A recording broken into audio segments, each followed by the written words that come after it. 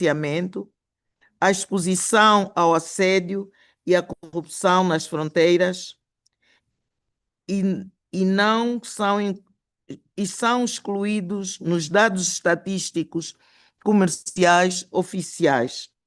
Trata-se não só de uma questão de género ou da juventude, mas também de uma questão econômica.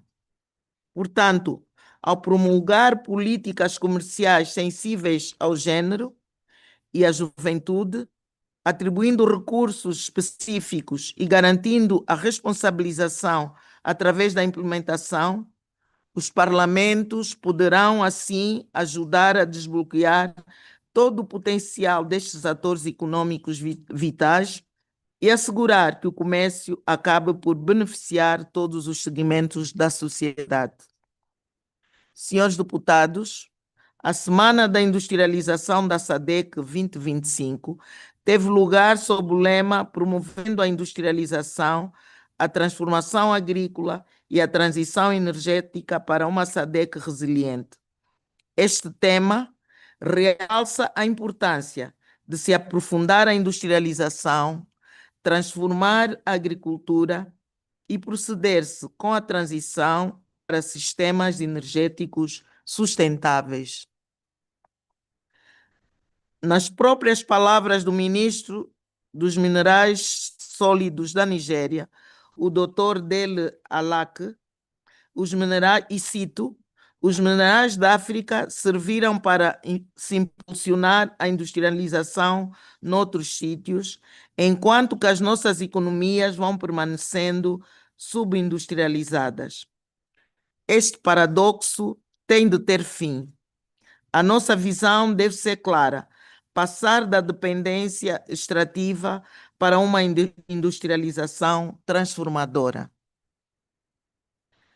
Na realidade, a estratégia, o roteiro de industrialização da SADC 2015-2063 e o protocolo sobre a indústria 2019 oferecem um quadro de transformação das nossas economias, fornecedoras de matéria-prima em centros de inovação, manufaturação e industrialização verde.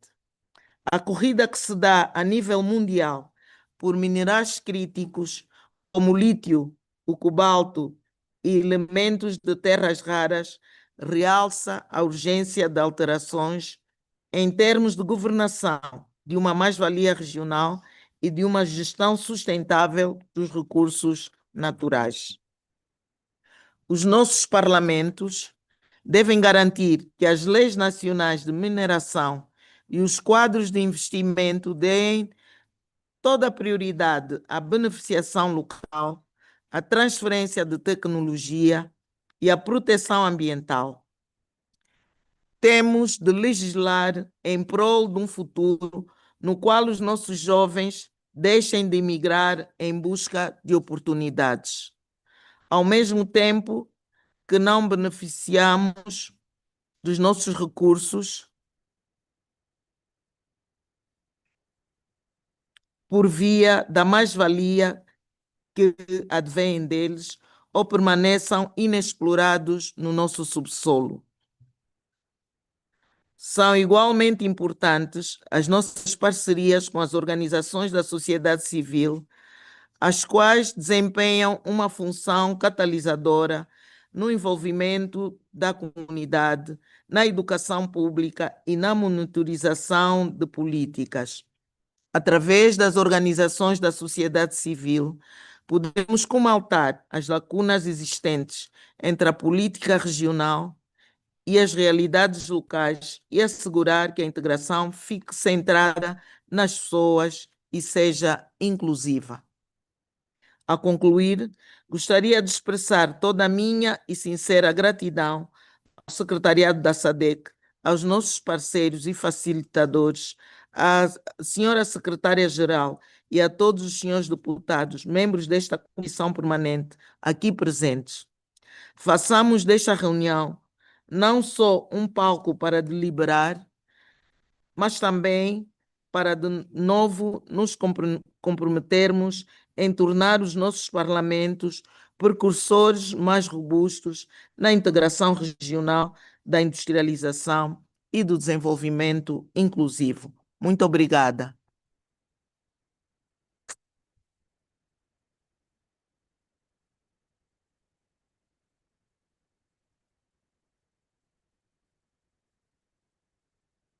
Senhores deputados, aberta que está a nossa reunião, vamos então passar a analisar a ata da reunião anterior da Comissão de Comércio, Indústria, Finanças e Investimento, realizada no dia 23 de abril no Hotel Premier, neste hotel em que nos encontramos. Vamos então ver a nossa ata, ponto a ponto, para conciliarmos qualquer diferenças que possa haver em páginas do texto dos vários idiomas. Portanto, a página número 1, onde estão presentes os membros que estiveram na reunião. Alguém se quer pronunciar?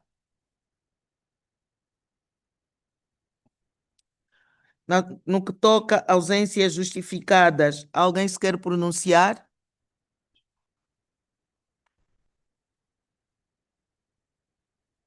Portanto, não há nenhum pedido de palavra. Vamos avançar. Na página 2, onde temos os funcionários e os palestrantes, e vamos então para o ponto 1, verificação dos membros da comissão presentes e justificação de ausências. Alguém se quer pronunciar?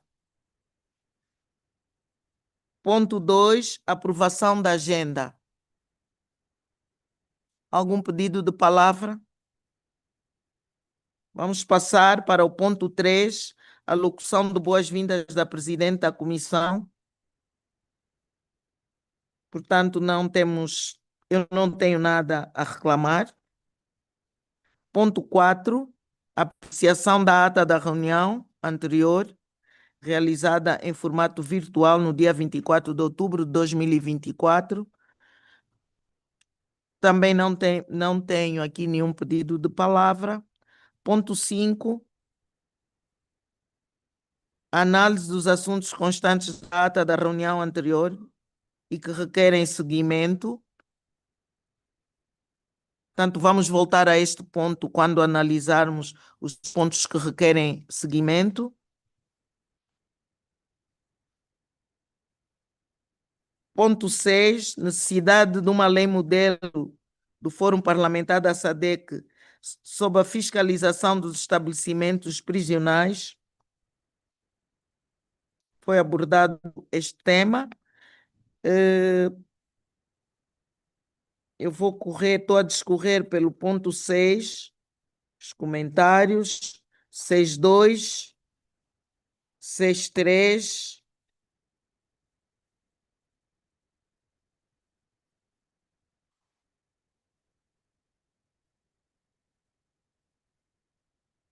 portanto, não tenho nenhum pedido de palavra.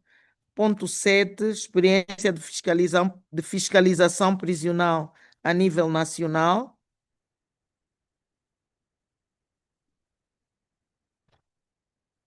Vou discorrer pelo ponto 7, 7.1,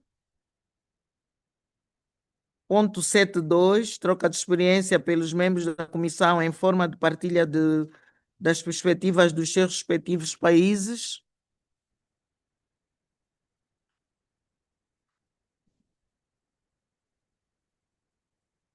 Ponto 8, considerações finais do senhor Jeffrey.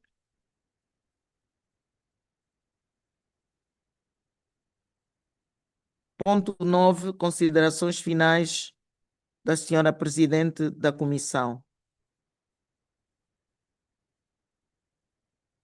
Senhores deputados, acabamos de verificar a ata, não tendo havido nenhum pedido de palavra para complementar algo, vamos então ver quem propõe a adoção da ata. Quem propõe a adoção da ata?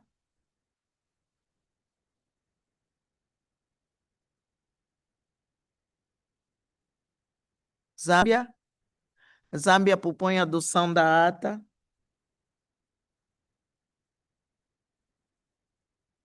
Quem pode secundar a adoção da ata? Temos o nosso vice-presidente.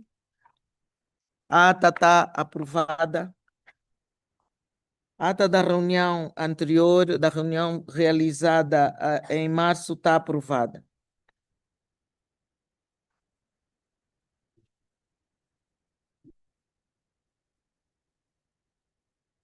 Vamos então passar para o ponto 5, assuntos decorrentes da ata. Senhores deputados, ao analisarem os assuntos decorrentes da ata da reunião anterior, devem consultar a matriz de ações que foi também distribuída, tomadas, preparadas pelo secretariado. Vamos analisar as questões da matriz de ações tomadas, ponto a ponto. A este respeito, convido a secretária da comissão a apresentar as informações atualizadas contidas na matriz das ações tomadas para nossa apreciação, ponto a ponto, como assuntos decorrentes da ata. Tem a palavra nossa secretária-geral, nossa secretária Mecenate.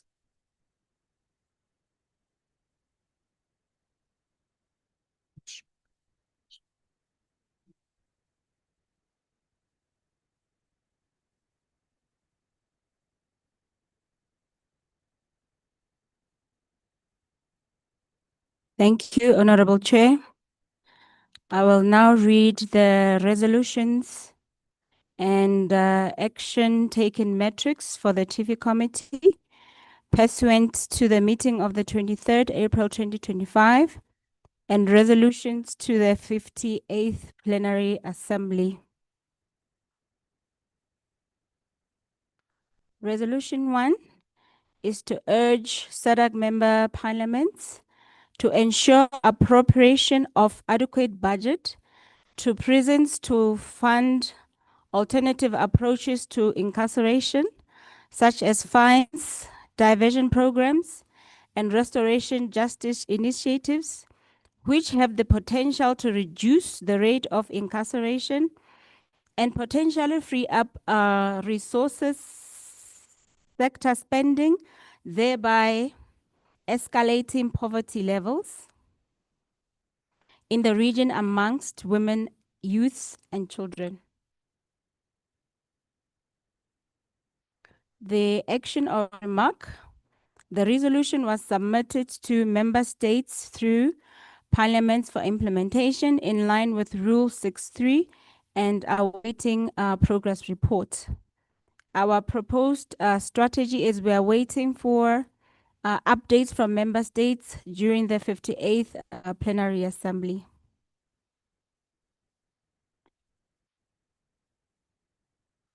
Resolution 2, call to leverage regional economic growth to enhance job creation as a means of fostering youth development in the SADC region.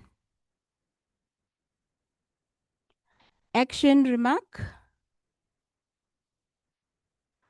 due to recent economic shocks, there have been more job losses in the SADC region. The Secretariat is exploring possible partnerships and collaborations to support TIFI in its mandate, including support from the Technical Working Group. The TIFI Committee is mandated with economic cooperation and regional integration. The Secretariat is organizing a capacity enhancement session in October 2025 for members, which will cover inter alia, the unpacking of the SADC protocols, and SADC regional integration to foster trade and industrialization in the region. The third one is to encourage member states to submit reports on debt sustainability and management to the Standing Committee on TIFI to facilitate knowledge and experience sharing. Action or remark?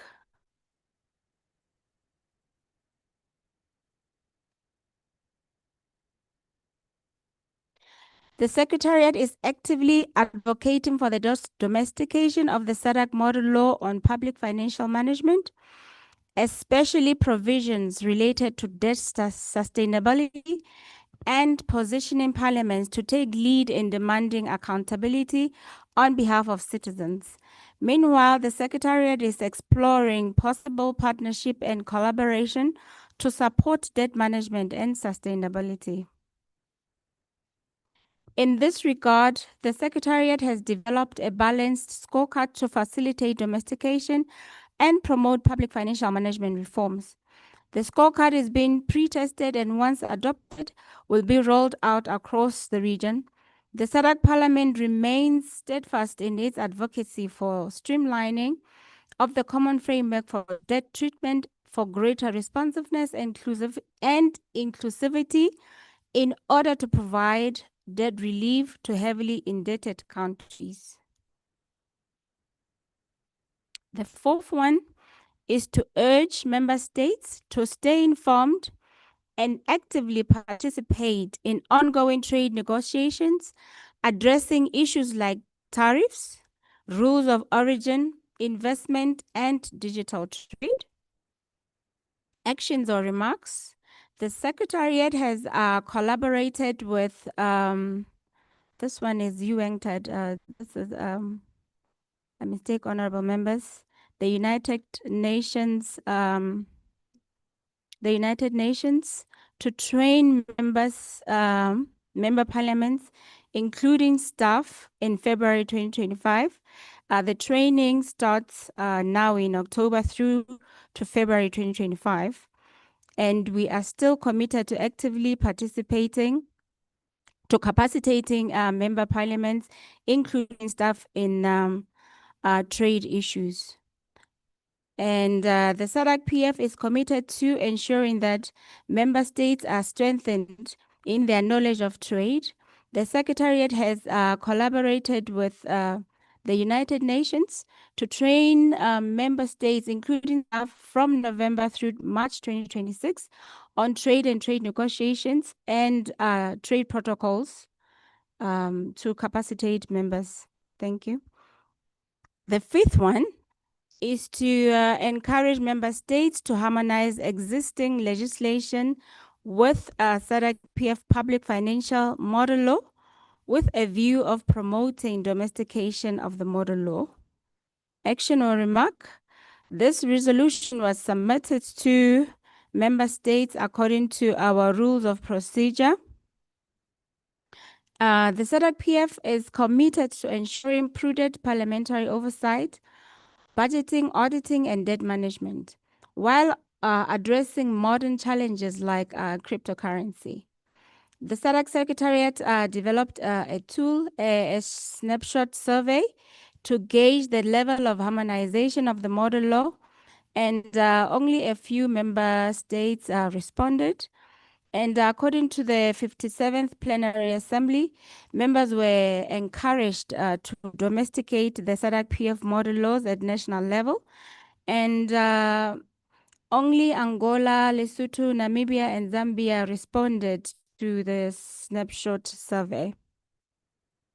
The sixth one is encourage national parliaments to ensure adequate financial oversight on prisons to ensure prudent financial management and greater transparency in prison management.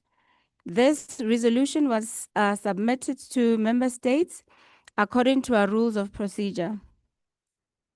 And we are still awaiting updates from member states during the 58th Plenary Assembly. The seventh is to urge parliaments to prioritize health financing to ensure access to quality health services by all prisoners. And this resolution as well was submitted to SADC member states for further action in line with Rule 6. and we are still awaiting updates during the 58th plenary assembly. The last resolution is to urge parliaments to prioritize allocation of resources towards alternatives to incarceration, reintegration, and rehabilitation programs for prisoners to help reduce recidivism towards early crime prevention strategies, especially amongst the youth. This resolution as well was submitted to SADC member states for further action in line with Rule 6.3. We are still awaiting updates from member states during the 58th plenary assembly. Thank you, Honorable Chair.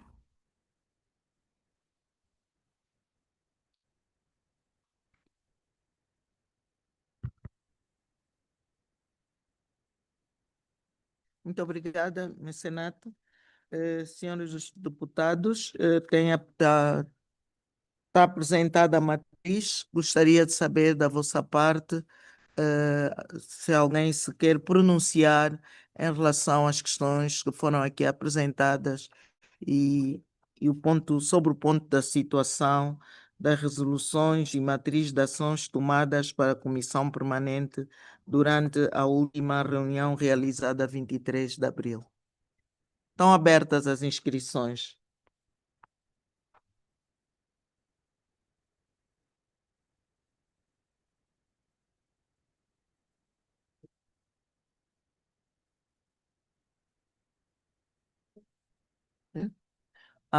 África do Sul tem a palavra?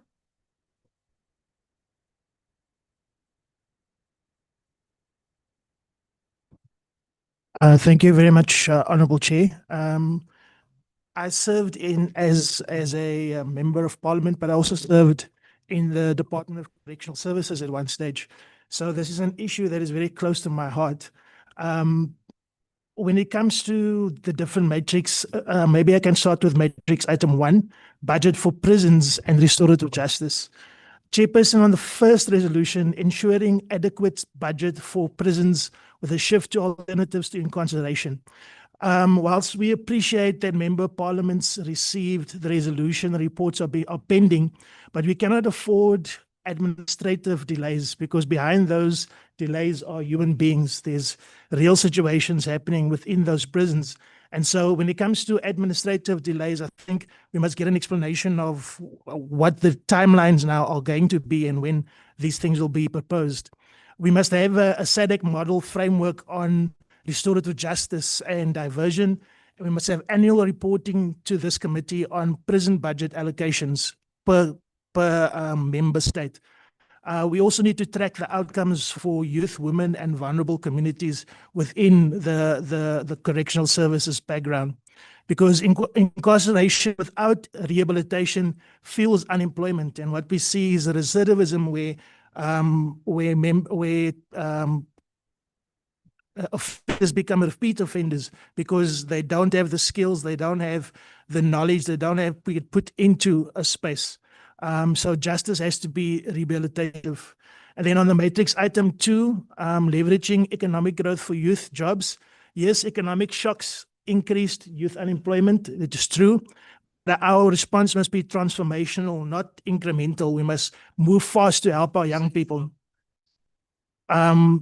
We welcome the upcoming capacity session on SADC protocols, but training alone is not enough. We need implementation milestones and we need real outcomes that we can say that are timed, that have, we can say this is when things are going to happen for our young people. Then, Mr. Chair,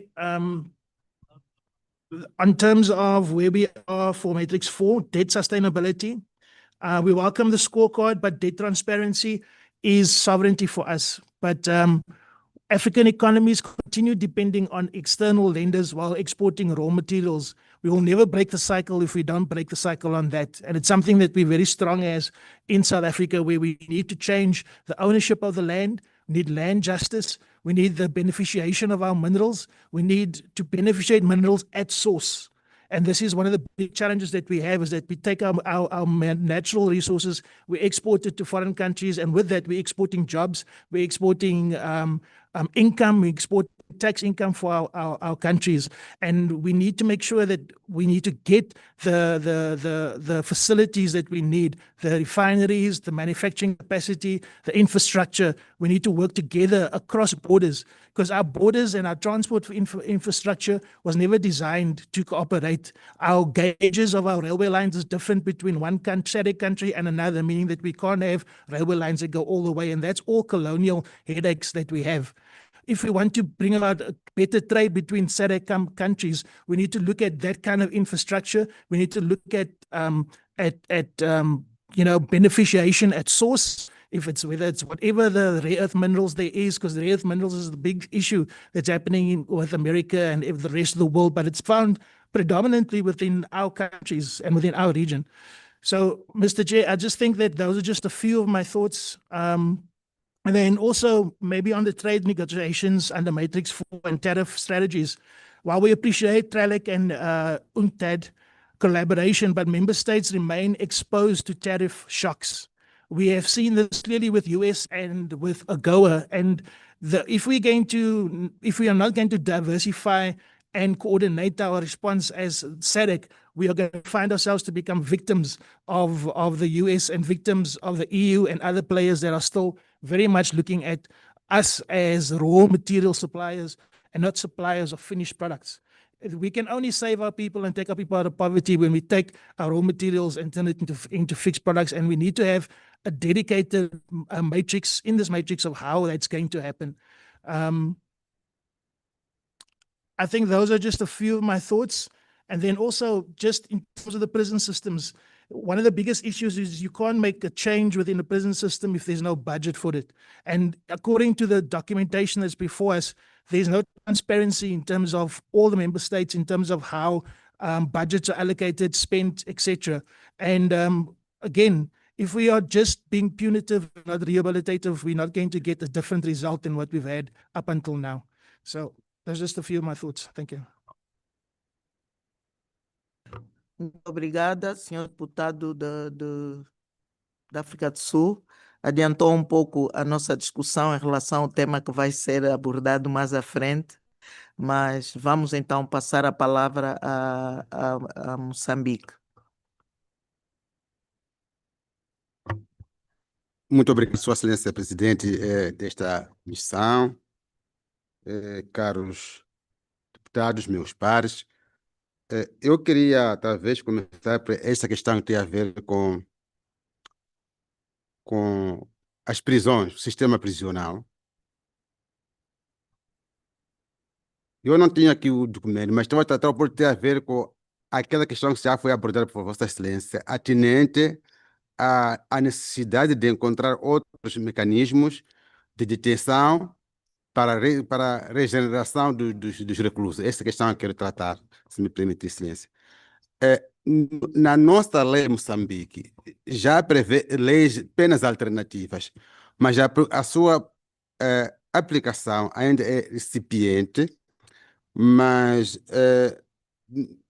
é fundamental que, de fato, que as pessoas que estejam em conflito com a lei, essas pessoas sejam dadas a oportunidade de regeneração. Em vez só de manter nas estabelecimentos prisionais de forma clássica, poderíamos desenvolver as chamadas cadeias abertas, ou estabelecimentos prisionais abertos, onde eles iriam prestar serviço, primeiro, para também sustentar a alimentação dos mesmos, o Estado também não pode estar a financiar pessoas que não estão a produzir. Em segundo lugar, para que, através do trabalho que fazem no estabelecimento aberto, possa até ressarcir uma parte das suas custas judiciais e até, se possível, pagar uma parte daquilo que é o problema que traz. Porque, às vezes o que acontece? A pessoa é detida, consegue pagar custas judiciais, fica 20 anos na cadeia, mas não consegue recompensar aquele que ele lesou. Então, talvez teria um dos mecanismos para a pessoa poder conseguir ressarcir a pessoa que lesou. Porque no sistema atual, beneficia mais os estados do que os lesados. Vou dar exemplo. Alguém queimou a casa do vizinho. No seu sistema, a condenação pode ir até 18, 16 anos ou mais. Mas vai ficar na cadeia durante 16 anos a cumprir. E ele não tem outra fonte de ressarcir o dono da casa que ele queimou. Então, talvez assim, havendo estabelecimento aberto, poder encontrar o meu termo, avaliar o trabalho de cada recluso que ele consegue produzir por dia. Também poder um pouco ajudar nesse sentido. Então, aproveitando não só o ponto que vem na matriz a seguir, como já foi abordado aqui, se me permitir, Sua Excelência Presidente, falou-se aqui que são os recursos minerais por causa do comércio, das tarifas que somos impostas. Eu penso que, na minha modesta opinião, nós, os Estados africanos, desde aqui a nível da região, como a nível do continente, ainda não estamos politicamente organizados para podermos enfrentar essas tarifas e outras formas de exploração dos nossos recursos por outros países. Digo porque o meu país, quando quer negociar os seus recursos, vai sozinho ou na China, Washington ou outro sítio. E tenho a máxima certeza também que se Angola também quiser negociar os seus recursos, vai negociar sozinho as suas tarifas lá. África do Sul e outros países. Não seria bom termos uma sugestão, embora não tenha caráter vinculativo, que os nossos estados deviam se unir e fazer um bloco, verdadeiramente um bloco econômico, em que, quando se trata de tarifas comerciais, quando se trata de exploração dos minerais e outros recursos, então, eles se ofereçam o que eles podem oferecer como, num conjunto para outros estados. Porque enquanto os nossos países continuar, cada estado negociar sozinho com as grandes potências, não resta dúvida, Excelência, que seremos esmagados de uma vez para sempre. Nunca vamos conseguir sair. Eu me recordo, Sua Excelência, no seu discurso de abertura, dizia, o ministro dos Recursos Minerais da Nigéria dizia que os nossos recursos beneficiam os outros. Isso é verídico. Beneficia os outros, porque as negociações cada um faz sozinho. E a África não tem capacidade de impor sobre os seus recursos. Não tem capacidade Senhores de. deputados, Sim, nós sim. estamos a apreciar Obrigado, essa Excelência. Posso matriz terminar por aqui? que é fruto de discussões que tivemos na reunião anterior, Sim, para não estarmos a fugir sim. aquilo que nós estamos a fazer. Vamos ter oportunidade Tá, obrigado. de falar sobre essas questões. Obrigado, presidente. Posso terminar por aqui. Muito Ok. obrigado. Muito obrigada. Tem a palavra Iswatine.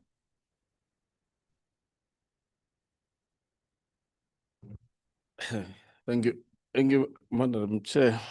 Madam Chair, I think it's one of the connotation maybe that one would add. I think I'm not sure whether it was brought up by a member from Botswana. It was an issue of creating the leverages between prisoners and survivors.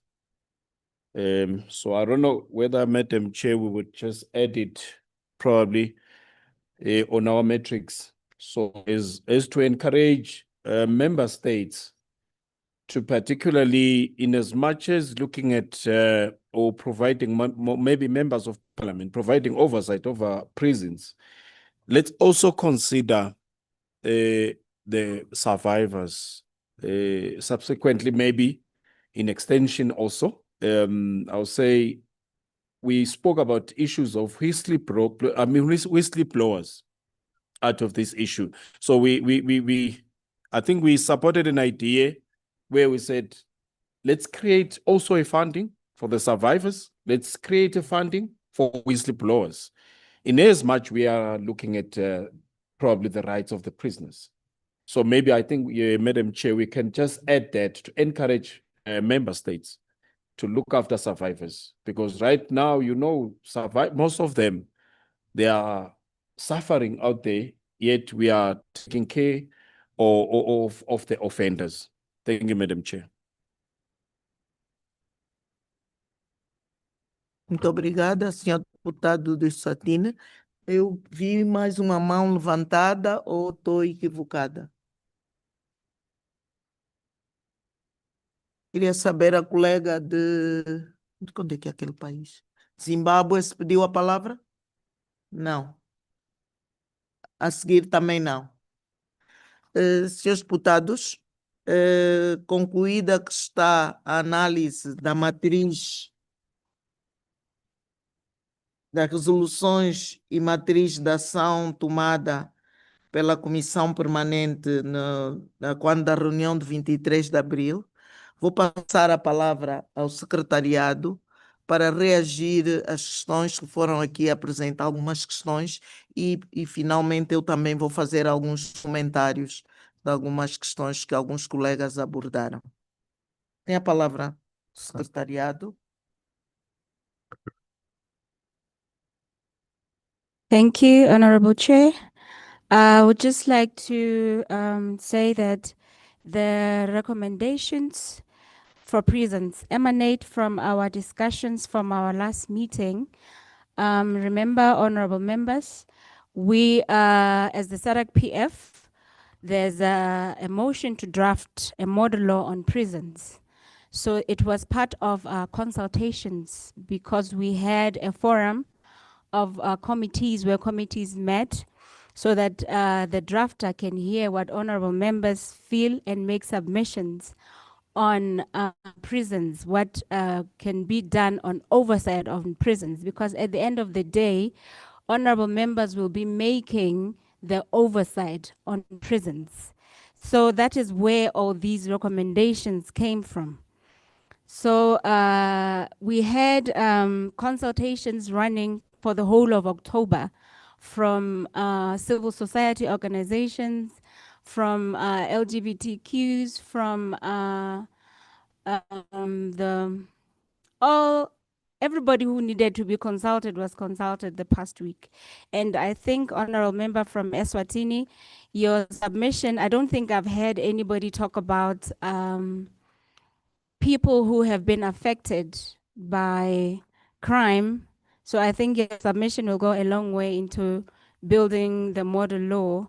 So if we talk about the issue of trade and minerals, I think we were given an opportunity yesterday to talk about trade diplomacy and minerals, and I think we chose to talk about the other topic. And trade diplomacy will be talked about in the 60th plenary assembly.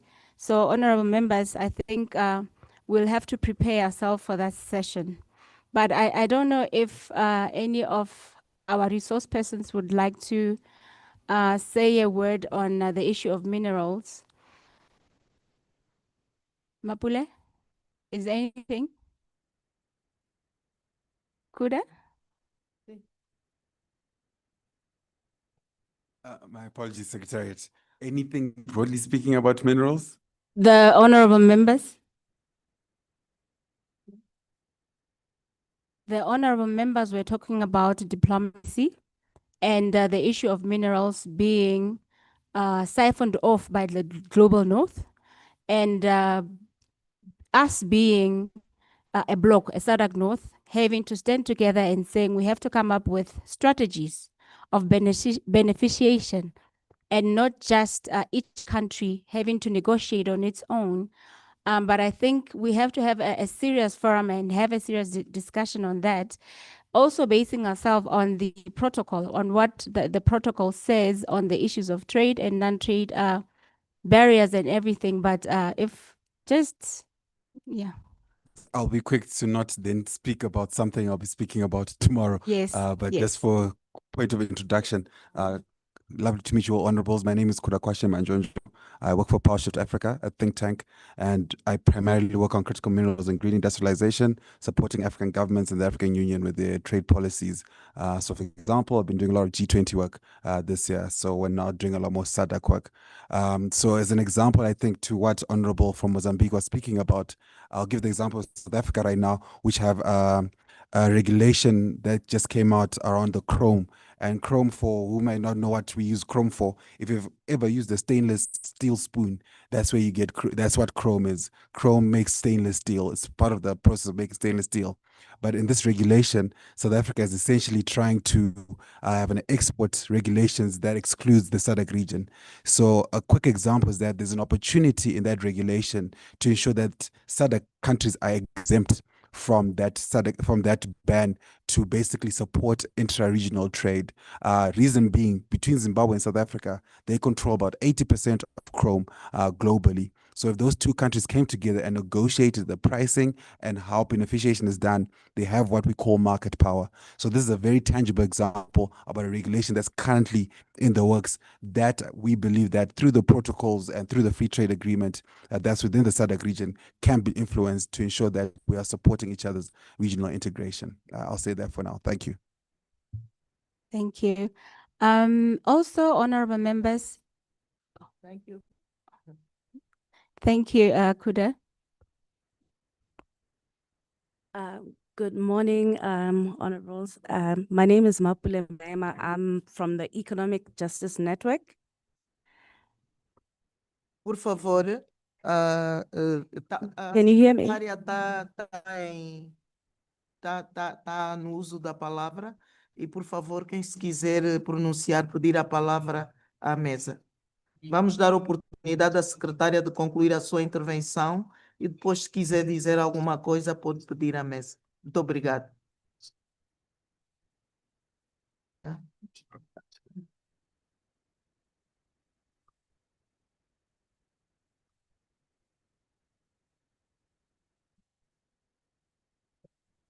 Thank you, Honorable Chair.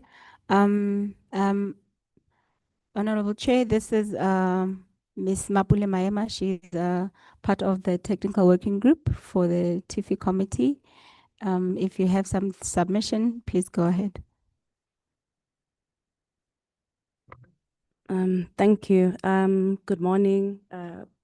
All protocol observed. I work at the Economic Justice Network, and similar to Kuda, been doing quite a lot of work around the G20, in particular working with the Think Tank 20 and the Business 20. And the issues related to trade and investment are at the forefront. And as has already been submitted previously by Honorable from South Africa, issues, there's an interconnectedness between issues related to debt and tax related issues. So we as a non-profit organization, we are in particular advocating for the debt reparations, and especially working with other parliamentarians recently. This has become an issue, a big issue, linking it with the illicit financial flows, which is a very big problem. So I think when you're discussing the issues, you should also tap into the interconnectedness of these challenges, which also have a negative impact on trade across borders. And one other issue that has come to the forefront is the issue of carbon credits or carbon markets, and how they relate to natural resources. So I think that's another area that perhaps maybe more research can and policy work can be focused on. Thank you. Thank you. If I conclude, honorable members, I'd just like to say to the honorable chair, honorables from South Africa, that we have a model law on public financial management. And the issue of debt is where the issues emanate from. although debt is sovereign, there has been a call for member states on cancellation of debt, either inherited debt from the colonial era or debt that is now very burdening on our member states. We know that heavily burdened countries cannot provide services for our citizens. We know that the fiscus can be compromised when there's a heavy debt. We know that we cannot provide for health services, we cannot provide for schooling, we cannot provide essential services. So that is why the issue of debt is usually on the forefront, that we advocate for the alignment with the national laws, with the public financial model law. And that is where the call comes from, that members should domesticate our model laws. We also have in the pipeline the model law on mining. We also have in the pipeline the model law on PPPs. We also have this coming model law on prisons. So that is where most of these resolutions emanate from. Thank you, Honorable Chair.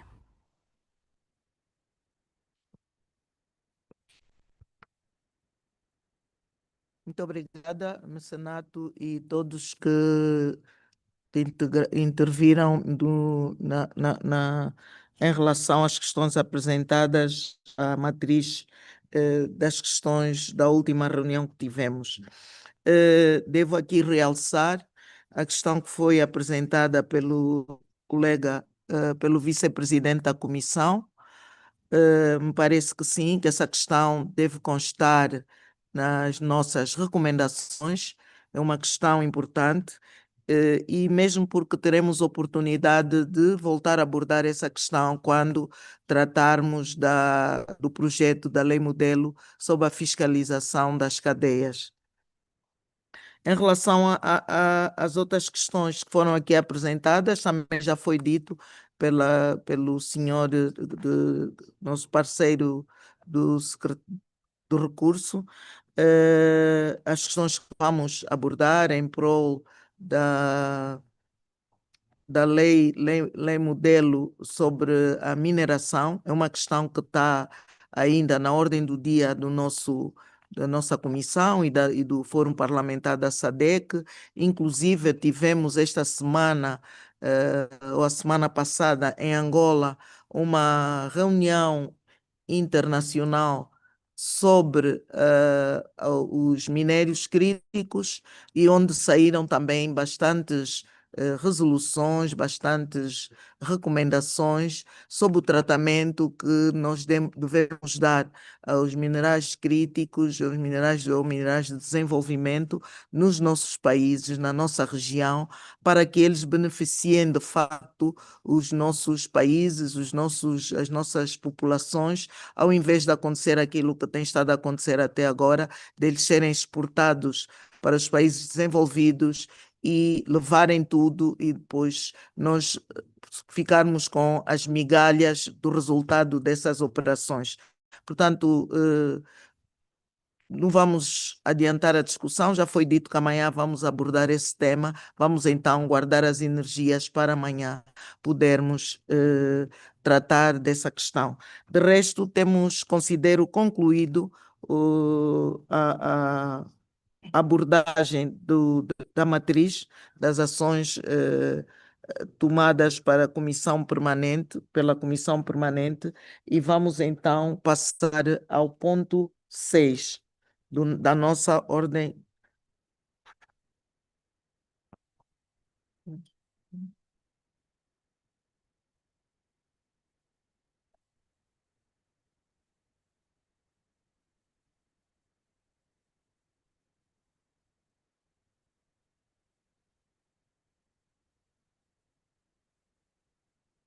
Pronto, vamos então dar a palavra às apresentações. As pessoas de recursos estão aqui conosco, que vão apresentar-nos algumas apresentações que irão orientar o processo durante o resto do dia. Entretanto, informo que, após cada apresentação, haverá um momento, uma sessão de perguntas e respostas para que os membros que queiram ou questionar ou esclarecer alguma coisa ou contribuir à volta do tema que for abordado, o puderem fazer. Portanto, tem a palavra as pessoas de recurso para fazerem as suas apresentações e vão tomar conta da reunião a partir de agora. Muito obrigada.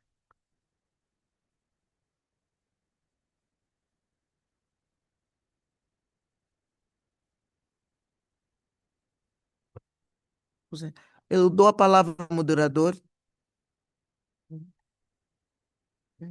Portanto, a moderadora é a nossa secretária e vai então agora a coisa. Pode se manter aqui, pode se manter aqui. Ok, ok, ok, ok.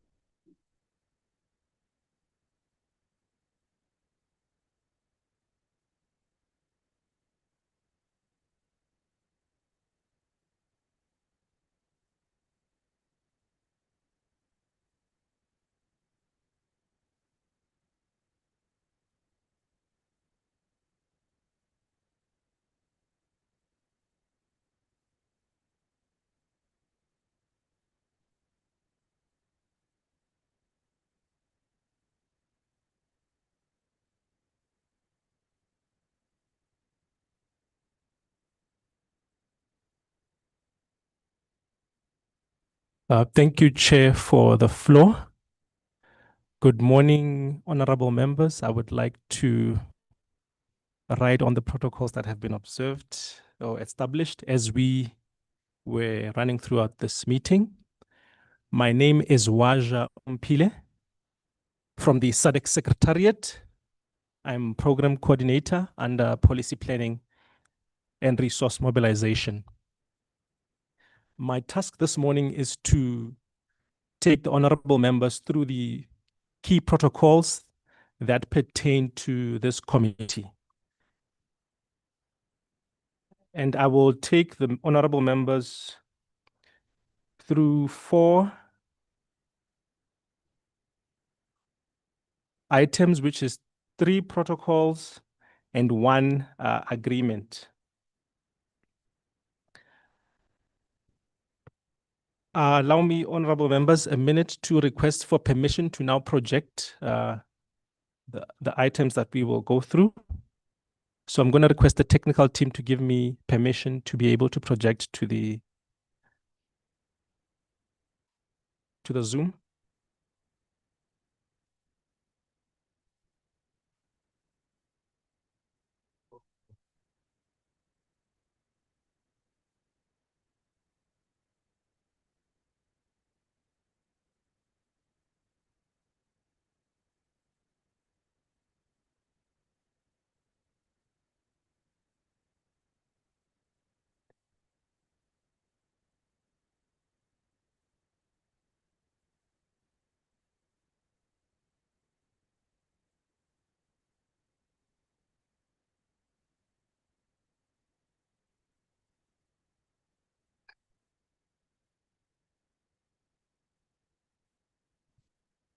I think I was kicked out of the meeting.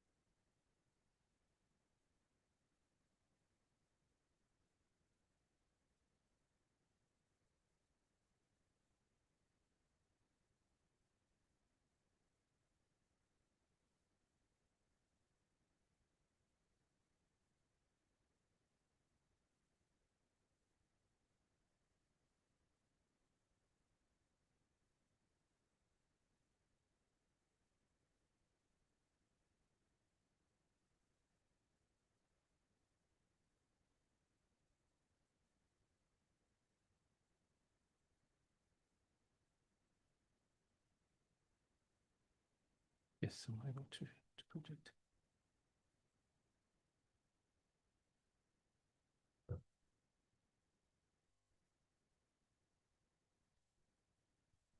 Thank you, technical team. My apologies for that delay, honorable members. So we will look at 4 protocols. The first one being the protocol on trade. Then I will also take you through the protocol on finance and investment. Then we will also look at the protocol on industry. We will have some highlights on the protocol on facilitation of movement of persons. And I would also want to look at the agreement on the operationalization of the SADC Regional Development Fund. And the presentation will basically follow this format. I will take the members through the key objectives of the protocol. Then we will look at the status of the protocol. Has it been signed? Has it been ratified or acceded to by some member states? And then we will look at the implementation challenges where the protocol is in force, and then look at the recommendations for each protocol. So I will then go ahead and start with the first protocol, which is the protocol on trade. Now, the protocol on trade overall seeks to facilitate intra-regional trade between member states, to reduce trade barriers, to promote economic integration and development. I would want to quickly show members the key objectives of the protocol. And I will switch my screen quickly to that.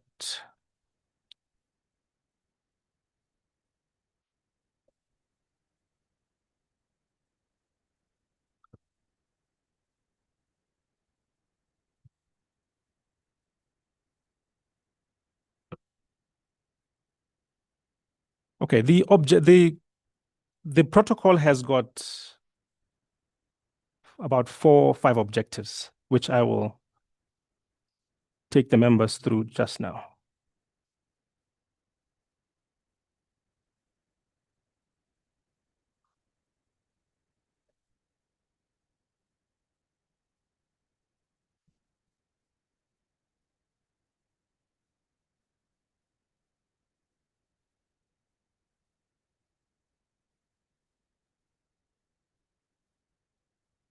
I'm struggling to switch the screen, so allow me to just maybe speak to the objectives while you're not seeing them, but I will be as slow as possible so that you may follow. So the first objective of the protocol is to further liberalize inter-regional trade in goods and services in the barriers and on the basis of fair, mutual, equitable, and beneficial trade arrangements, complemented by protocols in other areas. The second objective seeks to ensure efficient production within SADC, reflecting on the current and dynamic competitive advantages of its members. And then the third objective is to contribute towards the improvement of climate for domestic, cross-border, and foreign investment. And lastly, but the fourth one, rather, to enhance economic development, diversification, and industrialization of the region. Also to establish a free trade area in the SADC region. So this is what the protocol seeks to do. And when we look at the status of the protocol, this protocol entered into force. You will see on the second column there.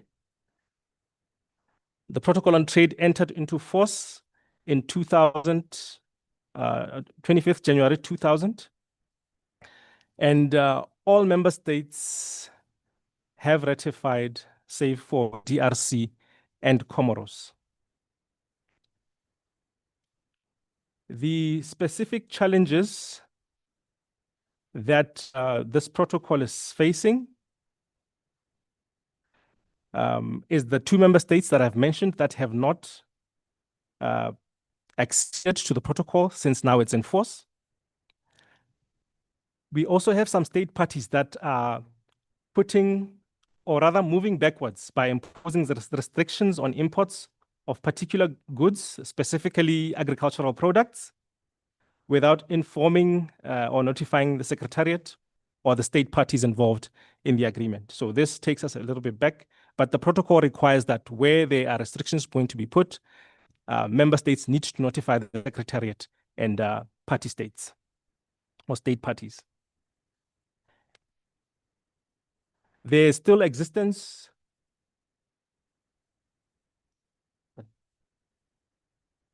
it's an issue. No, it's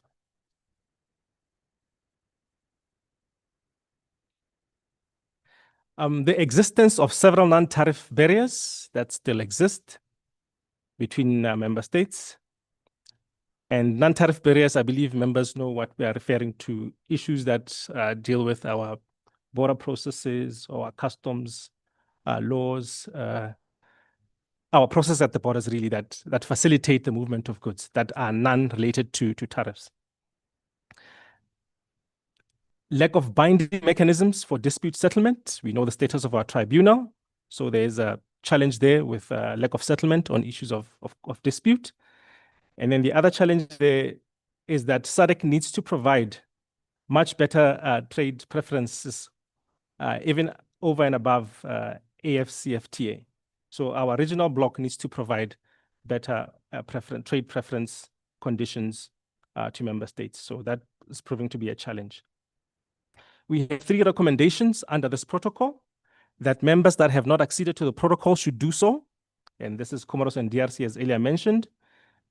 Enforcement of notification mechanisms to state parties. This is speaking to the issue of members laying restrictions on import on specific goods without necessarily notifying the member states.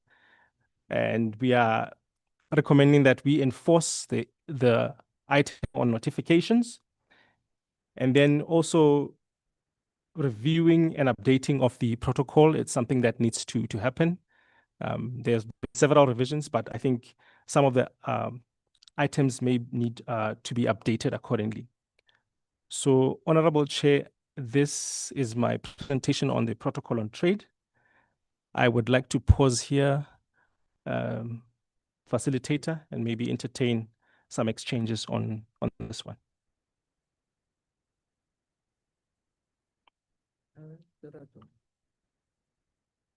Maybe, Chair, before you give the floor to other members, I must confess that I'm not a trade expert, but I am well informed on the issues pertaining to the protocols, and I will, to the best of my ability, engage with the members. Where I'm not able to engage, I will say so and seek clarity from my colleagues who may not be in this meeting. Thank you.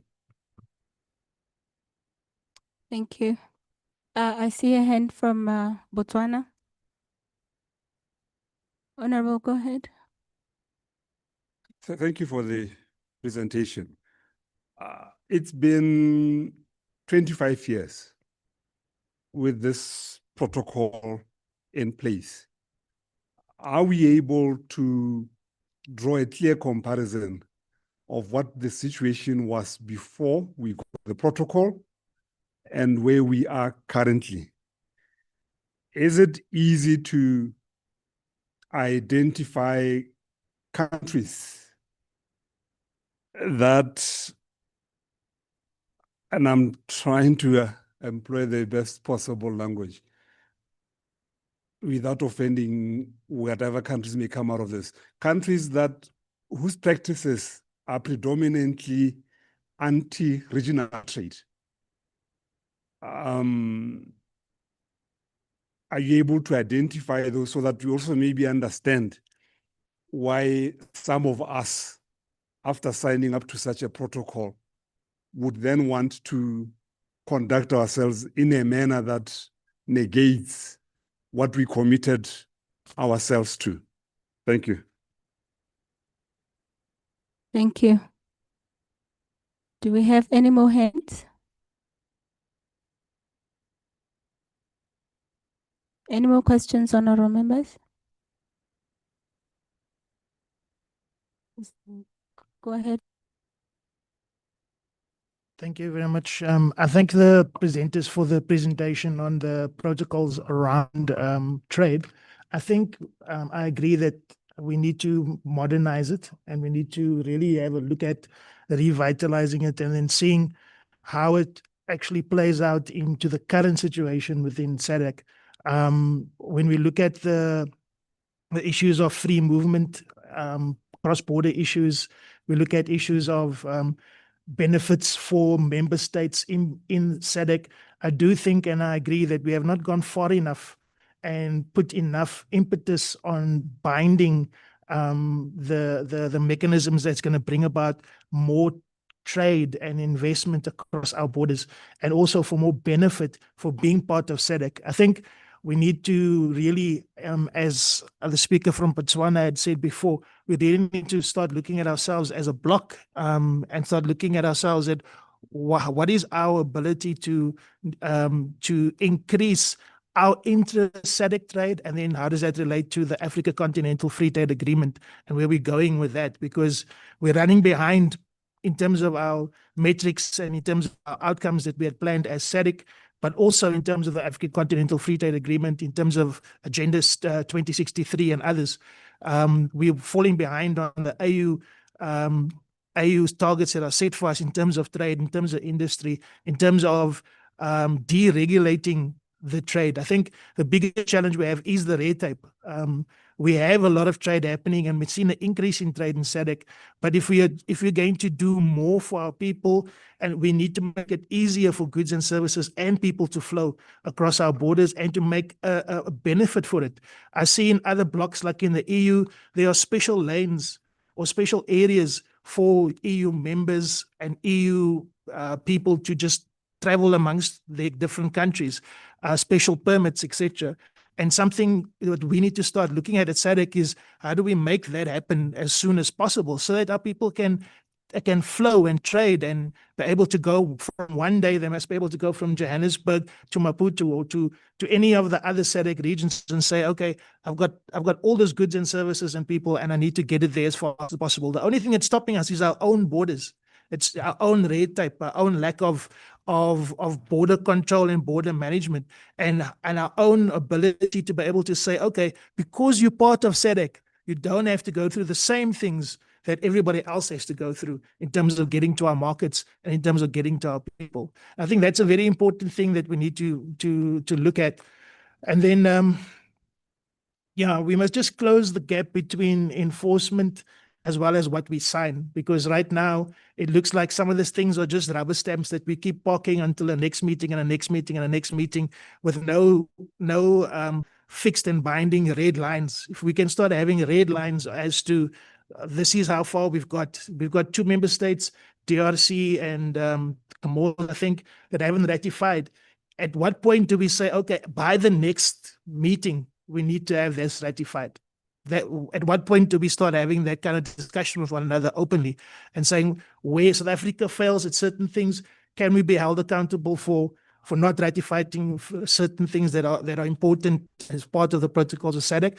We need to have some kind of timelines for that. So I just wanted to bring that input.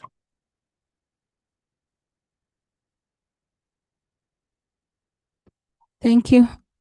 Thank you, Honorable Member from South Africa. Honorable Member from Lesotho.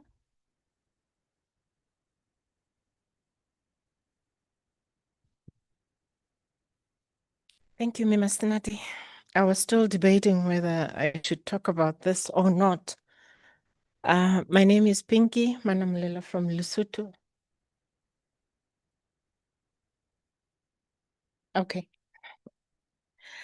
Honorable members, I just want to bring these issues to your attention. We have agreed to trade within the region. Although some countries have been a bit slow, but I have realized that there are some countries which are already benefiting. We can make an example of South Africa, Ghana, Kenya, and probably Zimbabwe is a huge benefit. But think about Lesotho, a small country that is landlocked. I just want to tell you that the cross-border issue in my country, it's still outstanding. It's not easy. It's not friendly at all. These are probably small issues, but all these challenges will eventually affect trade. I can just make an example. A small example, a few weeks ago, maybe 2 or 3 weeks ago, we didn't have freedom, to drive with our private vehicles across Maseru border.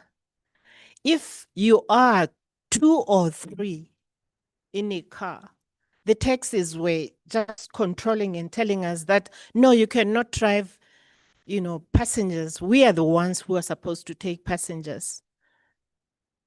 And this is a very difficult situation. Another example that I remember very well, we have this small business, especially women. They come into South Africa, buy their small goods, go back home and sell. As they were going home, they were somewhere in South Africa. As they were going home, somebody comes and says, this vehicle it's not registered to take to the luggage and the people. So everybody had to come out and they were stuck. They were stuck there. These are the women. They've left their homes. They came to South Africa to buy small stuff so that they can, sell and help their children or at least support their livelihoods. So my question, I always wonder if we cannot support the small businesses or at least free movement between Lesotho and South Africa, then how are we going to manage to do, bigger things? If movement of people is not very smooth, movement of goods is not smooth, how are we going to get to what we are aiming for? Thank you, honorable members. Thank you, honorable member. Are the questions enough or you do take more? I think we should take this round. Thank you, Chair. Posso já falar? Eu já não tenho mais. May I? Thank you, Chair. Eu também gostaria de me pronunciar. Nós tivemos aqui a ver com o acordo já tem 25 anos e a primeira coisa que eu penso que deve ser feita de facto é atualizar este acordo, independentemente dos 2 países que ainda não o ratificaram, mas me parece que é um acordo que foi feito há 25 anos atrás. Os nossos países, qualquer um dos nossos países não era o que é hoje, em termos de comércio, em termos de indústria. Então, me parece que, de facto, nós devemos considerar importante a atualização do acordo, a revisão e atualização do acordo. Outra questão que foi aqui apresentada e que eu penso que eu referi isso na minha intervenção, é a questão das trocas entre os nossos países. Ao invés de estarmos muito preocupados em exportar produtos para os países desenvolvidos, agora temos essa oportunidade de o fazer. E a revisão do protocolo vai precisamente absorver essas questões que foram surgindo e as questões que surgiram com o fim com a era pós-AGOA. Portanto, há toda uma necessidade de nós vermos a questão que a colega do Lesoto apresentou agora do comércio transfronteiriço. Nós temos ainda muitos problemas nas nossas fronteiras, independentemente as fronteiras internas aqui da região. Ainda encontramos alguns problemas. Nós somos vizinhos da Namíbia, mas para atravessar, para chegarmos, se eu quiser ir à Namíbia pela fronteira terrestre, eu fico mais de 1 hora para atravessar a fronteira. Se eu quiser ir à Zâmbia, pior ainda. Então, eu acho que há uma série de questões que nós temos que resolver à montante para que, de facto, possamos ter um acordo, um protocolo comercial que funcione, de facto, e que nos traga benefícios. Eu sei que em Angola, por exemplo, nós somos vizinhos da RDC. O que é que está a acontecer? Comerciantes da RDC vão para Angola, encontram a produção ainda no chão, produção de milho, de batata doce, de jinguba, no chão ainda, pagam os agricultores e depois ficam à espera que o produto fique pronto e levam para a RDC sem pagar tarifas, sem pagar as taxas. Quer dizer, então são coisas que nós devemos, é uma realidade que existe na região, mas que nós devemos, de facto, aproveitar este momento, rever o acordo, introduzir melhorias e também definir melhor as regras da circulação de pessoas e bens na nossa região. Antes de irmos para o resto da África, eu penso que nós devíamos primeiro corrigir aquilo que tem que ser corrigido aqui na nossa região. É isso que eu gostaria de pontuar. Muito obrigada. Thank you, Honorable Chair. I think that he would like to answer a few questions before we move forward. Thank you, moderator. Thank you, Chair. I'm aware that we have a hard stop of 11 o'clock for tea break. So I will try and answer these questions as quick as I can so that I can allow the members to go for break on time.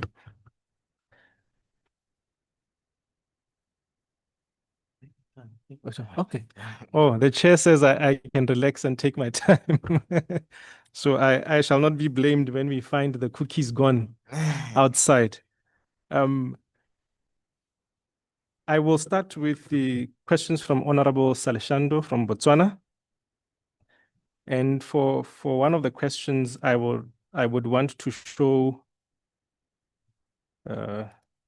this graph here. And Honorable, you asked do we have what shows the before and after? Unfortunately, at this moment, I do not have, but what I can try to show is the current status of intra-trade within SADC, and which is what I am showing up there on this graph. This graph really just shows intra-SADC trade as a percentage of total SADC trade by member state. So the trade that they do within SADC versus what they do as total trade. So you'll see that the countries that are at the top in terms of trading within SADC, Eswatini, Lesotho are right at the top, with Botswana coming there. There could be various reasons why these member states are at the top. I think the trade experts can explain to us. Maybe what they produce is able to be consumed within the region. easily. They are produce things that are needed within the region. And then you see that economies like South Africa, which are big producers, what they produce within, they trade 16% of that within SADC. So this just really gives us the current state of intra SADC trade as a percentage of total SADC trade. I hope this tries to answer where are we right now in terms of trade between member states. Now, in terms of countries that are problematic or are causing more barriers, I would not have the information right now. And I think that's not the approach that we use at SADC necessarily to name and shame, but these trade agreements happen between member states. And we know that in the recent times, what member states have been doing to try and protect certain industries. The example of Botswana giving a ban on vegetables, and there are very individualized instances across, such that it is difficult to then generalize and say, this member state is the most problematic or this one is the least problematic. There are individualized cases that each need to be taken on its own merit and cannot be generalized. Now, coming on to the honorable member from South Africa, I think those were really comments and guidance on what we need to do in terms of addressing the issues of borders as a barrier. And that was highlighted by the member from Lesotho, that there is really a problem, especially with member states that are landlocked. The border issues have become a serious hindrance that we need to look at. I will later maybe take the members also through the protocol on free movement, which in its current status, it is not in force, which means that the point that the honorable member from South Africa spoke to, and also that was highlighted by Lesotho, is that if this protocol is not in force, there is nothing binding member states to implement issues of free movement between member states. And therefore, I think currently we are relying on some bilaterals between member states, where Botswana has taken leadership to be together with Namibia, to allow for easier movement of people by using national IDs. So until the protocol on free movement is in force and binding to member states, then can we start to really move on this aspect. Otherwise, we depend on the bilaterals that each member state may negotiate between themselves. The Honorable Chair raised issues of the need to update the protocol. I think this is well acknowledged also in terms of what the Secretariat presented earlier. And the need to find opportunity in terms of what member states produce and making that sure that our products are circulating within Secretariat before we also look at outside markets. And I think we touched also on this issue on previous days, that it may seem outside markets look more lucrative to the products that we produce. But at the same time, I think as the opening statement from the chair was very clear, that we then become vulnerable to shocks, to global shocks, if we do not crystallize the trade relationships between us as a bloc and become highly dependent on trade outside the region. So there is an opportunity there to make sure that the goods that we produce are as much as possible traded between ourselves.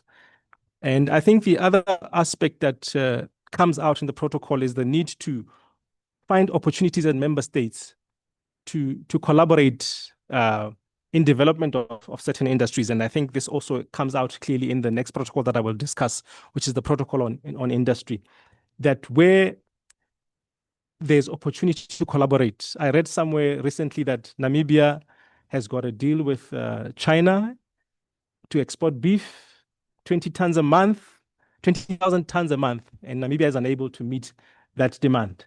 There's an opportunity there for member states that have the capability to produce beef to collaborate with Namibia and meet this demand. I know this is not intra-SADC trade, but I'm talking about an opportunity to take advantage of markets outside the region. Honorable Chair, I would like to pause here as my first response to the questions. Thank you.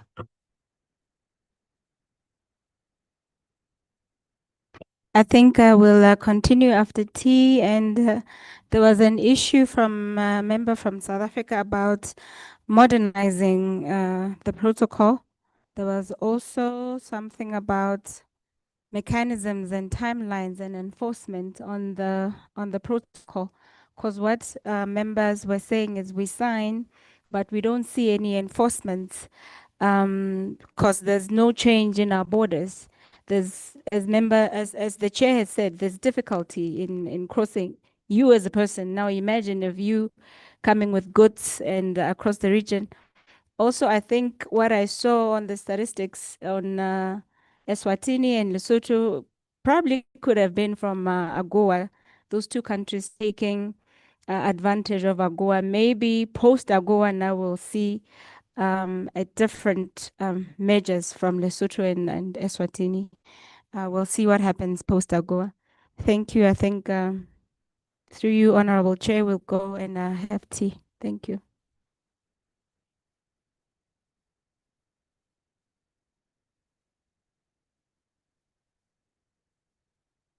Honorable members, I think our tea will be to 11:30. Thank you.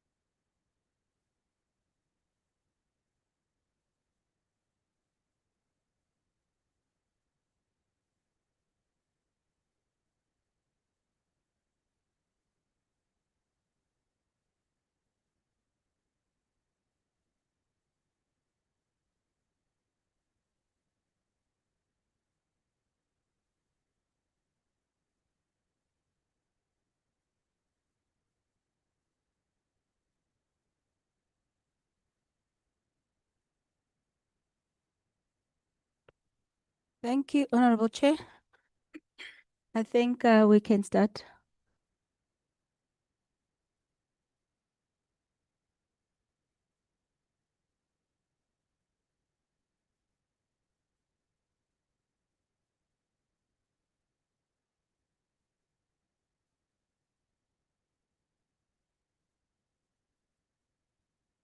Thank you, Honorable Chair. Thank you, Coordinator. I think in closing the discussion that we had on the protocol on trade, I just wish to highlight one or two things before we move on to the next protocol. I think we must acknowledge that so one of the achievements under this protocol is that 85% of product lines are currently on zero tariffs within SADC Secretariat. I mean, within SADC. 85% of products are sitting on zero tariffs. So there is no reason why we should not be exchanging and trading on these ones. And the protocol also touches on elimination of trade barriers to trade, which the protocol had indicated that upon entering into force, these barriers to trade should be eliminated within 8 years. I think we can question ourselves and assess to see, have we achieved, after 25 years, have we been able to eliminate the barriers to trade as required by the protocol? It also speaks to elimination of import duties. Obviously, we recognize that this is a gradual process. It is not going to happen overnight. But as we proceed, we should see some duties being removed from various products. And also speaks to addressing non-tariff barriers, an issue that was highlighted by Honorable from Lesotho and South Africa on border issues. We need to strive to remove non-tariff barriers. And I think one of the things that came out is the need to then review and update the protocol, look at the opportunities of trade between member states. What are member states producing?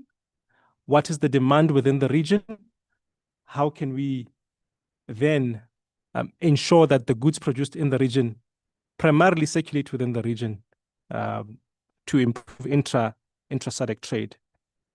I think that for me is what really sums up the discussion that we had on the protocol on trade. Thank you, Chair. With your permission, I will move on to the next protocol. I would like to move to the protocol on industry because it's a related protocol. Just give me half a minute to the project.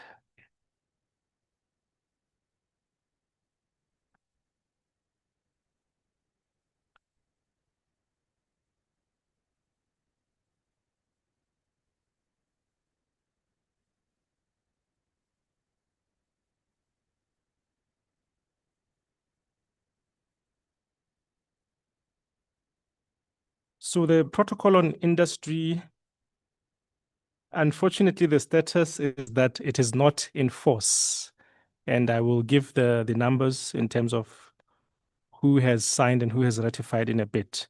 But the protocol on industry seeks to promote industrial development, facilitate technology transfer, enhance competitiveness, and value chain addition. With specific, I would like to highlight a few things that the protocol seeks to achieve in terms of priority.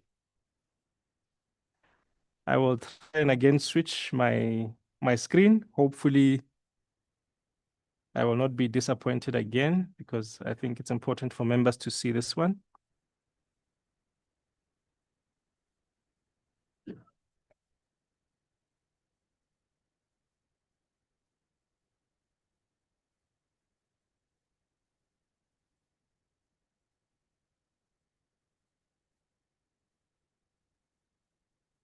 So there are certain areas of cooperation that the protocol identifies.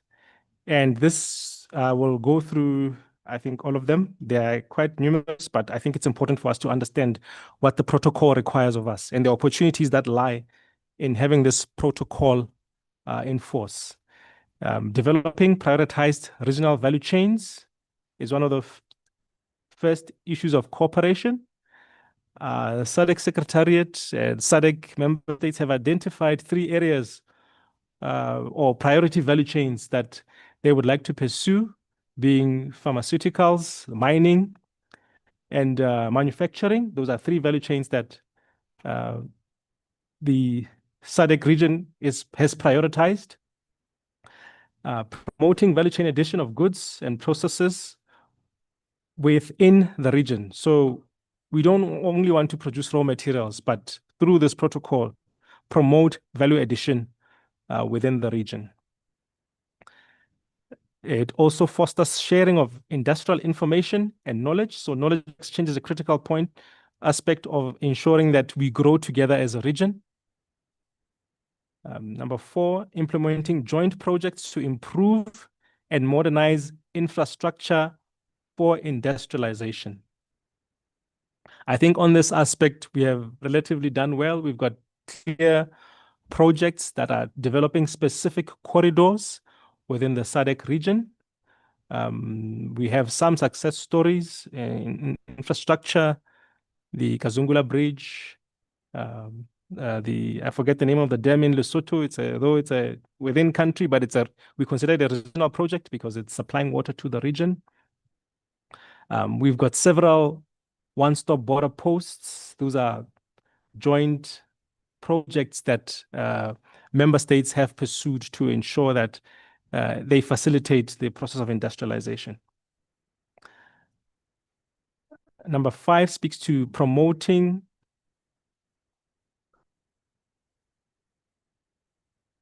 I'm trying to make it more visible for you there, that side, so that I hope that's helpful.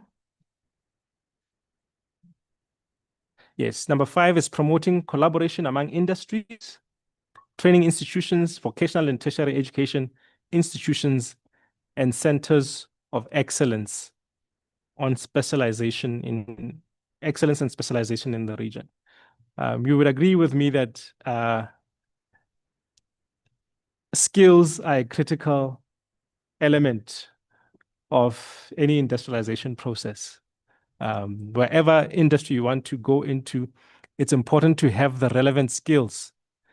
And as a region, we need to foster collaboration in making sure that we identify the skills gaps of where we want to go and making sure that we make the provisions to fill those skill gaps. And I think an observation that I could also make here is that member states individually have excelled in one industry or the other, or at least in one line of activity. I know in Botswana, diamond mining is one thing that we do best. Various specializations sit within the member states. And the question is, why should the next member state struggle with diamond mining when Botswana has got excellent expertise in this process? Can we not export skills between member states so that we have, as an example, a state company that houses all mining engineers and all that technical expertise that can be exported to DRC Congo to set up mines and make sure that mines are run efficiently and profitably? This is something that we need to think about as member states in terms of skills exchange and skills development for industry. Collaborating, this is number 6, collaborating and building institutional capacity to facilitate and coordinate implementation of industrialization programs. So it's important to build capacity. Encouraging the establishment of joint regional industrial enterprises. And one may ask, is the protocol not enforced? Because maybe as member states, we are trying to be protective of our industries. Do we not see more benefit in establishing joint industrial enterprises across the region to become a continental powerhouse or even a global powerhouse in specific industries that we may excel in? Number 7 there speaks to collaborating on development of SMEs. Number 9, providing incentives necessary for regional industrial development. So it's important to incentivize our private sector. And this is not only through financial support, but ensuring that our regulatory framework is facilitative. Is it easy to set up within SADC, within various member states? And is it easy to set up across member states? Jointly mobilizing resources to support industrialization programs. So as a region, we need to move towards mobilizing resources for industrial programs. And I think a classic example here would be what Botswana and Namibia are trying to do in terms of oil refinement in Namibia. Botswana does not have oil, but I think is willing to participate in the process of mobilizing resources to be able to set up a refinery in Namibia for the oil that Namibia has. And, further to that, South Africa has got the expertise when it comes to refining. Sasol has been operating for years. Are we then in this process going to espouse another company that is outside the region, the big multinationals, or we are going to look in the region for expertise that we need for such a huge project? And that's something that we need to really think about when it comes to this specific instance. So this is what the protocol seeks to achieve. And I think the aspirations are very clear. Development of industries and collaboration by member states in development of these industries. Obviously, also focusing on specific value chains that have been prioritized and could be prioritized in future for the region.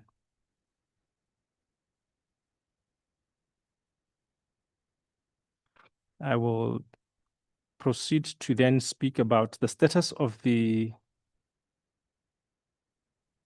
protocol.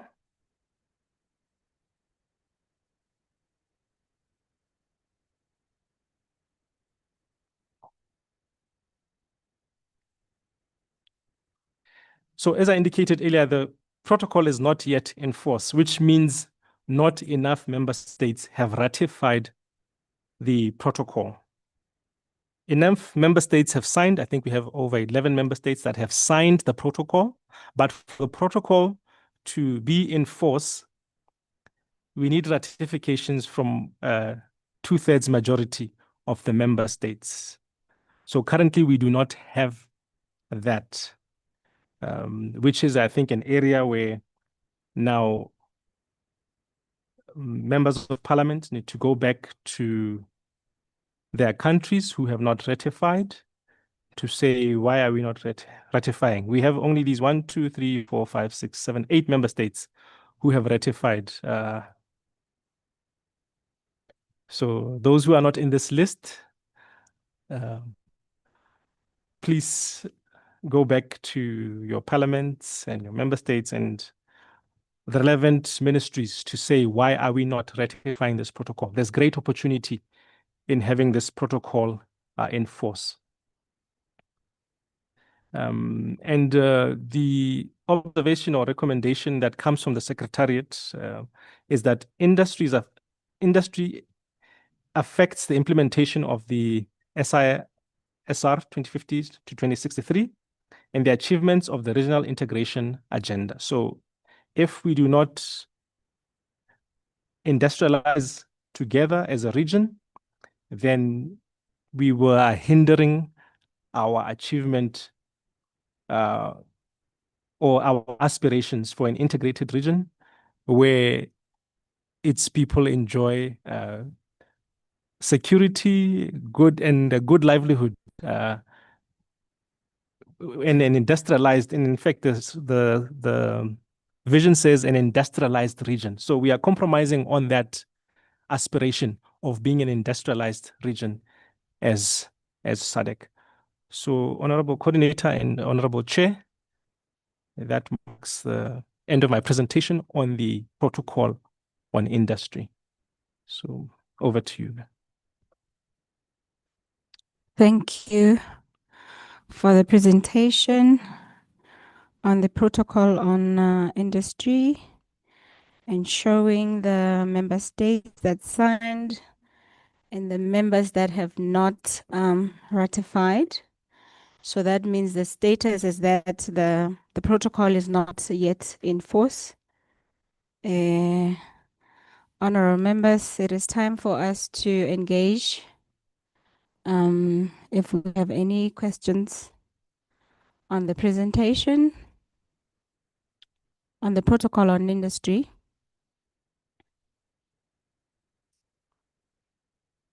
How do we industrialize as a bloc, as a region?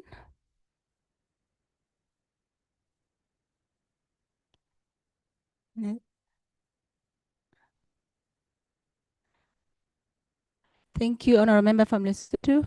I'm sorry, from Mozambique.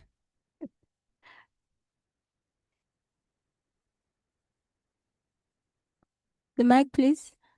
Muito obrigado, thank you, muito obrigado. Thank you. Eu queria perceber dos nossos. Não sei a quem dirigir esta pergunta, mas eu queria perceber que no estudo que eles fizeram, reconhecendo que há países que já assinaram e há países que não assinaram, terão eventualmente procurado saber quais as razões que levaram a esses países não ratificar até este momento. Porque isso seria importante, porque nós podemos aqui dizer, os deputados votam em vossos países, vão poder sensibilizar os parlamentos, os governos para assinar, quando na verdade há um problema. Então, gostaríamos de perceber se há alguma coisa que impede que esses países não adotem, porque para o protocolo, até algumas questões que falei aqui antes, estão lá integrados, mas se o protocolo não está em vigor, também não se pode aplicar. Então, essa questão eu queria perceber primeiro. Obrigado.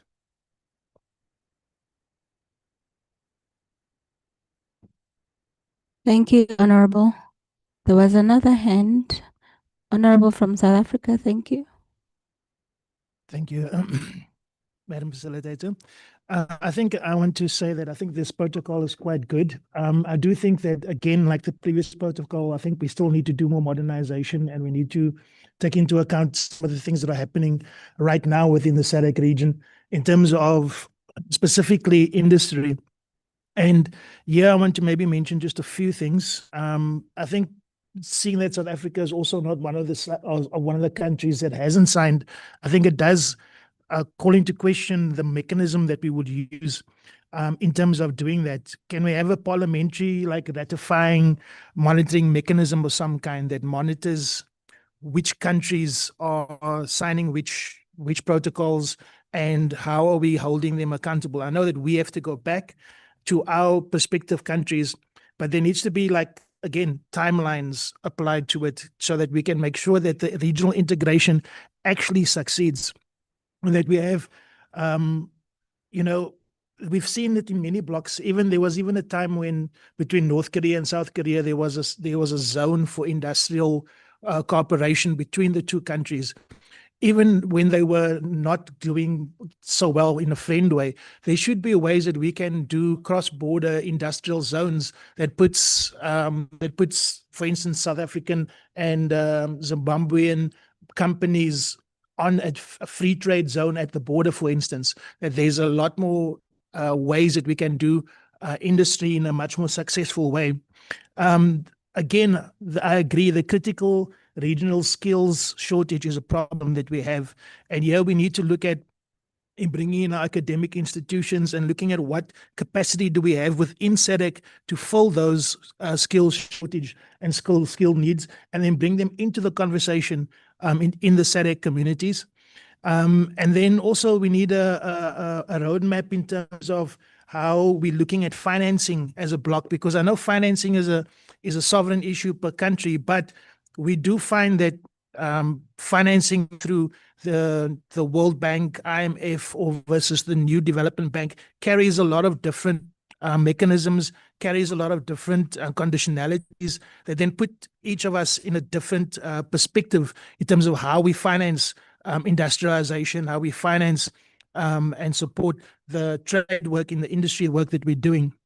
So if we can do a regional industrial training compact of some kind, where we will sit together and we have a compact that we all agree to and is enforceable, and then also fast tracking industrial corridor development, because as it was highlighted, there are existing corridors, but I don't think that we are highlighting them enough or being able to identify them so that the people who need to take up value of those opportunities get the information about those corridors and how they work and how they can participate in the SADC community.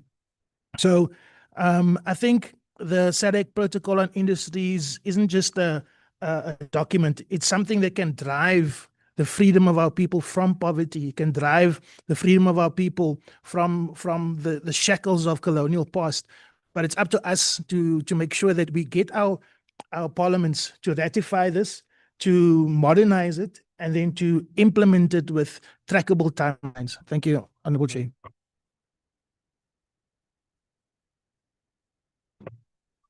Thank you, Honorable. Honorable from Namibia. Thank you so much. It's quite interesting being a new member and being part of this standing committee. I'm quite privileged to hear what the members have to contribute, and of course, through the presentation that was given here. This is one of the topics that I take particular interest in, and I would have to agree with the member from South Africa in respect of the financing that he had alluded to. We need perhaps to find mechanism to finance our own operations, particularly by sharing these type of skills that each member state have, how we can capitalize from each other and learn from each other. I bring an aspect of aviation as well. Perhaps it is something that we both can learn from each other. It's a fast way of trading with each other, especially during transportation of cargo, infrastructure development such as airports, and also the other topic also that we can perhaps provoke discussion on is upgrades of our railways. I believe there is also something happening through the Lobito and so forth, but it is one of the avenues we need to look into. I speak mostly and highly on aviation because I'm a helicopter pilot by profession, an ex-Air Force helicopter pilot. So I take particular interest. So it's one of the contribution I can also bring to the table in respect of aviation topics to this committee. So perhaps technology, infrastructure development, and how we can move these particular goods amongst ourselves to make it faster and more convenient for the whole SADC region, for ease and of course for cheaper mechanisms of trading with each other before we go outside of our region. So thank you so much for this opportunity. Thanks. Thank you, Honorable.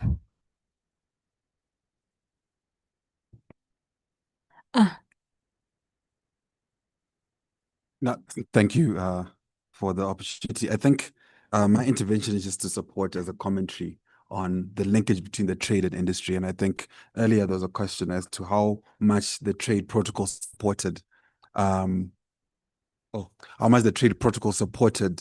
growth of SADC intra-trade. Before 2000, it was less than 10%, and now we're basically around 20%. So we've doubled intra-trade since the trade was put in place.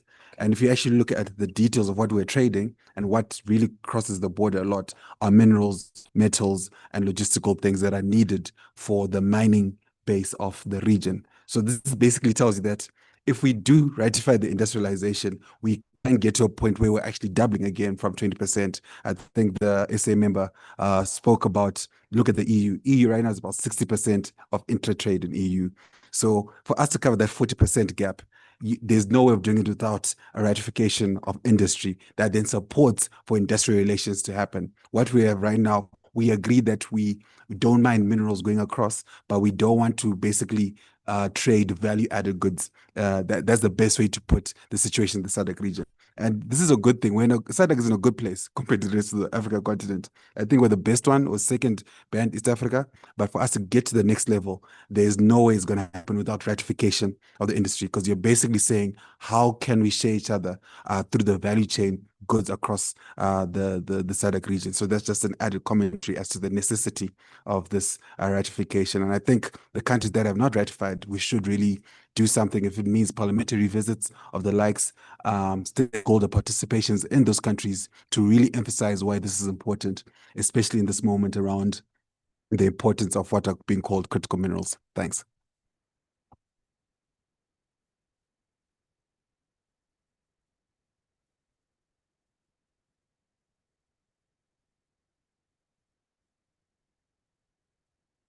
Thank you, Mima Sinati. I also wish to mention that this is a very, very important document, and I can only promise that I'm going to sensitize my parliament at least to look into.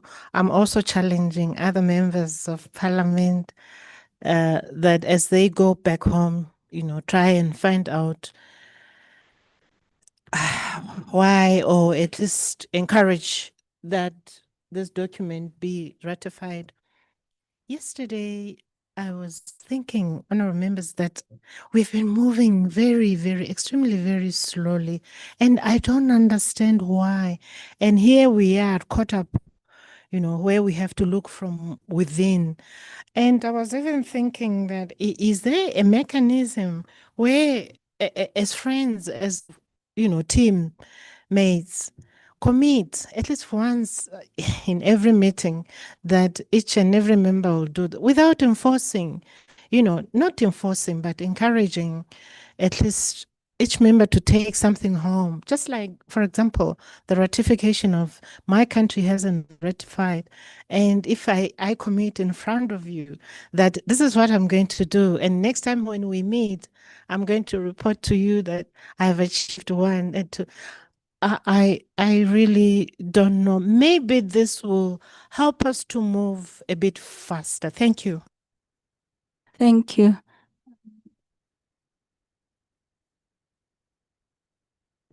Thank you.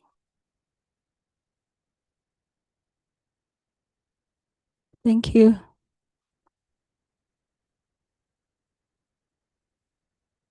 Merci, Madame la Présidente.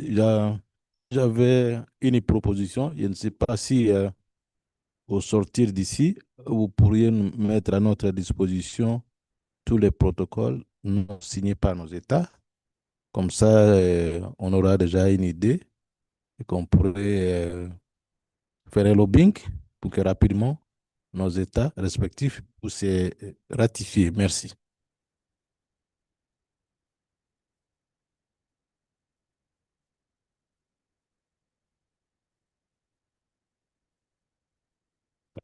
Thank you, Honorable Member. Honorable Chair. Obrigada, senhora moderadora. Eu estava aqui a pensar um bocado na linha do que a colega do Lesoto apresentou. Nós temos esse acordo, foi aprovado em 2019. Nós temos para a implementação da indústria nos nossos países de 2015 para 2063. De 2015 para 2019, nós perdemos 4 anos.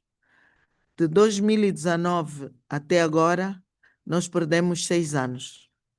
Quer dizer que, dentro daquilo que seria o período para a industrialização da região, nós já perdemos 10 anos. E nós sabemos que a industrialização não se faz num dia.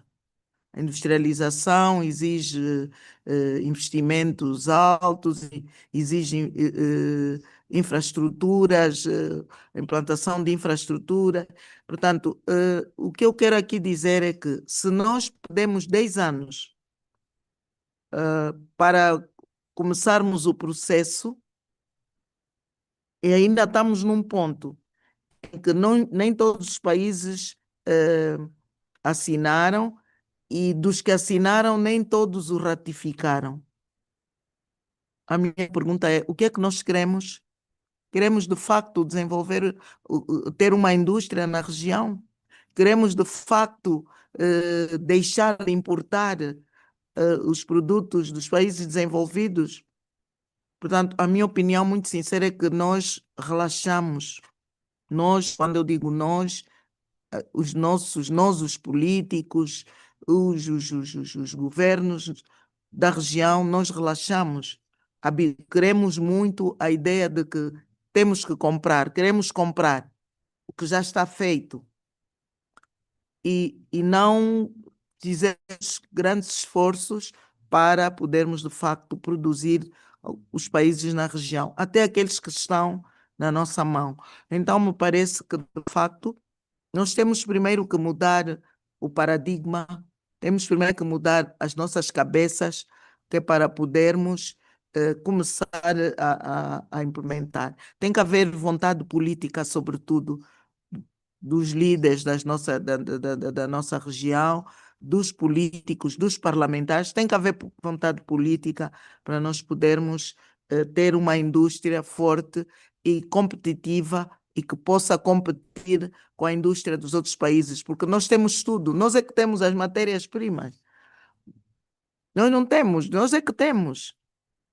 Então, me parece que, de facto, devemos mudar um pouco a nossa forma de ver as coisas, a ideia de comprar. Eu hoje apresentei a questão que está com o Lesoto. O Lesoto tem têxteis que são exportados para os Estados Unidos e agora com a AGOA, o problema da exportação ficou afetada. Isso vai afetar a produção. Afetando a produção, vai afetar as receitas, mas vai, sobretudo, afetar o desemprego.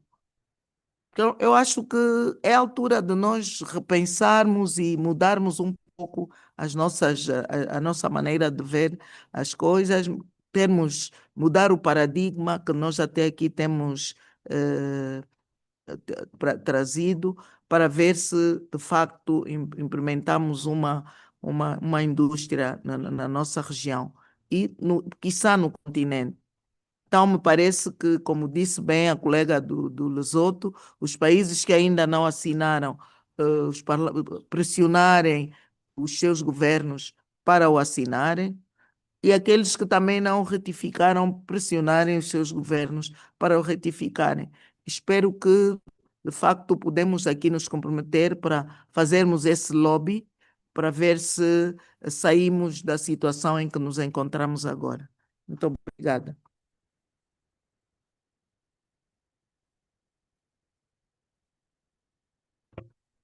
Thank you, Honorable Chair.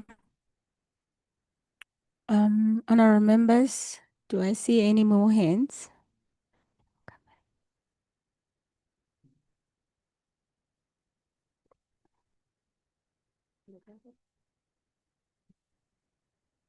Thank you very much for sharing that protocol. I think it's a very important document.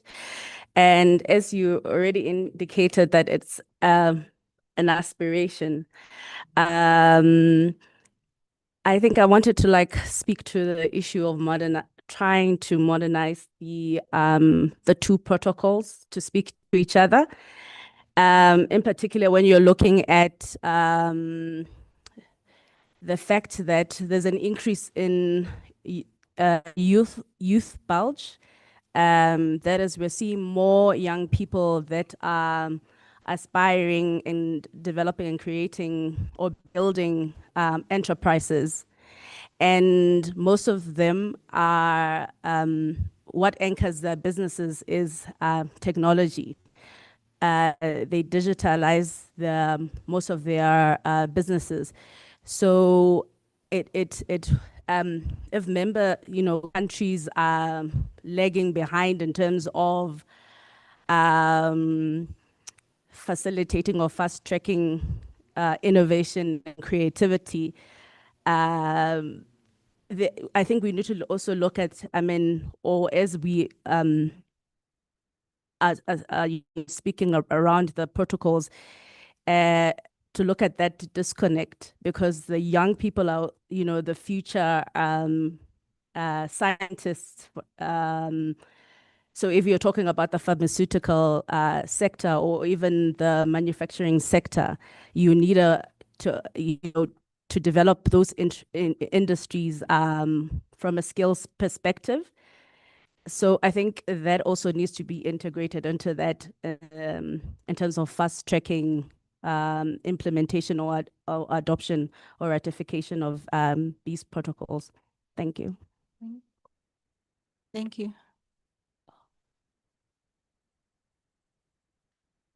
Thank you. Merci beaucoup. Je suis de la RDC, également membre d'appui au Parlement. Après avoir suivi le tableau, on voit dans l'analyse que tout est parti de 1996 et jusqu'aujourd'hui pour les 4 protocoles d'accord. Ça fera 30 ans exactement. Mais il se pose un problème lié à la trilogie entre signature, ratification et mise en œuvre. On voulait savoir exactement qu'est-ce que la SADC prévoit comme mécanisme d'accompagnement pour aider les États qui sont en difficulté jusqu'aujourd'hui pour essayer de mettre en œuvre également ces genres de protocoles. Qu'est-ce que la SADC prévoit? Parce que c'est bien de dire les États n'ont pas pu au moins ratifier, mais en termes de difficultés, quel est le mécanisme également prévu d'accompagnement pour faciliter les autres États? La deuxième préoccupation, la RDC venait exactement de mettre en application son plan national d'industrialisation. Dans le domaine lié exactement de l'industrie extractive, il y a un aspect important lié au monitoring et approche d'alerte avec les communautés locales suite à l'exploitation des minéraux, ainsi de suite et tout. On veut savoir exactement pourquoi il y a l'absence de la SADC dans ces domaines liés exactement au monitoring suivi pour essayer d'alerter les cas exactement de fraude minière et aussi transfrontalière. Parce qu'à ce net moment, avec la région du Kivu, la RDC a souvent exactement victime de ce qui se passe par rapport à la fraude minière avec la participation de certains États qui ne sont pas de la SADC. Donc, d'où vous demandez une fois de plus l'approche monitoring pour le suivi et les cas d'alerte. Qu'est-ce que la SADC a prévu pour renforcer exactement cet aspect? Et le dernier point, c'est exactement avec la jeunesse au niveau de la société civile qui ne cesse de participer pour faciliter exactement la création des start-up, mais aussi des PME. Mais il se pose un problème lié aux opportunités réelles au niveau exactement de l'Est de l'Afrique, particulièrement l'Est de la RDC au niveau du Katanga. C'est ça un peu le point le plus important à aborder par rapport à la participation de la jeunesse et plus ceux qui sont dans les IPME, donc industries, petites et moyennes entreprises, qui ne bénéficient pas vraiment des opportunités de la sous-région par rapport, contrairement à ceux qui sont de l'État, plutôt de l'EAC, la SADC semble traîner les pas, contrairement aux autres organisations également sous-régionales. Voilà un peu les 3 préoccupations qui méritent d'être éclairées pour enrichir une fois de plus les débats et les résolutions qui pourraient nous amener à la 58e Assemblée plénière de l'ADEC. Merci.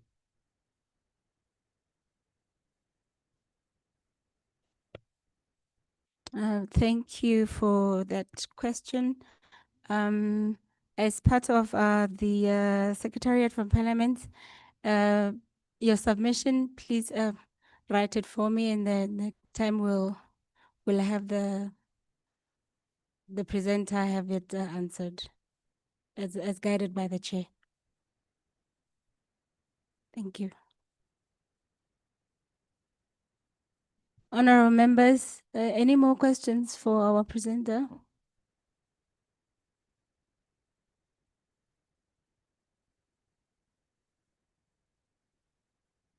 I think you have more than enough. Thank you.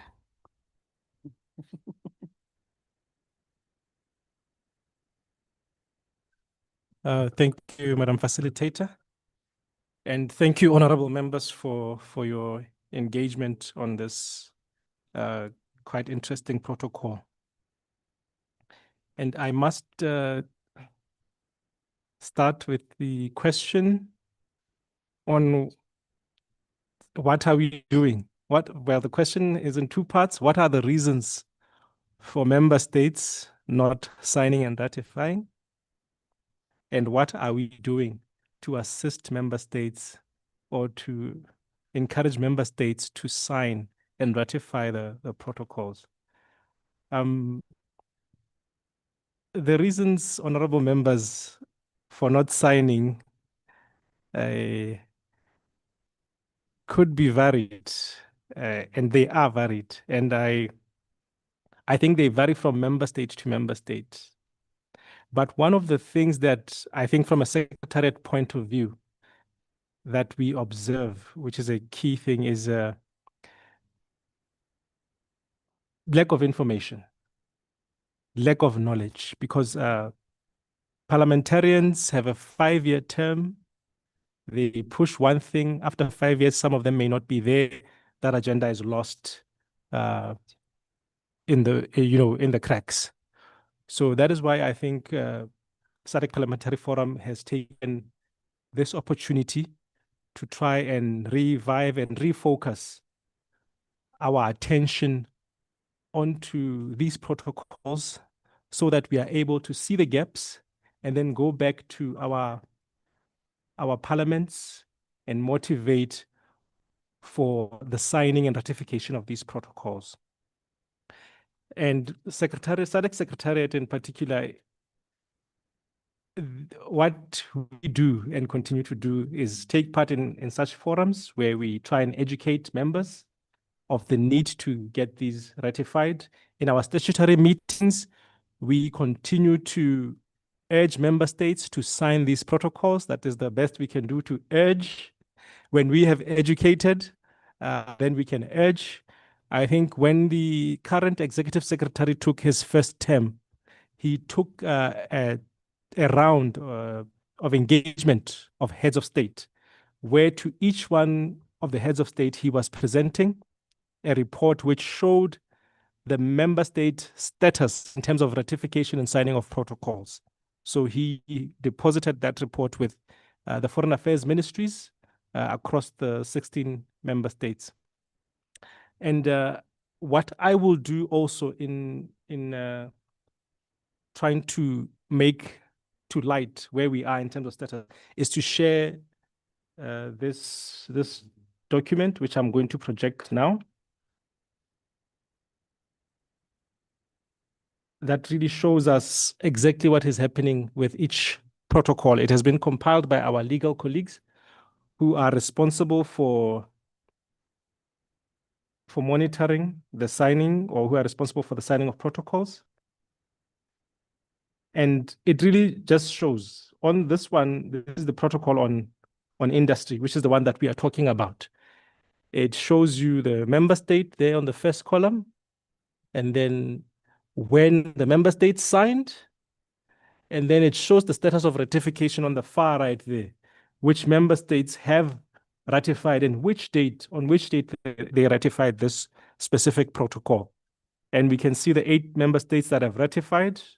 Their dates are indicated there. So I will share this document with the committee secretariat to circulate amongst the members. And this document lists all protocols that are in force and those that are not in force, and it indicates the status of each protocol in terms of member states who have signed and ratified. So I think this will be helpful in your engagements when you go back to your member states.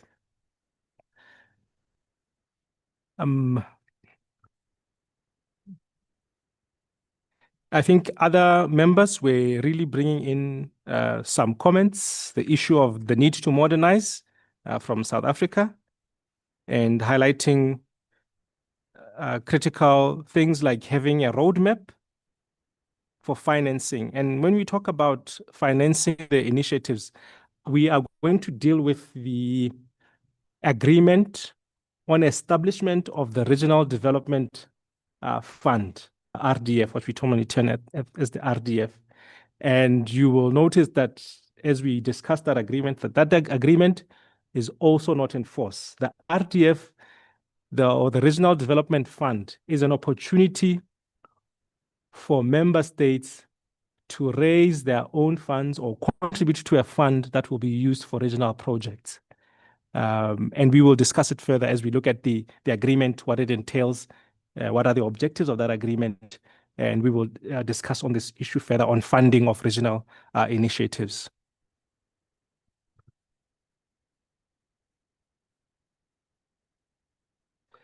I think the member from Namibia also spoke on financing. I think I've touched on that one. We will discuss it further, and need to involve other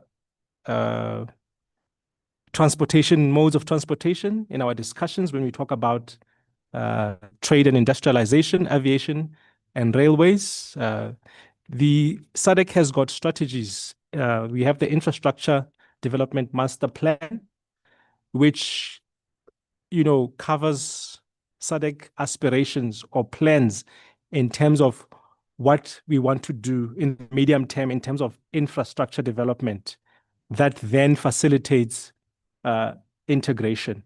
And I think that's a document that members may want to familiarize themselves with, which involves all those other transport industries that you mentioned, the rail and the air or aviation space. It speaks to what the aspirations are in that regard.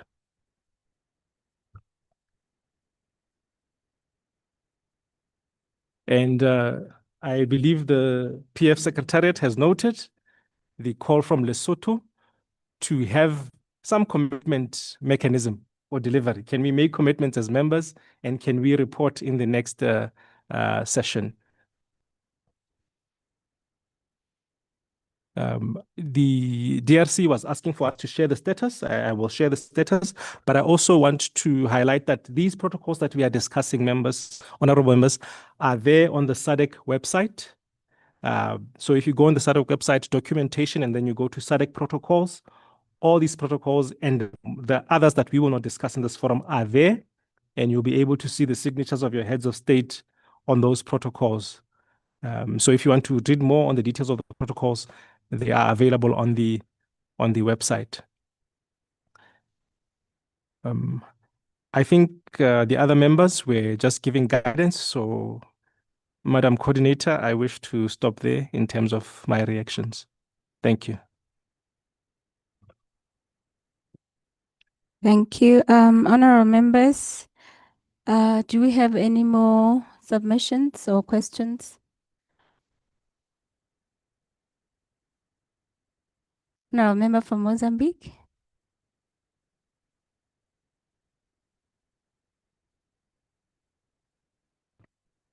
Bom, com a permissão da presidente desta sessão, ilustres mandatários, queria referenciar o seguinte. Da explicação dada pelo nosso palestrante, o nosso especialista, dizia ele que talvez uma das causas de não haver assinatura nesses países é falta de informação, atendendo que o mandato de deputado é de 5 anos. Mas eu queria, com a vossa permissão, trazer alguma proposta em relação a este assunto, se me permitir. Se houvesse meios a nível da comissão, gostaria que, além dos deputados desses países, vão poder influenciar os seus parlamentos para poder ratificar, se houvesse aqui alguma possibilidade da direção desta comissão visitar esses parlamentos e poder abordar esse assunto na primeira mão, para ver qual seria, talvez, a acessibilidade dos parlamentos que ainda não assinaram. Porque eu tenho muita reticência que seja mesmo por razões de falta de informação. Assim, talvez teríamos informação melhor para, para depois, na outra sessão, pode não ser deste ano, do próximo ano, dizer que sim, senhor, a comissão fez o seu trabalho, visitou esses países e deu também alguma explicação quais seriam os benefícios dos países a ratificar, os parlamentos ratificar os instrumentos aqui apresentados. Esta é a proposta que eu trago e deixando tudo nas mãos do plenário desta sessão. E muito obrigado.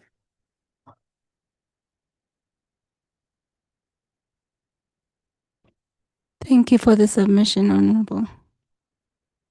Thank you, Chair. You can go ahead, Chair. Eu peço a palavra só para esclarecer o colega de Moçambique que nós vamos produzir uma ata dessa reunião e esta ata e vamos produzir um relatório que vai ser apresentado na reunião, na 58ª reunião plenária do Fórum Parlamentar da SADC, que se vai realizar no próximo mês. Portanto, nesta altura, teremos a melhor oportunidade, porque essa questão vai ser espelhada no relatório, com as recomendações que nós fizemos, e será a melhor oportunidade de nós apresentarmos essa questão aos presidentes dos parlamentos da nossa região que vão estar presentes na reunião, na 58ª reunião plenária. Portanto, eu acho que não há melhor oportunidade que esta, ao invés de fazermos mais documentos paralelos para, salvo melhor opinião, né? Salvo melhor opinião. Muito obrigada.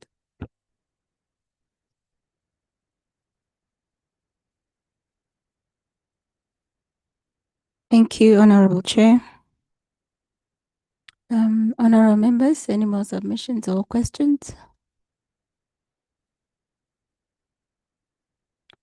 I think I heard a question from an honorable member on the issue of corridors, that there's still no information that the issue of corridors should be highlighted, and honorable members should know what the corridors are for and what they are used for, because I think they are a big issue on industrialization. Yes, absolutely. I think it's information that needs to be shared appropriately and honorable members be alerted.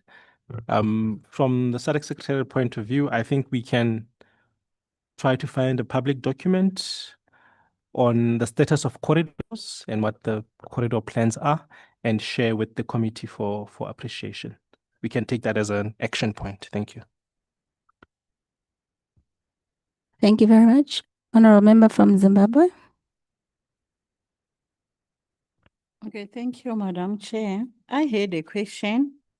So I felt that our honorable member from Namibia has also mentioned about resource mobilization and finance on aviation. But my question was, how can SADC member states strengthening collective resource mobilization and financing mechanism to support sustainability, industrialization, and infrastructure development in the region? That was my question. So, Member of Parliament from South Africa and from Namibia, you mentioned about resource mobilization finance. So that's why I was keeping quiet, because I felt that they have answered the question. Thank you, Madam Chair. Thank you, Honorable.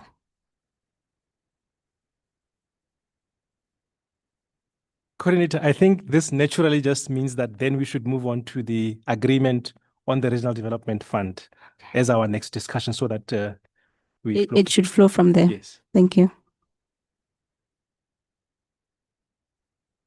The recommendation is, Honorable Member, that your question will be answered in the next presentation. Thank you.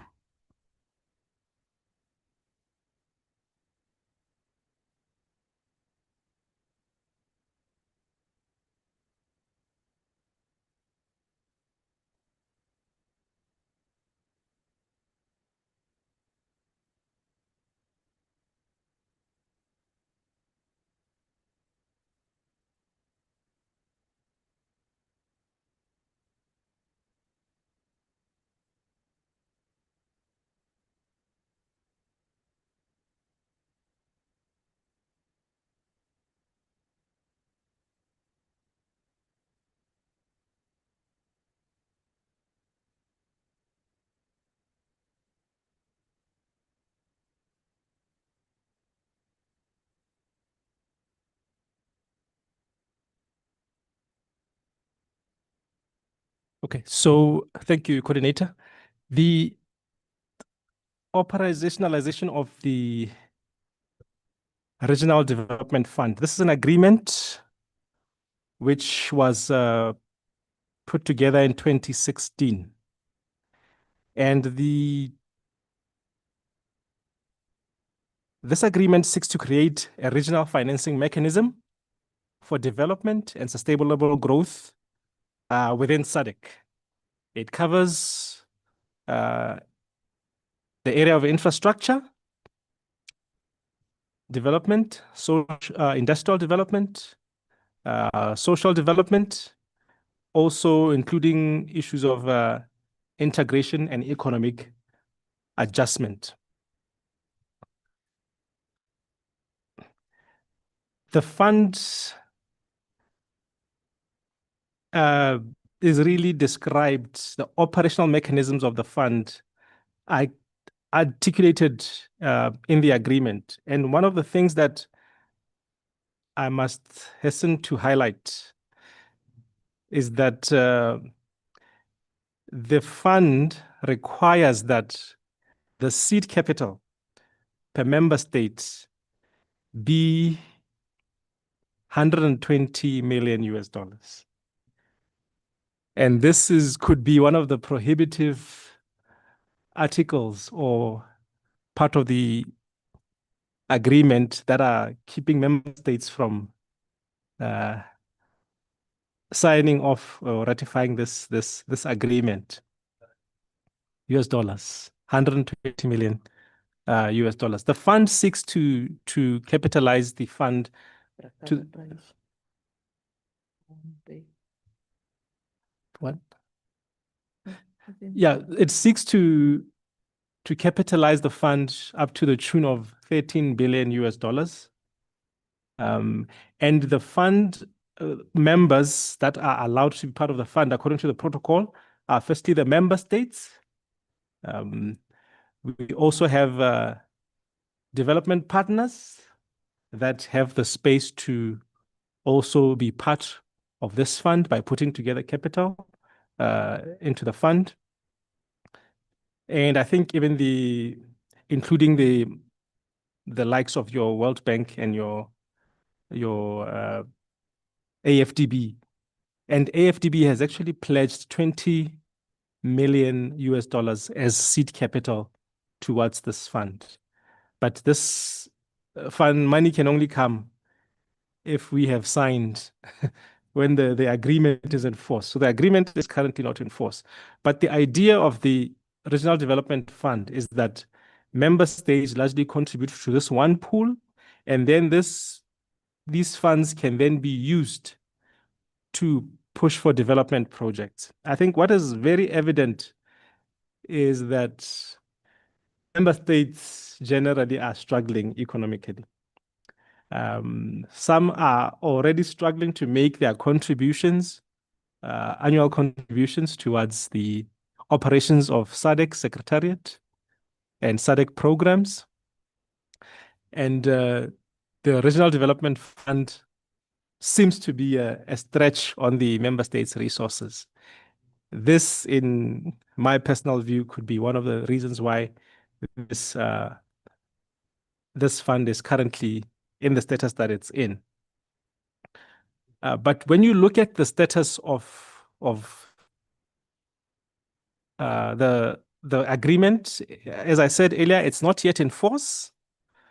We have 1, 2, 3, 4, 5, 6, 7, 8, 9 member states that have signed the agreement, and only 3 have ratified, which are Angola, Zambia, and Zimbabwe. Those member states have ratified the agreement. But we remember that for the agreement to get into force, we need 2/3 majority to have signed or rather ratified the protocol or the agreement. And the recommendation, honorable members, is that we urge our member states, our executive, to ratify this instrument to allow for the Regional Development Fund to be established. But I think I should leave it there. The agreement is not in force, but the mechanism has been fully developed.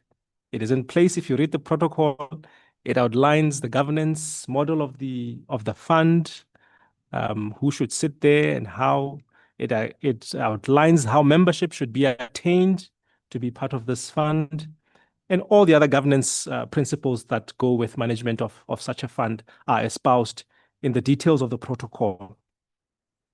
Therefore, I would like to leave it there, coordinator, for inputs from honorable members. Thank you.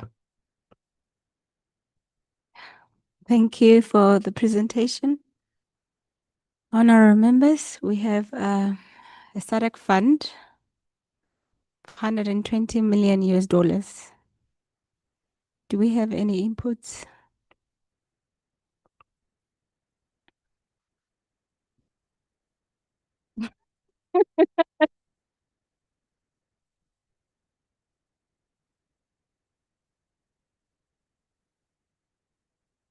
Honorable member from Lesotho.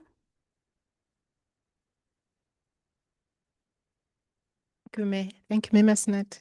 Yeah, this is quite an amount. We were estimating roughly how many Maluti or rands or Namibian dollars where I'm sitting.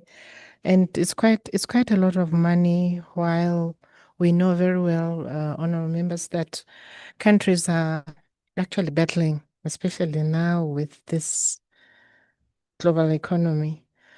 But my question, it's a small one. Supposing we succeed, member countries sign, where are you planning, where is this money going to be kept?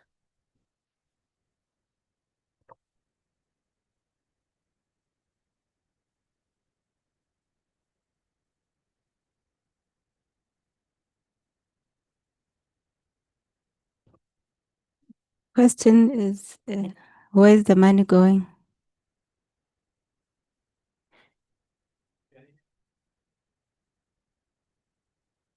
Any more questions? Oh, thank you, honorable member from South Africa. No, thank you very much for the presentation. I think it's good to see where we've come from, where we've been. I think the biggest challenge for SADC is exactly in this area of funding and financing. Even in South Africa, we're facing a massive austerity budget.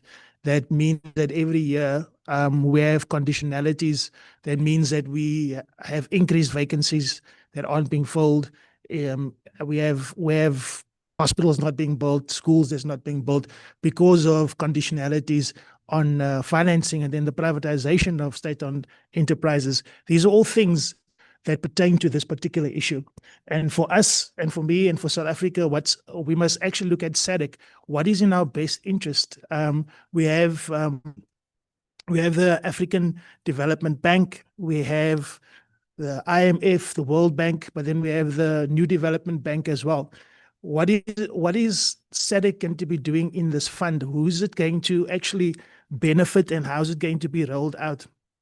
I think the challenges and concerns around $120 million is a real one, because it's a lot of money. Than some countries are more able to pocket that than others. If it's a blanket $120 million, we have countries that have 65 million, and then we have some companies that only have 5 million in terms of population. So we need to look at all of these things, and we need to look at how do we actually make it so that countries can actually contribute. Does there have to be a one-time upfront cash payment, or is it something that we can do in terms of guarantees that can be given from countries instead of cash? For instance, let me just see. We can have blended finance options. We can have project-based capitalization. We can have phased contributions over time as opposed to just upfront. We can have guarantees, as I said, instead of upfront cash. These are all mechanisms that can make it easier for the ratification by countries in SADC, that rather than telling them there's $120 million US upfront payment. So if we look at not just the amount, but actually how we do it, we might be able to get more ratification if we looked at the blended finance approach or project capitalization approach, etc.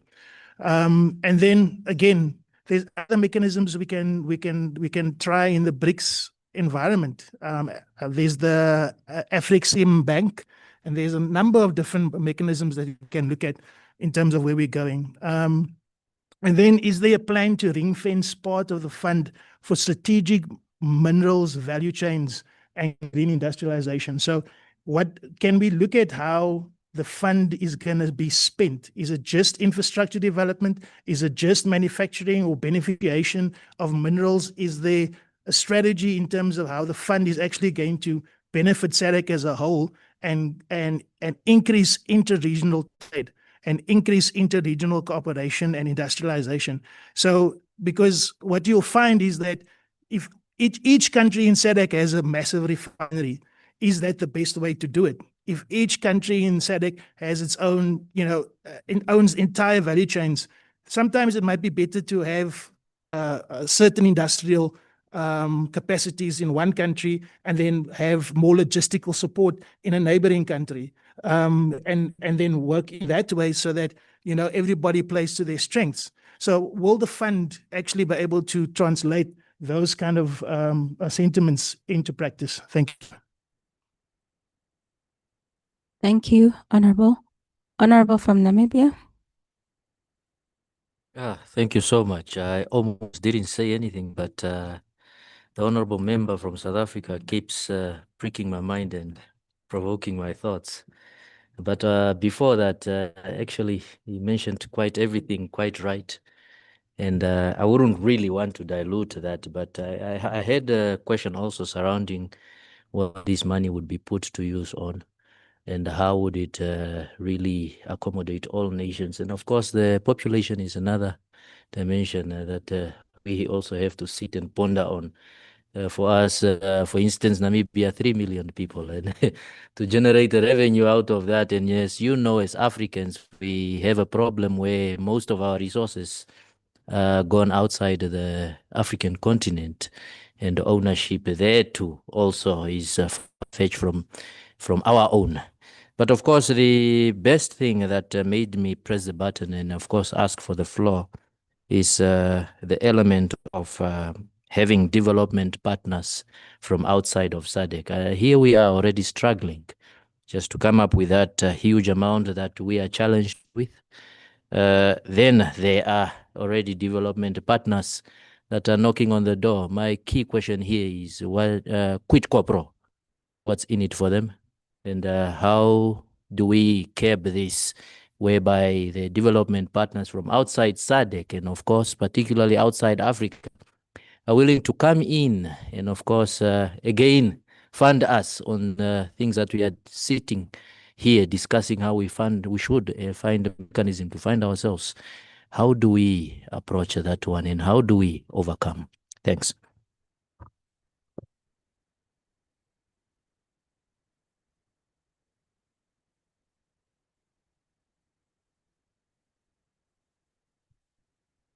Thank you, honorable members, for those questions. Honorable member from Lesotho asked, where will the money sit? Where will the money be? The protocol defines the governance mechanism, and the board of directors will be set up that will manage this fund. And it is the board of directors, once it has been constituted, that will then make the considerations. Where are we going to have the fund? Where's the best place where do we get the best policies, or, under what conditions would you want this fund is? So the board of directors has that power to decide where the fund will be, or at least recommend for member states to approve. So that is something that will come after the ratification in terms of the location. Honorable member from South Africa, how will the funds be managed? How will we collect contributions? Is there opportunity to do a phased collection of contributions? Or can we do contributions in kind, other modalities of making the contribution? The article reads, in terms of contribution, initial commitments from the initial members of the fund to subscribe for subscription capital shall be $120 million in aggregate in accordance with the provisions of this agreement. So it just clearly states that amount. But I think the governing body or the board of governors will have an opportunity to rationalize and evaluate some of the options that you are putting and decide if it's something that is doable. But I think the important thing, I think where we are, honorable members, is that not much can happen until the agreement is enforced. But also I see the reluctance to say, what are we getting ourselves into? It needs to make sense for member states to sign this agreement.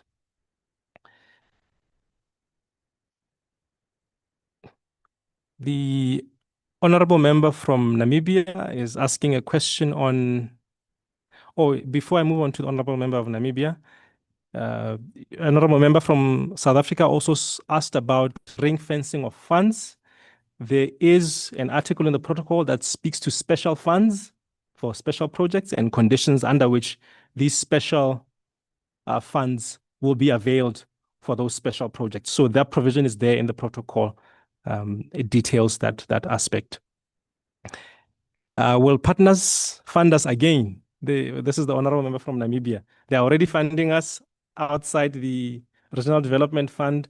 Will they fund us again by contributing to the Regional Development Fund? I think it's important for members to note that this fund will be run like a proper fund where loans are given to member states or towards certain projects, and there is interest that is generated from these. So any member of the fund gets to then benefit from the returns that come from the interest that is generated from funds that have been availed for the projects.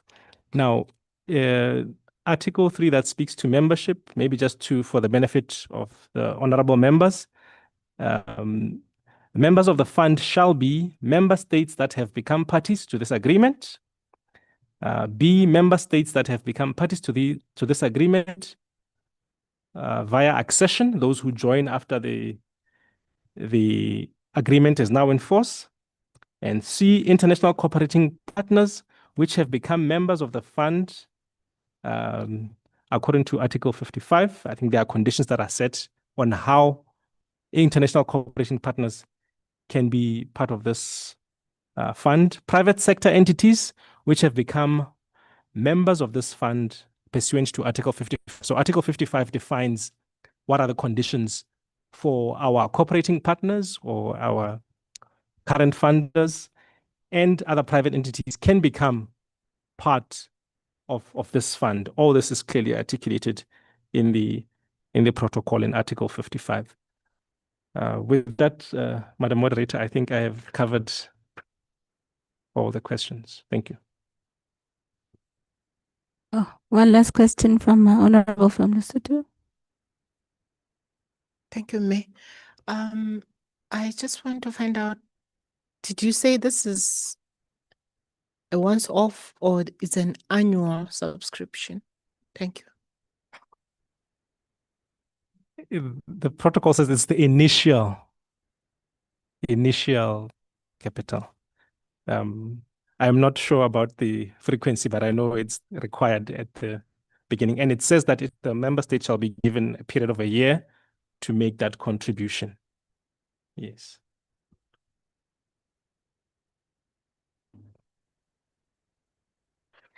Thank you.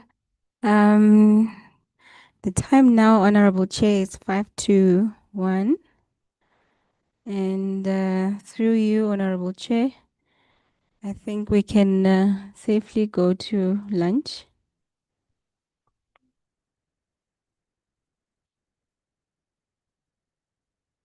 Thank you, Honorable Chair. Honorable members, we can take a 1 hour break for lunch and come back at 2 o'clock. Thank you.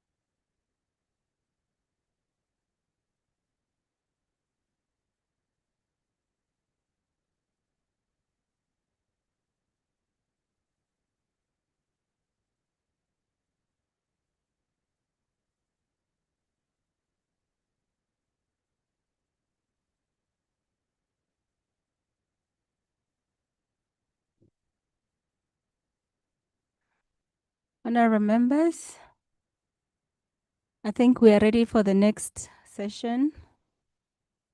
The SADC Secretariat can continue.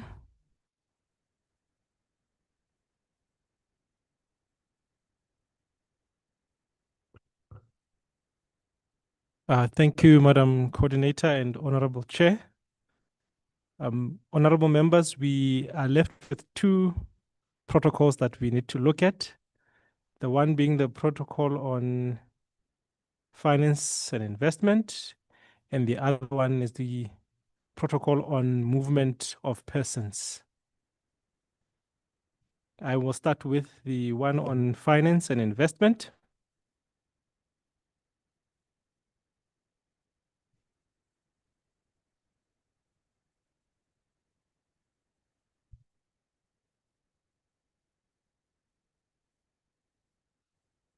Now, the protocol on finance and investment really promotes investment flows, facilitates financial services integration, also enhances microeconomic convergence within the region. That is the main or summarized objective of the protocol. I would like to switch my screen quickly and just take you to the protocol itself so that we look at a few aspects of the protocol.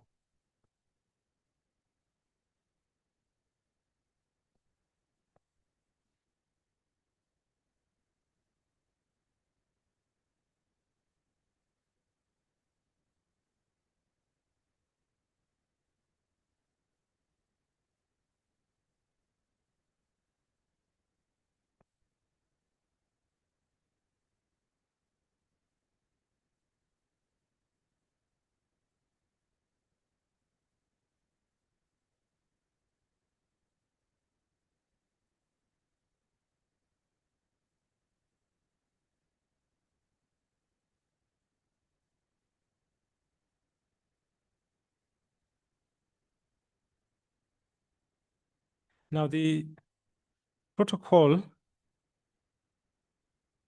as I indicated, it seeks to foster harmonization of financial and investment policies across the state parties within the region.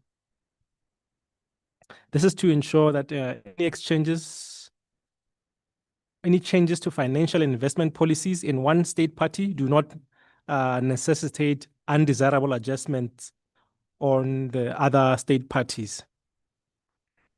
Now, the protocol seeks to facilitate economic development within the region and poverty eradication by doing the following: creating a favorable investment climate within SADC with the aim of promoting and attracting investment to the region. B, achieving and maintaining macroeconomic stability and convergence within the region. We should know our macroeconomic indicators, some of which being inflation, your debt ratios. On C, we are seeking to cooperation in respect of taxation and related matters within the region. D speaks to cooperating and coordinating among state parties in collaboration with central banks on exchange control policies. How do we control our foreign exchange policies? E, establishing principles which will facilitate the creation of a coherent and convergent status in the legal and operational frameworks of central banks. And then F speaks to establishing a framework for cooperation and coordination between central banks and clearing settlement systems. I think on this one, some of you honorable members may be aware that we have what we call the regional SADC gross settlement system, which is a payment system that allows for a quicker turnaround in terms of the payments that are done through that system. It's in short, I think, called the RTGS. We have a regional RTGS where the cost of those transactions is a little higher, but we know that the payments reflect in the next member state within a shorter period of time. And the infrastructure for the regional RTGS is hosted by the Reserve Bank of South Africa. And we thank them for that generosity.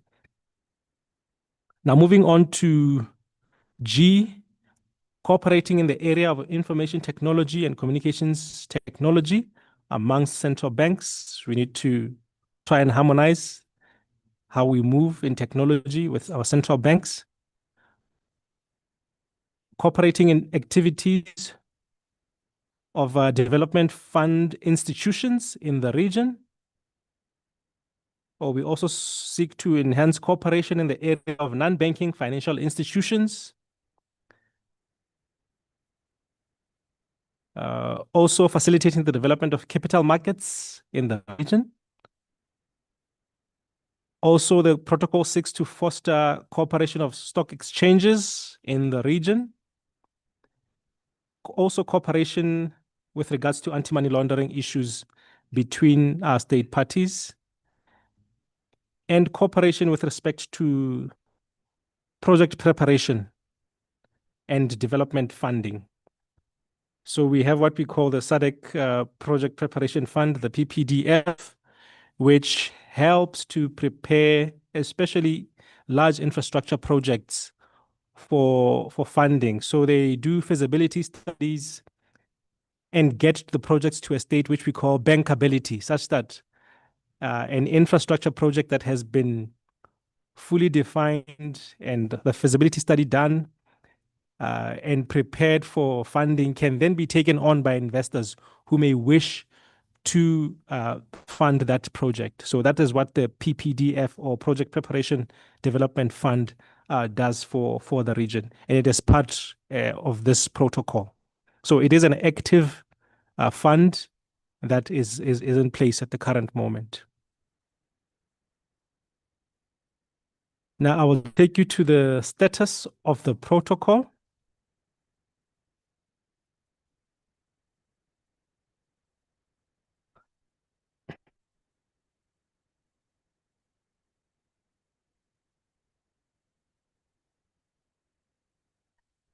The protocol is in force, which means that it has been ratified by more than 2/3 of the member states.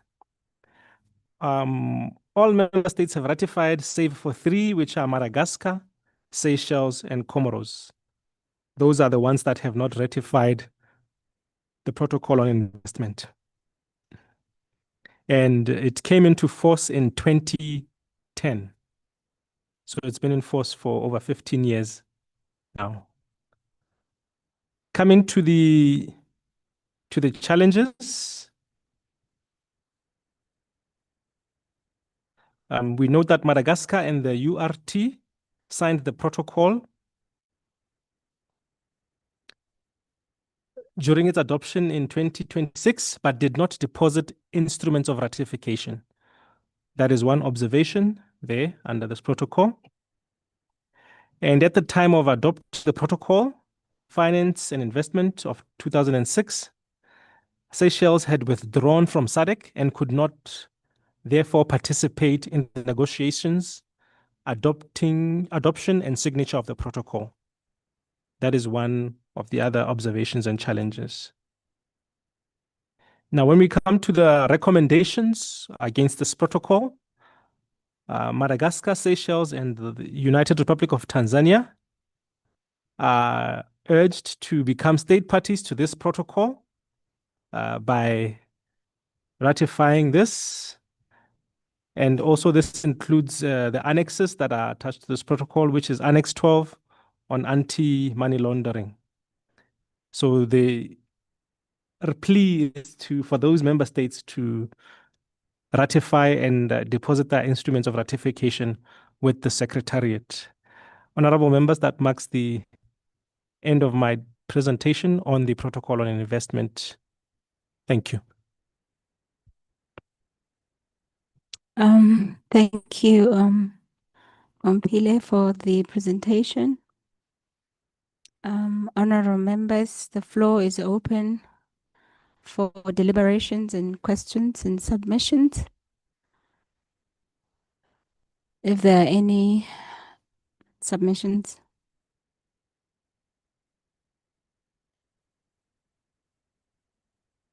Honorable member from South Africa.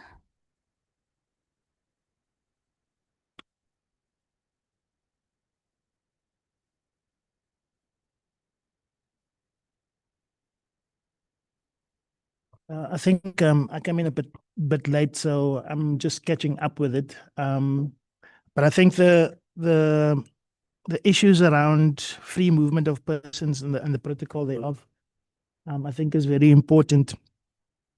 Let me just quickly. Sorry, I'm just gathering my thoughts. Honorable, we are discussing the protocol On finance.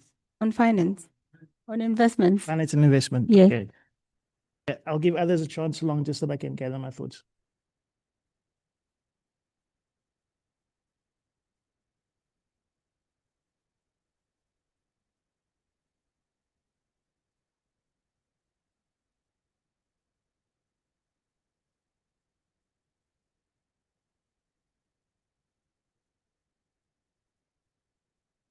Honorable members, if there's any more hints on the protocol on investments.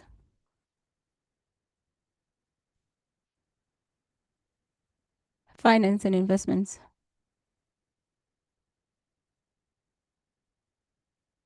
Thank you, Honorable Member.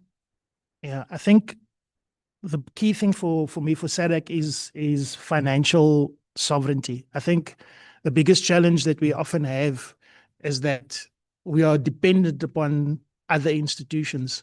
And I like the fact that in the previous presentation we spoke about a development fund, but I think we can do more in terms of how we work towards financial sovereignty and capital mobilization and investment coordination as SADC as a whole. I think we need to have much more deeper talks as SADC in terms of how we look at financing the projects that we have as SADC, our joint projects and our cross-border projects. We must move from just the ratification. I know there was on this one, there was 3 countries that haven't ratified yet, which isn't that many. And I think that, I'm not sure that puts us over 2/3. But we must move from ratification to real financial integration in a way from a SADC point of view. And we need to look at that financial integration from just going from a promise to policy enforcement on finances, because this is where we fall flat in terms of helping SADC to move forward in its inter-regional dreams. Because everything that we dream of, whether it's the trade, whether it's the investment, whether it's defense, or whether it's the economy, or whether it's food security, every single thing that we deal with actually comes and is formulated through the finance sector. If we don't get the money right, we won't get the delivery of services right to our people within the region. So for me, I think there needs to be a special vehicle created, to be honest, to do a lot more work, or a partnership with an organization that can do macro studies for us, that can do SADC-wide studies in terms of financial instruments available to us, but also how do we do financial regional integration that actually supports us and supports the vision of SADC. So instead of having a fragmented unit, we have a unified financial space that supports businesses, builds infrastructure, and uplifts our people. So I think when we look at how finance impacted our country this year, we had 3 budgets, and we constantly were trying to look at things like taxation. We were trying to look and VAT, and these are all issues that I think we must also discuss at this level. In terms of how we're going to express ourselves, where we're going to access money from, and how that money is going to be spent, and how our financial systems work. Because if our financial systems are diametrically opposed to one another, and completely different, and we don't have basic protocols that kind of align us, then we're not going to ever find each other as member states in terms of the financial sector. So yeah, I just wanted to make a few thoughts in that regard. I think as I said, I'm still new. I'm still learning some things, but I do think there needs to be a stronger perspective on the financial side of things, because that's where we lose it or we win it. It's on the finance side. Thanks. Thank you, Honorable Member. Any more hands, Honorable Members? On the protocol on finance and investments?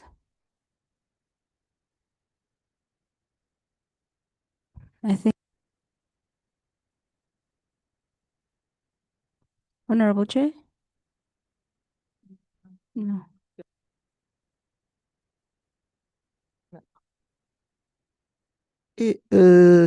Eu considero que a apresentação foi bastante clara e foram apresentadas os objetivos, aquilo a que se propõe, e não tenho de facto nenhuma questão. Muito obrigada. Thank you, Honorable. Yeah, just one more question. In terms of the South African, the SADC Financial Innovation and Digital Currency Working Group, can I just find out how far we are in that regard, in terms of looking at preparing our region for digital payments, for fintech governance, and CBDC interoperability, especially with cryptocurrency becoming a big thing? Can you maybe give us some clarity on that?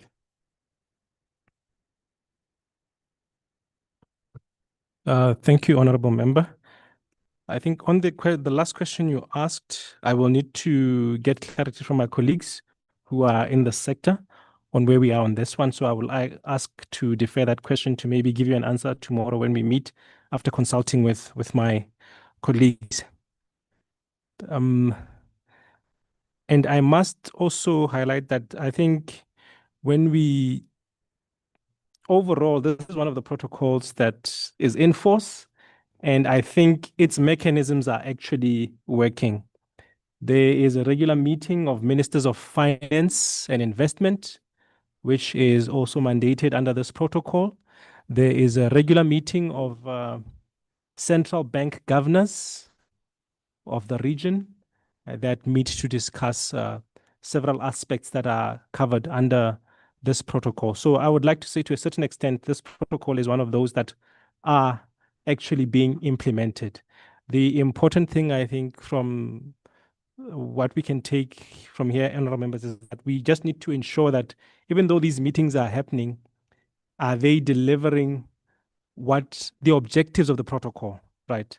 We need to be able to check our policies aligned. Are they delivering value in what we intend to achieve with this policy? So it's really monitoring of the implementation of this protocol that we need to focus on. Otherwise, the mechanics are working. And those are opportunities that we can use as honorable members to check the outcomes of such committees and such meetings to have an understanding of where we are.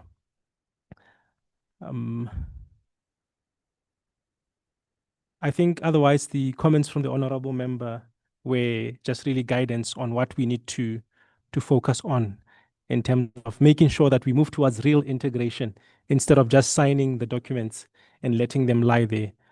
So thank you, Madam Coordinator. Thank you. I think it concludes the session on the SADC protocol on finance and investments. Thank you. The last protocol which I'm going to talk to is the protocol on movement of persons.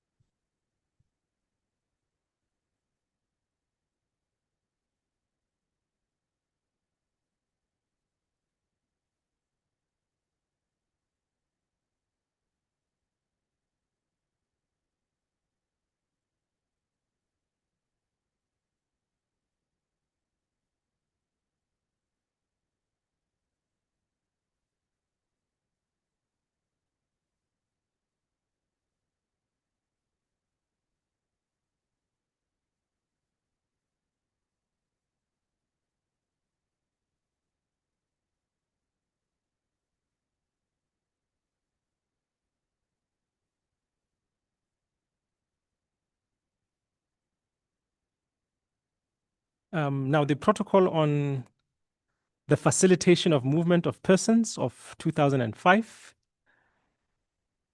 unfortunately, is currently not in force.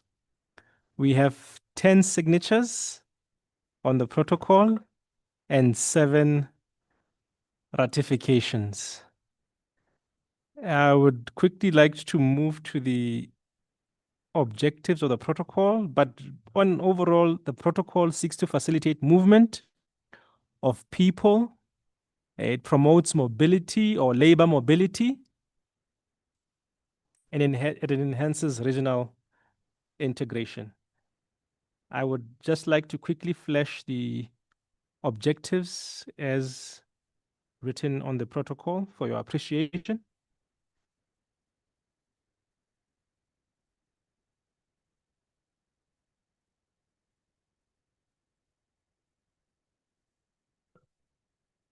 The specific objectives of the protocol are to facilitate entry for a lawful purpose and without a visa into the territory of another state party for a maximum period of 90 days per year for bona fide visit and in accordance with the laws of the concerned state party.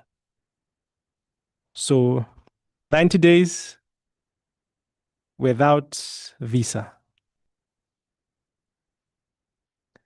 The other objective there is to facilitate permanent and temporary residence in the territory of another state party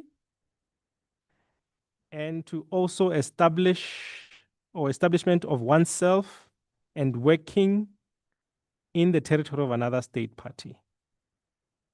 So we are talking about facilitating movement of persons and in turn labor between the state parties. These are the ultimate goals of this protocol. And I think to speak further to this is one of the protocols, in my view, that should be relatively easy to implement. Or at least that member states should be comfortable acceding to. Because I know when we talk about movement of people, we may think that it is just open for all and people can just walk across and live anywhere as they please. But the protocol facilitates for provisions under which this movement will be managed by state parties. And you will note that some member states have actually even gone ahead of the protocol not being in force and have some bilateral agreements to facilitate movement of people. The protocol also speaks to complete removal of visas between state parties, between member states. I mean, there's no reason why we should still need visas to move between SADC member states. Not only SADC, even African member states. I think we have seen some African countries that are moving swiftly towards the removal of visas for other SADC, for other African citizens. And I do not see a reason why SADC should not also swiftly move towards that. And it's a provision in the protocol, the removal of visa for SADC citizens moving within SADC.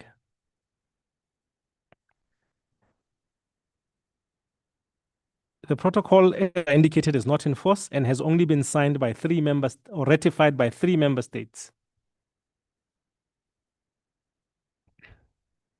No, sorry, I'm looking at the... Yes, it has been ratified by 7 member states, which are listed there: Zambia, Botswana, Lesotho, Mozambique, Namibia, and South Africa. Those are the member states that have ratified. Only 10 have signed, so we are still a bit a long way off in terms of getting the protocol into force. And we therefore have no observations or challenges in terms of implementation because we are not implementing this protocol, but the recommendation is that member states should push towards the signing and ratification of the protocol so that it comes into force. I think the members can then debate, about the benefits of allowing for free movement. And one of the things that has become very apparent is that, quite honestly, if you look especially at our border communities, you would find that those are one people. They are just separated by a fence. Those are literally one people. And the protocol provides also for such communities to be facilitated by some form of permit instead of using the passport all the time, by some form of permit that will preserve their passport for more meaningful travel as opposed to their daily crossing of the border.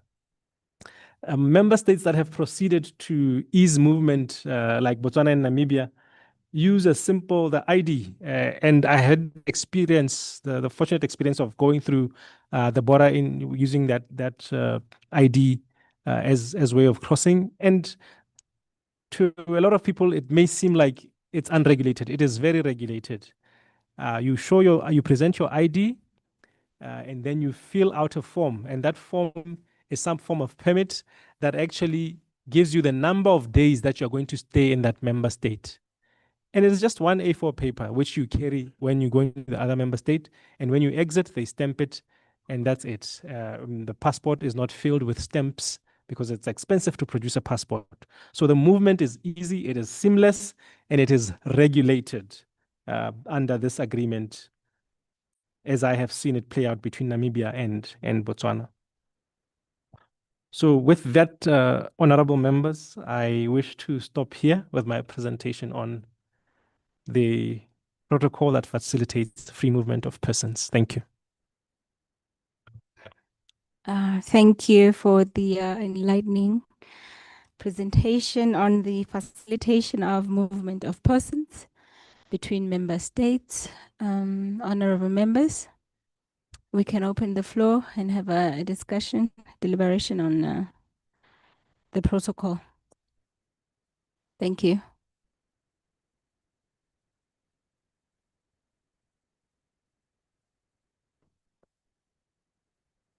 Muito obrigado, Sua Excelência Presidente desta sessão. Obrigado a todos os membros dos parlamentos e todos presentes.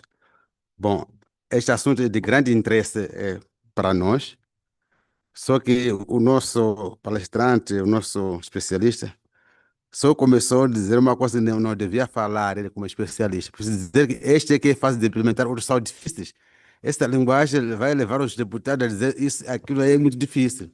Então, deve ter dizer que esse aqui é um dos protocolos para ser implementado. Mas não é essa a questão que eu quero apresentar com muito respeito com o plenário. Eu digo que este protocolo também é de extrema importância porque a semelhança de outros protocolos aqui que estávamos a analisar. Primeiro, as fronteiras existentes hoje entre os nossos países são fronteiras estabelecidas por potências colonizadoras.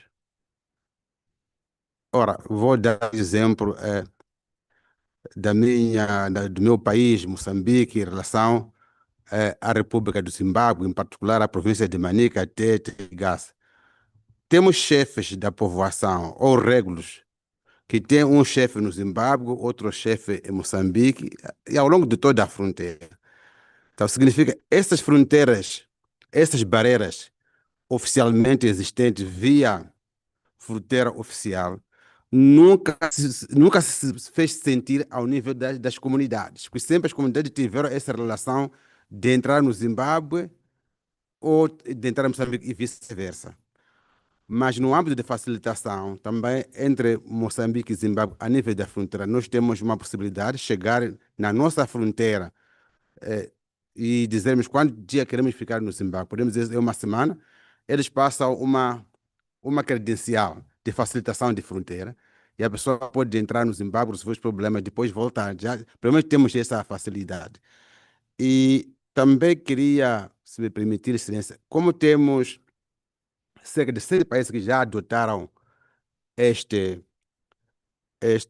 protocolo, tendo em conta a sua natureza, por que esses países que já adotaram possam se beneficiar deste protocolo? Porque se já adotaram, entre si já se aceitaram a vinculação por esse protocolo. Então, se os outros não querem, pelo menos que aqueles que já adotaram, que já assumiram, poderia eventualmente começar a dar um sinal de que é possível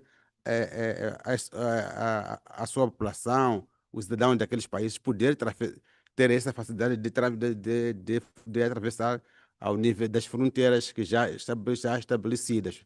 Isso talvez seria talvez o mais importante aqui para poder contribuir. E reiterando exatamente que as fronteiras foram os outros que fizeram. Por exemplo, esta fronteira de Moçambique com a África do Sul foi feita por general Maguimarro, um francês lá, quando um colono português estava preso aqui na zona de Drangsberg. Então, são fronteiras que eles, os colonos, decidiram à sua maneira. E essas fronteiras não podem ser úteis para nós.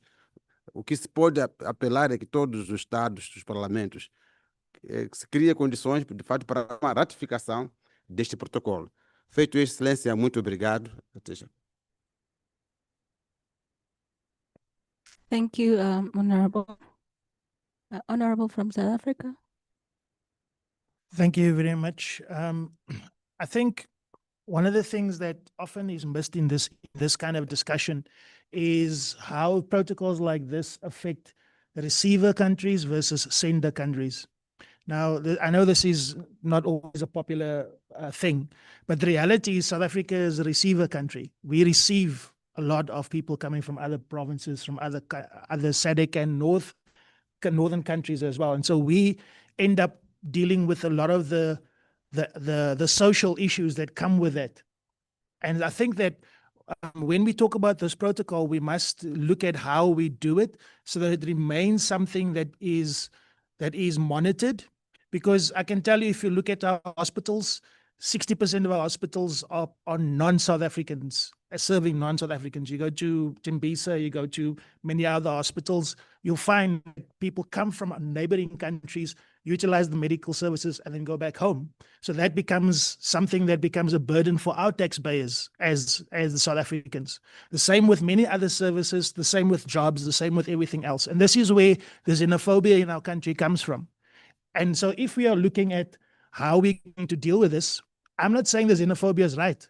I'm saying that if we look at the freedom of movement, we must allow freedom of movement both ways. Everybody must be involved in how we are going to resolve this problem.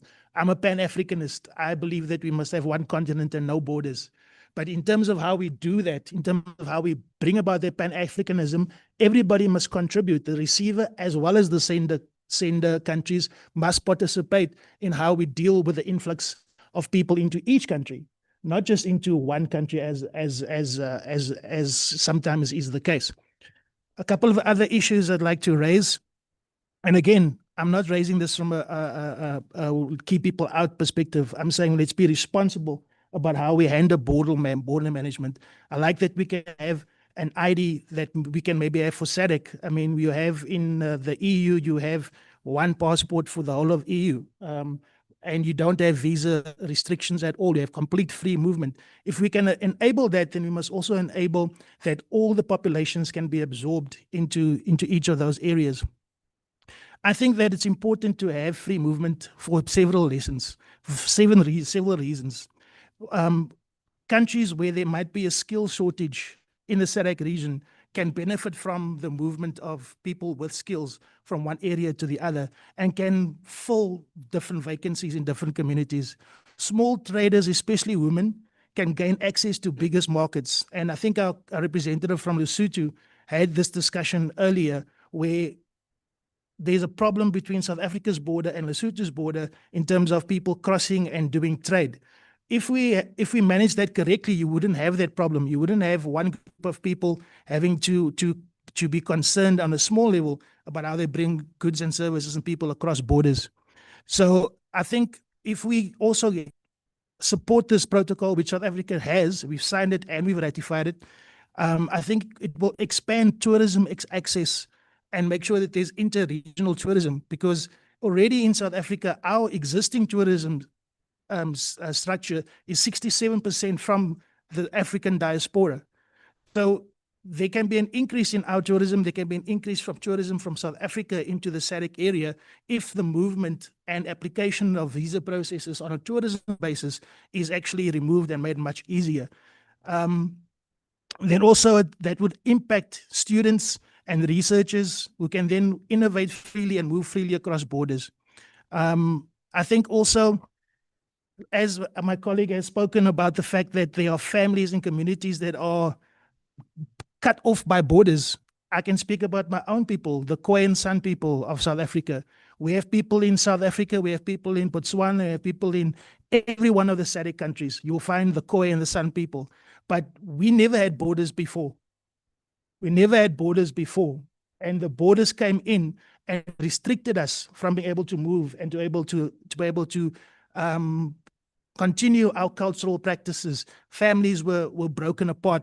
So I think indigenous communities can and should be allowed to move across one another in a much easier way.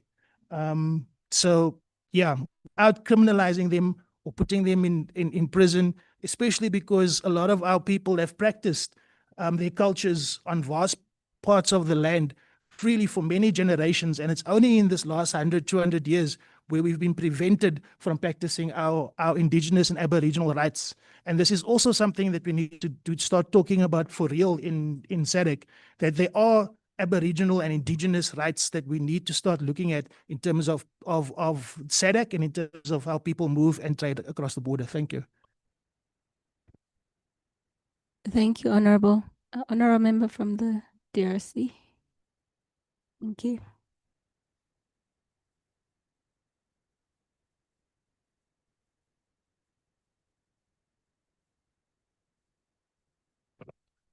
Merci beaucoup. Le protocole sur la libre circulation, c'est l'un des meilleurs protocoles. Lorsque je vois les Congolais qui entrent en Angola, en tout cas, c'est l'une des meilleures choses. Mais là, nous serons peut-être inquiets sur l'aspect sécuritaire. Vous pouvez imaginer aujourd'hui, au nom de la libre circulation, qui est un pays membre de la SADC, signataire de ce protocole, commence à héberger des rebelles pour attaquer un autre, ou c'est le canal par lequel ils entrent pour attaquer un pays. Je crois que ces aspects sécuritaires doivent être aussi être pris en compte. Merci.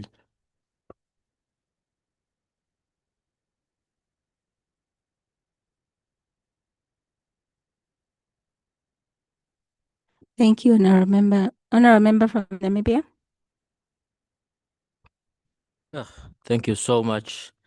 This is quite an interesting protocol from my observation here. And it opens up many historical throwbacks, if I may call it that, that brought us to the current state of affair that we are. 1884, probably Berlin Conference, that's where these lines were drawn, to 1885, where these people sought to see that Africa becomes their personal farms. One of them is the DRC, of course, through that event of historical that happened, which took place before that even, and we draw it back. But before that, we had respect throughout, through our kingdoms and kings, and through heritage also that transcended through that. That spoke so much about our values and traditional beliefs. But of course, through that, respect was maintained through the kingdoms, and unity was also maintained. A house burning of a neighboring kingdom could often be helped by another neighboring kingdom. And of course, food would be shared. Barter system would have occurred during all these African communities. This was a system that highly spoke on Ubuntu, the spirit. And of course, through the fights, the way we were fighting the colonialism as Africans spoke much. I am very delighted through this. It's just that I have slight concern that the respect that we had for the kingdoms, as separated as they were, but united in Ubuntu as they were equally so. I have a feeling that this protocol somehow, with its good, we might overstep, and we often see this overstepping through the inability to control crimes as a result. This opens perhaps a conversation that we speak towards Interpol throughout Africa, and of course to collaborate with the defenses also, just to personally also touch on the rebels situation. Perhaps if we can unite, and I'm sure that SADC also have a mechanism through that.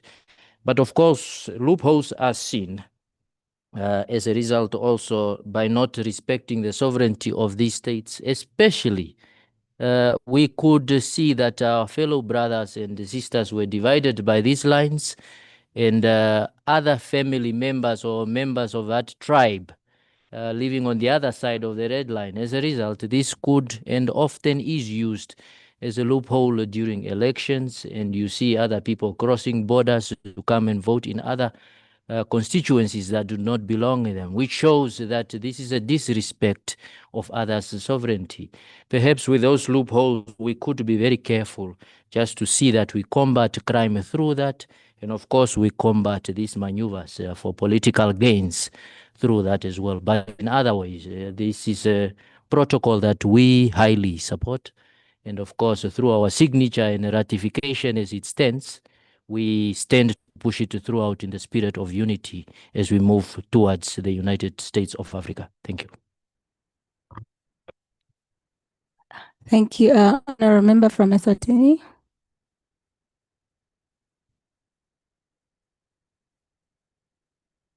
She speaks. She becomes the last one. Okay. Thank you. Thank you, the moderator.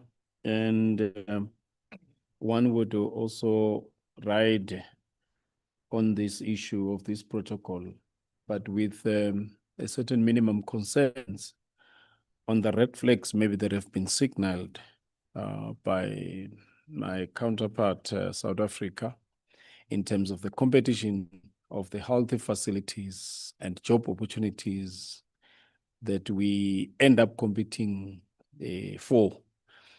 And maybe for the, a second point that I would be looking at, due to the signals or red flags that have been signaled, I'm looking at the political will, because our leaders, they are leading people. And as they are leading us, they facing big challenges.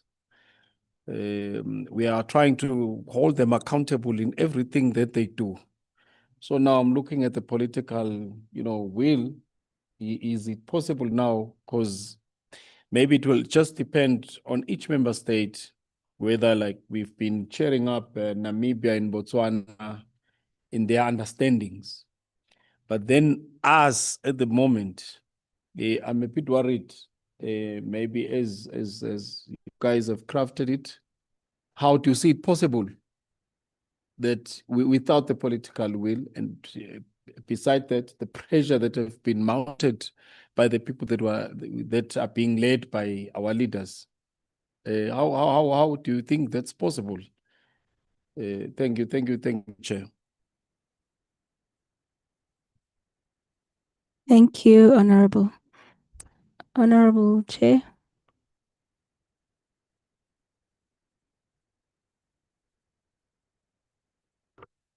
Obrigada, moderadora, nossa secretária da comissão. Eu também considero que este protocolo é dos mais importantes. Vou um bocado na linha do colega da Namíbia em relação às fronteiras, não no espírito como ela apresentou, mas todos nós sabemos que as fronteiras que existem agora são fronteiras que nos foram impostas a partir da Conferência de Berlim. E isso feriu até certo ponto algumas famílias algumas ficaram de um lado e outras ficaram do outro lado. Nós temos esse problema na fronteira com a Namíbia, temos esse problema na fronteira com a RDC, aquilo, parte da Angola e parte da RDC pertencia ao Reino do Congo. Temos esse problema com a Zâmbia, portanto, no leste de Angola, onde há famílias que ficaram divididas. Eu tenho pessoas, amigas no Cunene, que têm familiares diretos do outro lado da fronteira. Irmão da mãe, não é parente afastado, irmão da mãe, que na nossa tradição é pai também, não é mãe. Até na minha língua materna, quando é irmão, diz-se que é a mãe que não tem seios, que não dá de mamar, mas é irmão da mãe, portanto é também uma mãe, considerado uma mãe. Então, e encontramos isso no sul, no norte, no leste, só não encontramos a este porque a fronteira é o mar. Então, me parece que nós temos que ter alguma sensibilidade. Nós estamos, neste momento, a gerir uma situação com a Namíbia. Nos anos, como sabem, a Namíbia tem mais problemas de seca do que Angola. Há 300 famílias namibianas que se instalaram, foram se instalando aos poucos em território angolano. E quando chegou o momento, quando se descobriu que já estavam lá com gado, vieram com tudo, com gado e começaram a fazer plantações. Quando se decidiu não tem que sair, aquilo, quer dizer, apelou-se a tudo. Não, são famílias, têm famílias aqui no Cunene, vieram por isso. Então, eu acho que nós devemos ter alguma sensibilidade quando nós abordamos a questão das nossas fronteiras, a questão das famílias que nós temos nas nossas fronteiras. Tem que haver alguma sensibilidade, porque senão vamos criar outros problemas. Porque eu não vou querer o meu familiar que está do outro lado da fronteira a passar mal só porque está do outro lado da fronteira, onde têm relações consanguíneas. Isso não acontece em África. Isso não acontece. Então temos que ter alguma sensibilidade. Eu acho que existe esse protocolo, ok? Vamos trabalhar no sentido de todos os países ratificarem o protocolo, mas existem relações bilaterais. E esse exemplo que eu dei da Namíbia, com Angola, dos namibianos que entraram, há angolanos que também estão na Namíbia.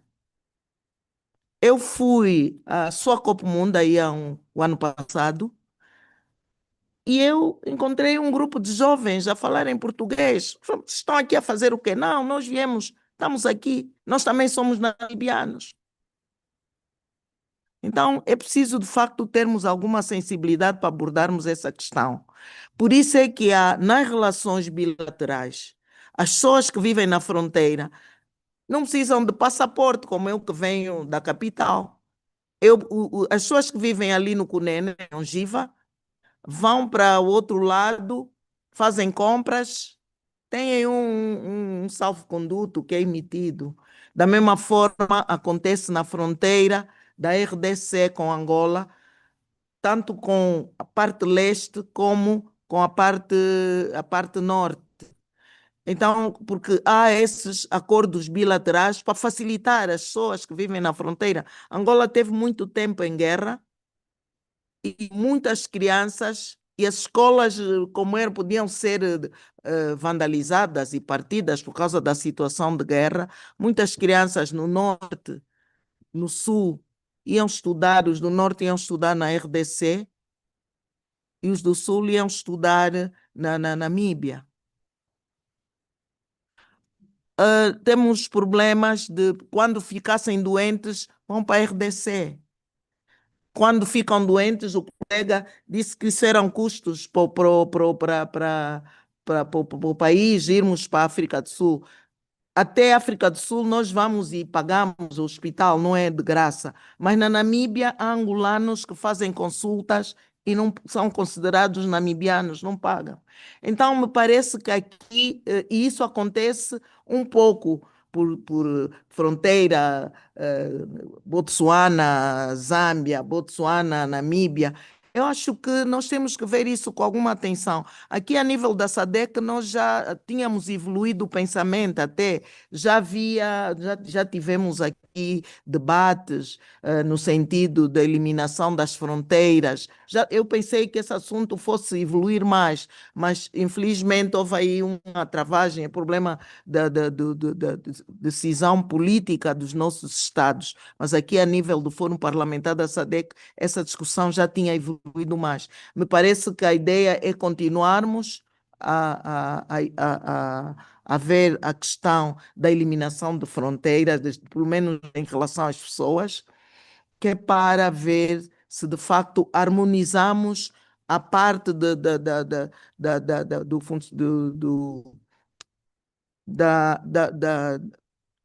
dos acordos de facilitação de pessoas, já que o acordo, a facilitação de bens é outra conversa. Vimos já nos acordos de comercial e no acordo industrial, mas a questão das pessoas, eu acho que temos que ver com maior sensibilidade, sobretudo naqueles países que fazem fronteira.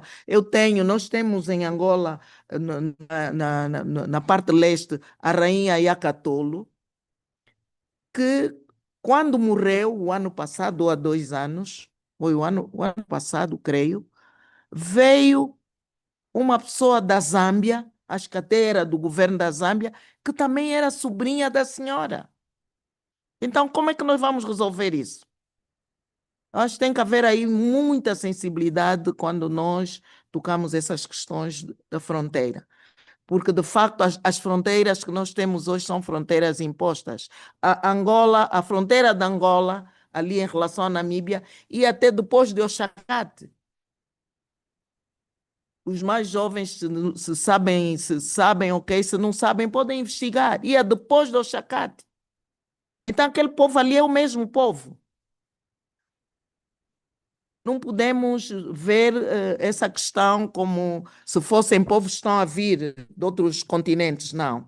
Nós temos que ter mais sensibilidade, sobretudo aqui no que toca à África subsaariana. Portanto, era isso que eu gostaria de ver. O que devemos fazer, eu acho, em relação a esse protocolo, os nossos países que ainda não ratificaram, nós fazemos alguma advocacia e alguma pressão no sentido de saber exatamente por que não retificaram, eliminar as barreiras que há para a não retificação e ver se de facto ratificam, porque me parece que este é um acordo muito importante que também vai facilitar o comércio dessas pessoas que circulam do lado, e isso vai trazer benefícios porque vai ser uma coisa oficial, porque o que está a acontecer agora não é correto. As pessoas entram, vão, fazem negócio, aquele negócio, nós lá em Angola chamamos negócio da candonga, né?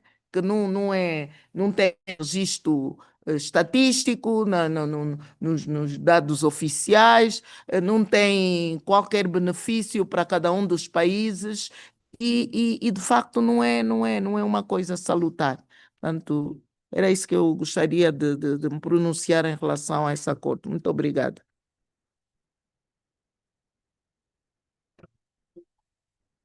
Thank you, Honorable Chair, for your submission.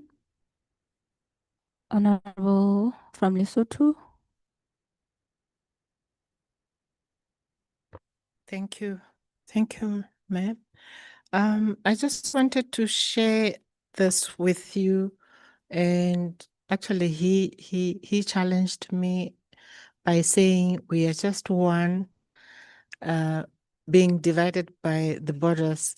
This is what is happening in my country, in Lesotho. I come from the southern part of Lesotho, and very close to our home, there is a border. We have to cross the Teller Bridge before you get into Stexpruit. But that border actually exists by name. Why? Because before you cross that border, you go up the mountains. And then in those mountains, there's one clinic. It's one clinic. You get there. This, honorable members, you can verify. There's free movement of people. And people from South Africa access the health services at that clinic. They even get chronic medication, which is quite expensive.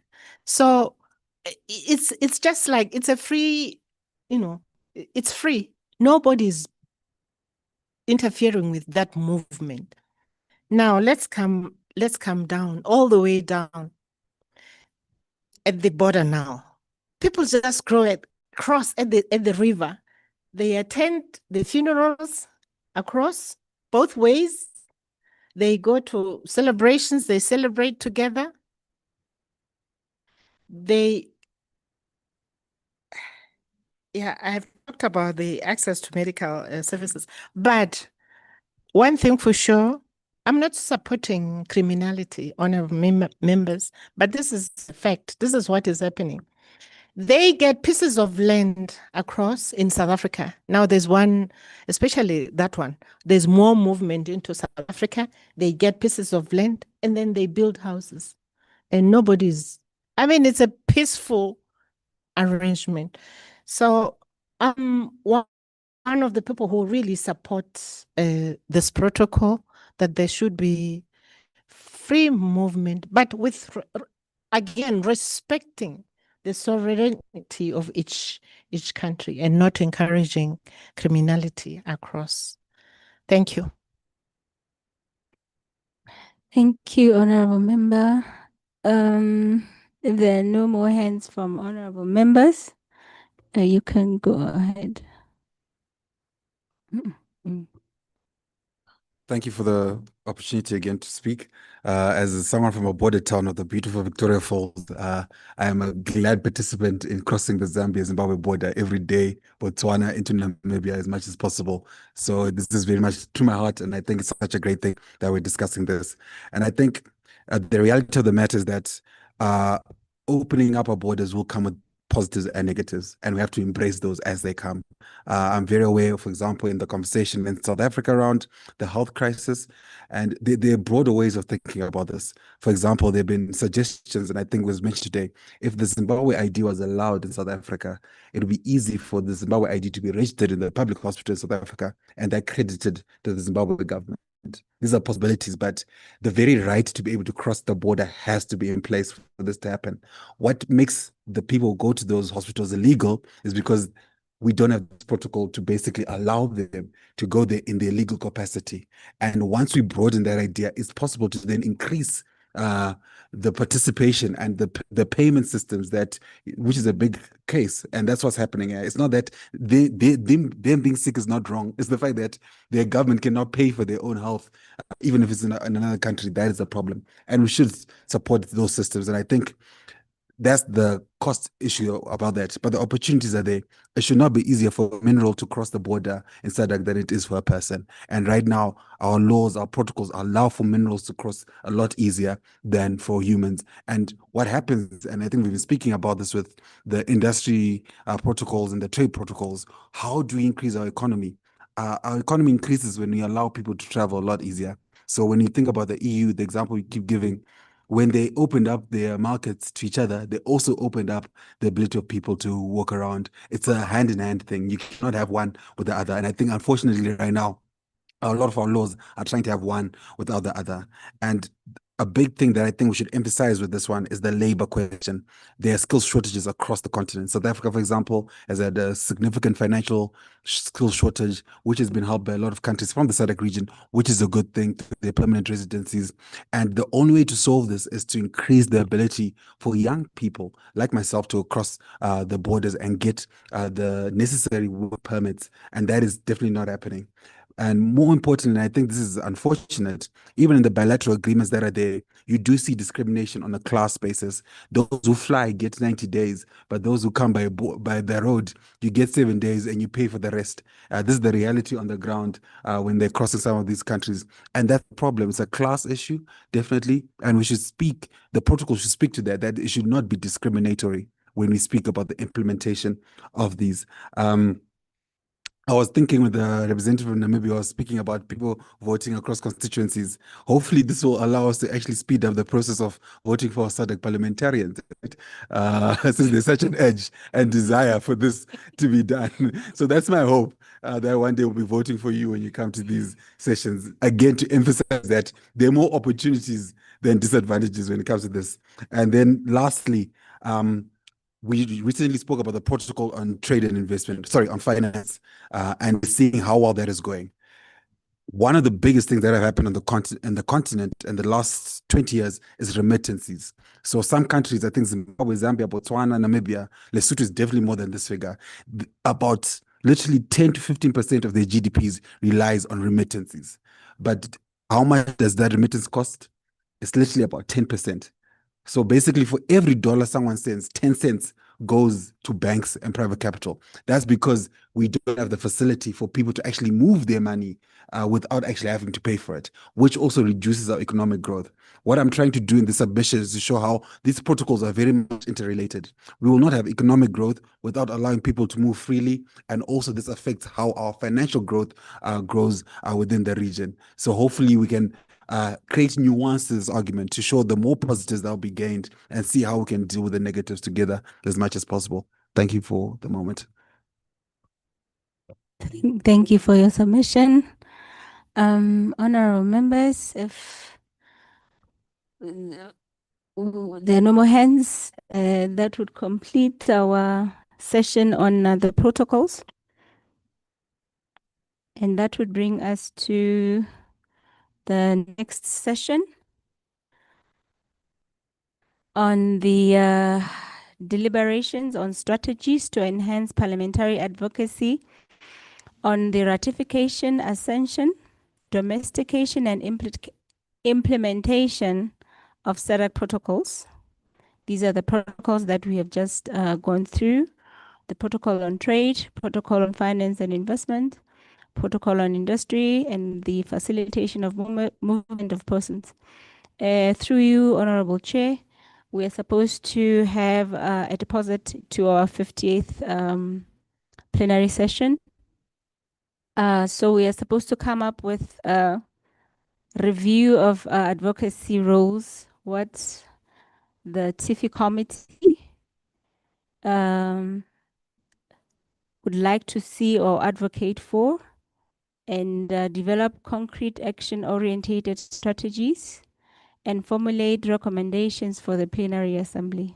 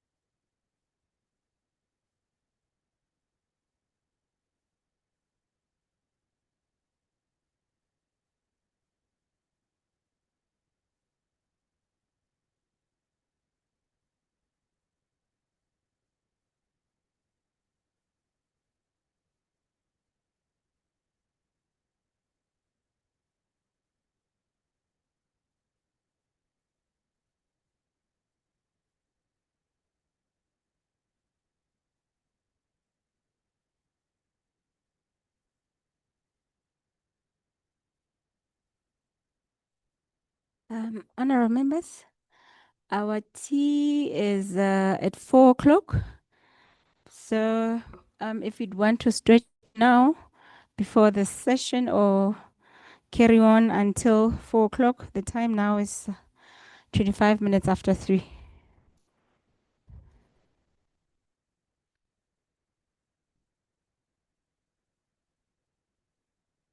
Five minutes break.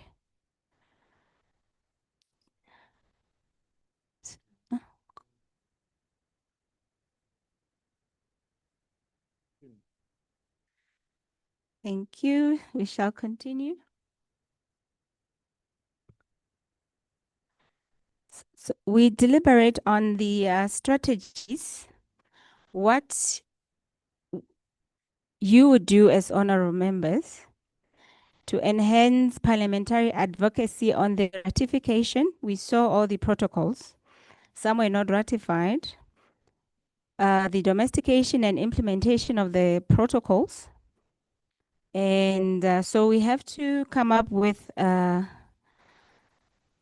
advocacy roles for MPs. What would we do to advocate for the domestication and implementation of the SADC protocols?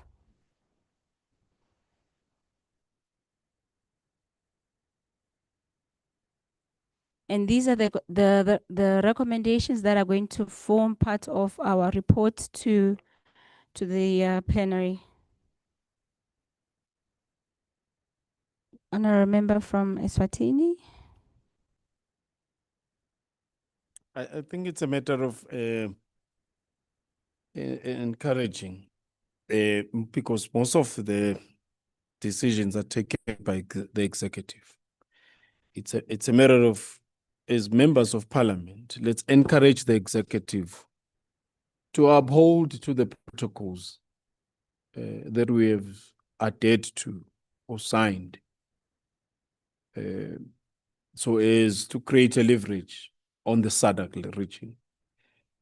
And upon that, since we'll be going to the plenary, one would maybe lament just on that to say, let's talk to our leaders, because it's to some extent, some of the decisions, they lie universally on the hierarchy that sometimes we are not part of between the member states.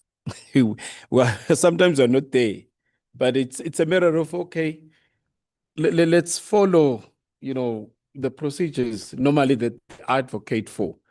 So if you want to be members of SADC, let's just sign the protocols and rectify them, because it may be part of my side. I know we haven't rectified some of the treaties.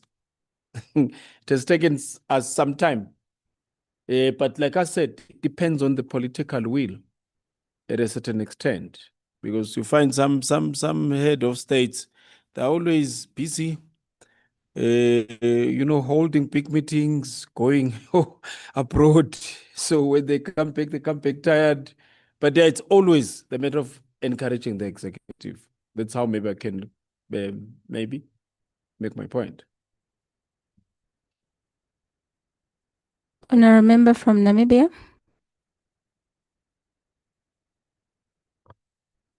Thank you so much. Back at home, I'm quite a big advocate, and I sit on a bench disappointed when, as a member of parliament that is new, I come across to documents that were signed years back, but implementation keeps being dragged next to the next financial year, next to the next 5-year term, and so forth. So to date, I speak highly on correction of implementation to be put in line, and of course to be put in action.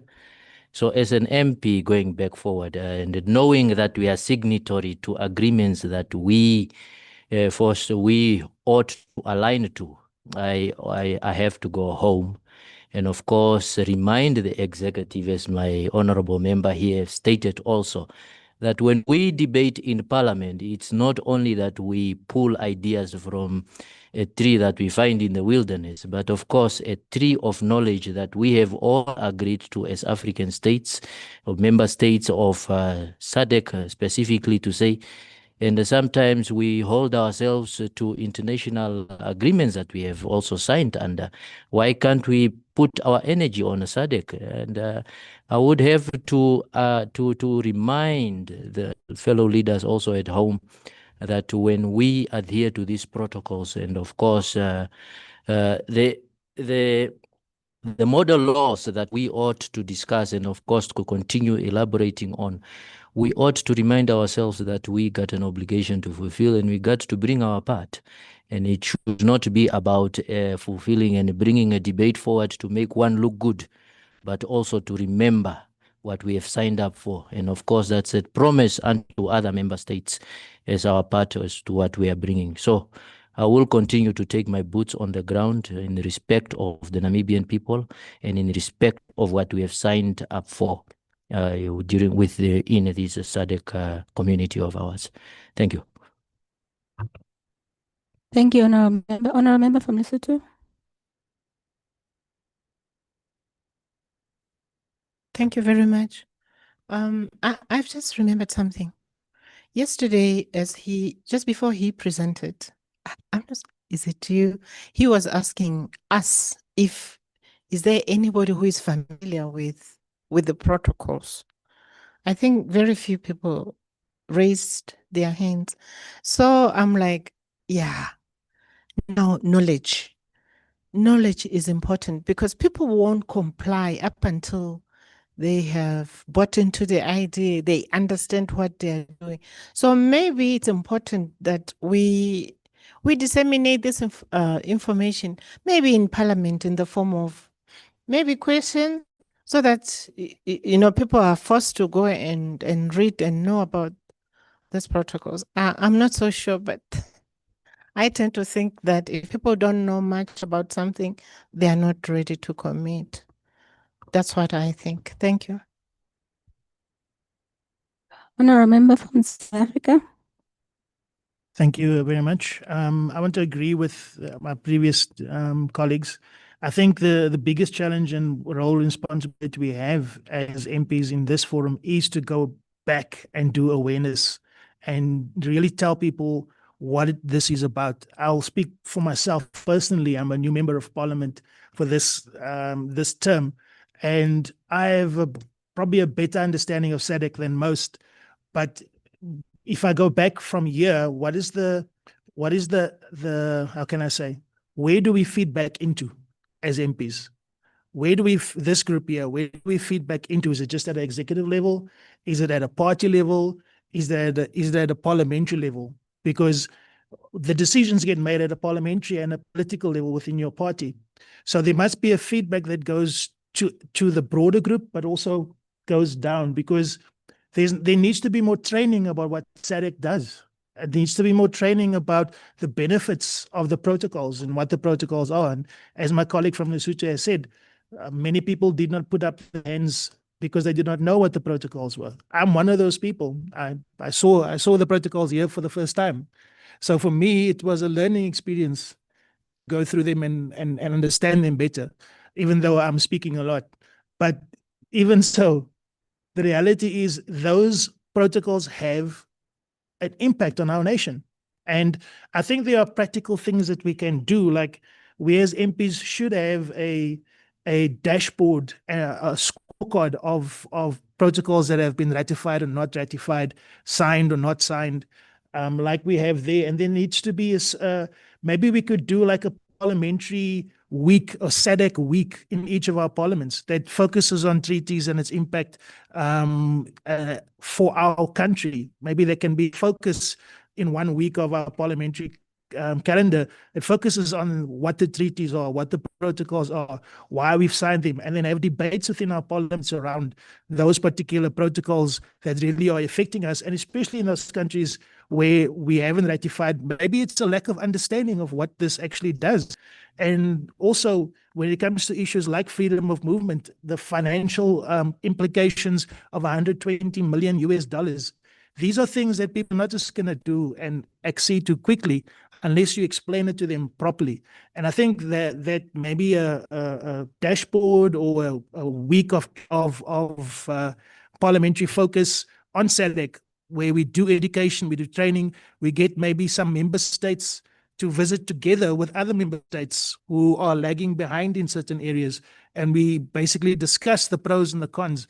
Neighbors who are affected by these movements of peoples, movements of goods, should be sitting and talking together. I should be speaking to my member from Lesotho because she's surrounded by us, in a certain way.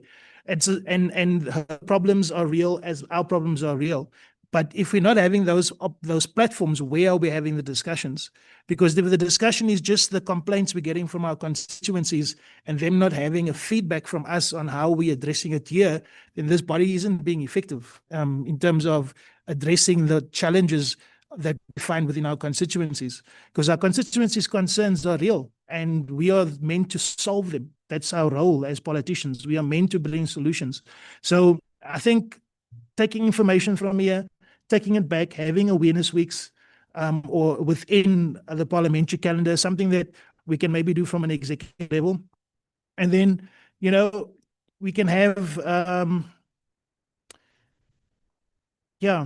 think we can also do, I think the major thing that I think that also needs to be done, I'm not sure if SADC has done it, maybe somebody can give me guidance, but we can also look at the cost-benefit analysis of the protocols. What is the cost-benefit analysis of each of those protocols? So we can show people that there's a benefit to this and that there's a real-world impact if we follow this, that this is where you're going to end.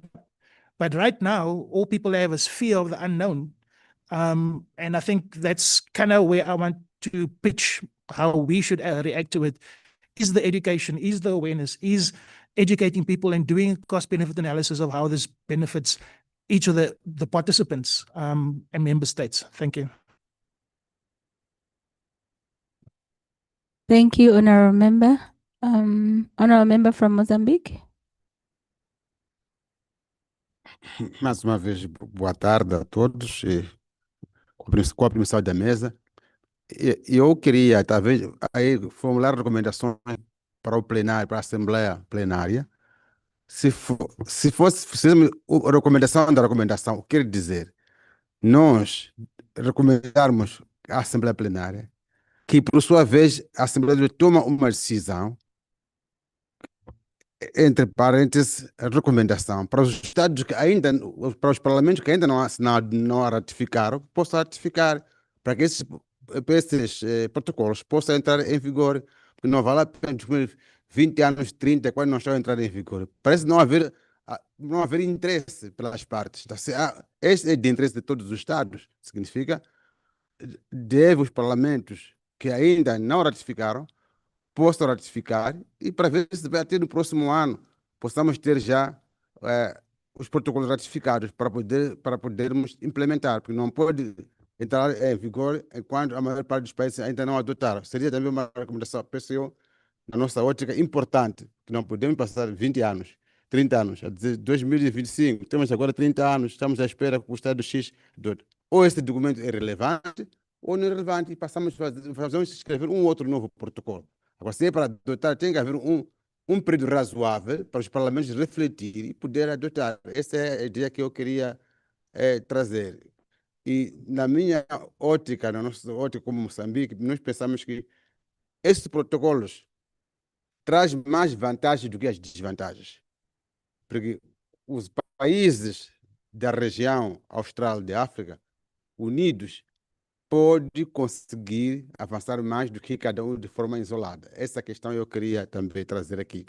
Claro, é evidente que teremos aqui também desvantagens. E uma das desvantagens pode ser resolvida nos outros protocolos. Todos nós aqui na região, quando pensamos em emprego, pensamos de na África do Sul. Mas se nós tivermos uma política clara do emprego, podemos desenvolver nos nossos países outros projetos que vão impedir que a maioria não pense que emprego só é na África do Sul. Tudo isso vai depender da adoção desses protocolos e da forma como os governos vão poder implementar. Excelência, é isso que eu queria contribuir e muito obrigado. Thank you, Honourable.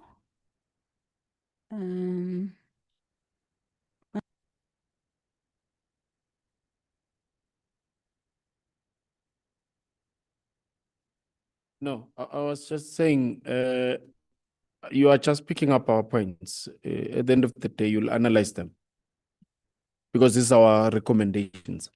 These are your recommendations that have to go to plenary.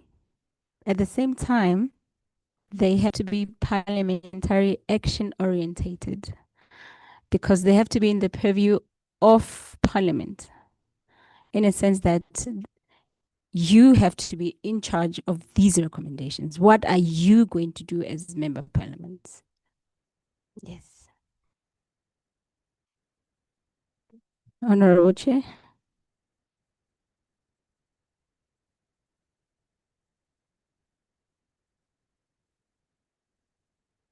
Obrigada, mecenato.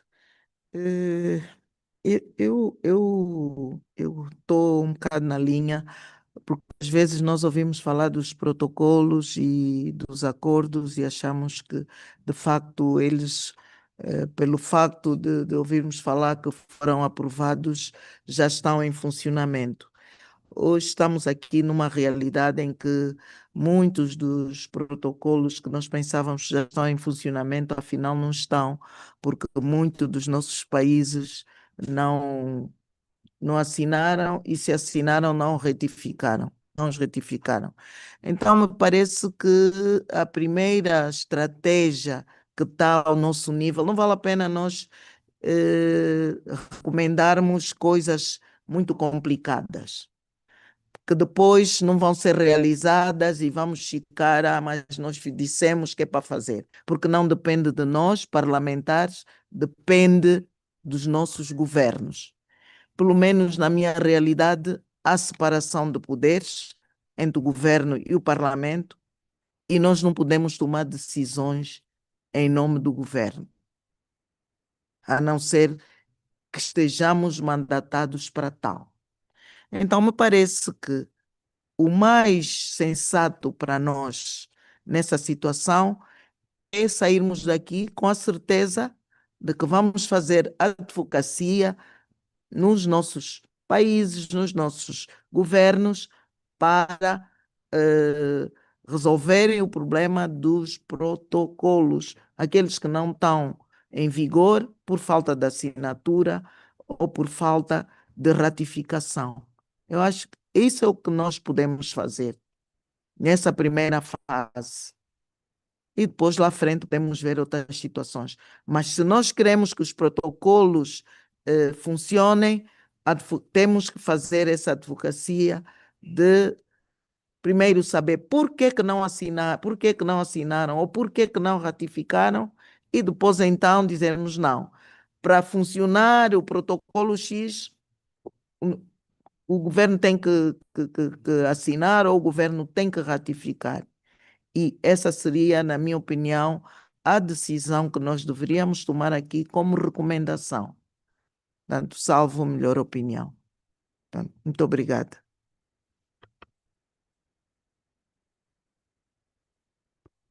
Thank you, Honorable Chair.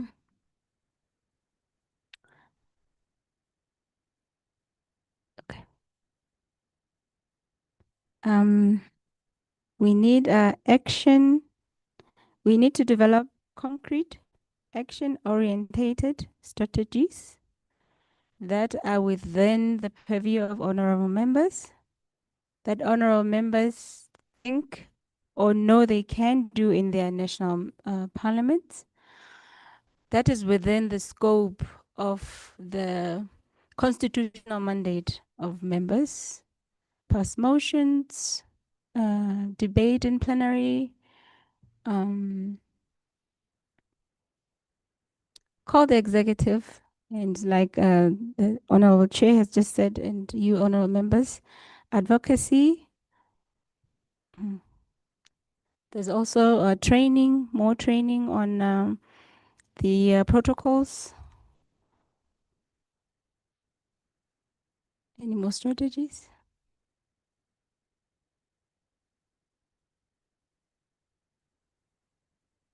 Motions? Só ponto de ordem. Eu penso que a formação no domínio de protocolos e de acordos pode ser uma tarefa dos nossos parlamentos. Isso é uma formação que nós devemos ter como parlamentares, porque nós vamos aprovar acordos, vamos aprovar protocolos. Então, para fazermos isso, nós temos que saber o que é isso. Então, isso é tarefa dos nossos parlamentos, não pode ser tarefa da SADC, do Fórum Parlamentar da SADC. Portanto, era essa a minha posição. Obrigada. Thank you, Honorable Chair. Honorable Member from Mozambique. Bom, eu não quero distanciar com a posição da minha presidente desta sessão, desta comissão, mas eu penso que os parlamentos podem ter dificuldade de não estar muito interessados em realizar essas formações. Se o Fórum da SADC ter condições para o fazer, seria bom que o façam. Então, se não tiver condições, não há nenhum problema, mas se houver condições, seria bom que seja o fórum organizado, de maneira que nós organizamos esses temas aqui. Porque mesmo pode chegar lá e introduzir no parlamento, a maior parte dos deputados não está interessados em discutir, por exemplo, protocolo sobre o comércio, protocolo sobre a indústria, eles têm de outras áreas. Se há uma instituição que nós somos membros ativos que possa proporcionar esta formação, para mim, como Moçambique, seria bem-vindo.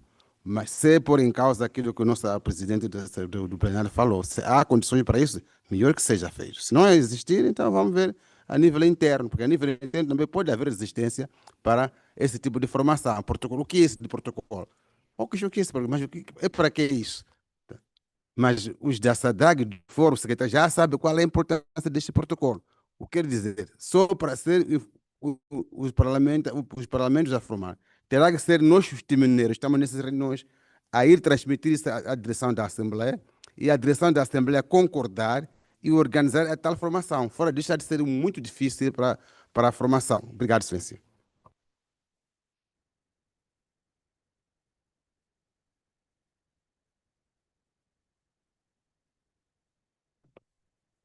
Thank you, Honorable Chair. Não, colega de Moçambique, eu estou aqui a ver como é que eu, como deputado, vou fazer no meu país se me aparecer um protocolo para nós aprovarmos. Então, quer dizer que essa formação de base, isso é o que eu quero frisar, essa formação de base, temos que trazer lá dos nossos parlamentos. Porque uma coisa é eu saber o que eu fiquei a saber hoje, que Angola não retificou o acordo A, B, C e D. E outra coisa é eu esperar que a SADC me dê a formação do que é um protocolo, do que é um acordo. Está a ver? Portanto, isso é uma formação de base que nós devemos trazer de lá. Eu, quando cheguei no meu parlamento, também não sabia. E a primeira vez que nos deram apareceu um acordo que tinha que assinar, até fazia confusão de acordo e protocolo, fazia confusão, achava que era tudo a mesma coisa, não é? Então, é por isso que eu estou a dizer, essa formação de base tem que vir dos nossos parlamentos. E o que nós precisamos de facto saber é se o meu país assinou ou retificou este ou aquele acordo. Aqui, a nível da SADC, essa formação que nós estamos a ter agora aqui. Agora, é de facto importante que nós tenhamos. Não, eu não quero, o colega é novo, mas já esteve na sessão de Vitória Falls e já viu as finanças da SADC como é que são. Então, eu não quero tomarmos aqui uma decisão que vai sobrecarregar, que vai fazer pressão sobre as finanças do Fórum Parlamentar da SADC. Por isso é que eu estou a dizer, essa formação é uma formação que nós, eu acho, minha opinião muito sincera, que nós devemos trazer dos nossos países. E aqui nós estamos a ter o conhecimento qual dos nossos países assinou, qual dos nossos países não assinou. Isso sim é a nossa advocacia que nós vamos fazer junto dos nossos países. Era isso que eu queria rebater. Obrigada. Thank you, Honorable Chair.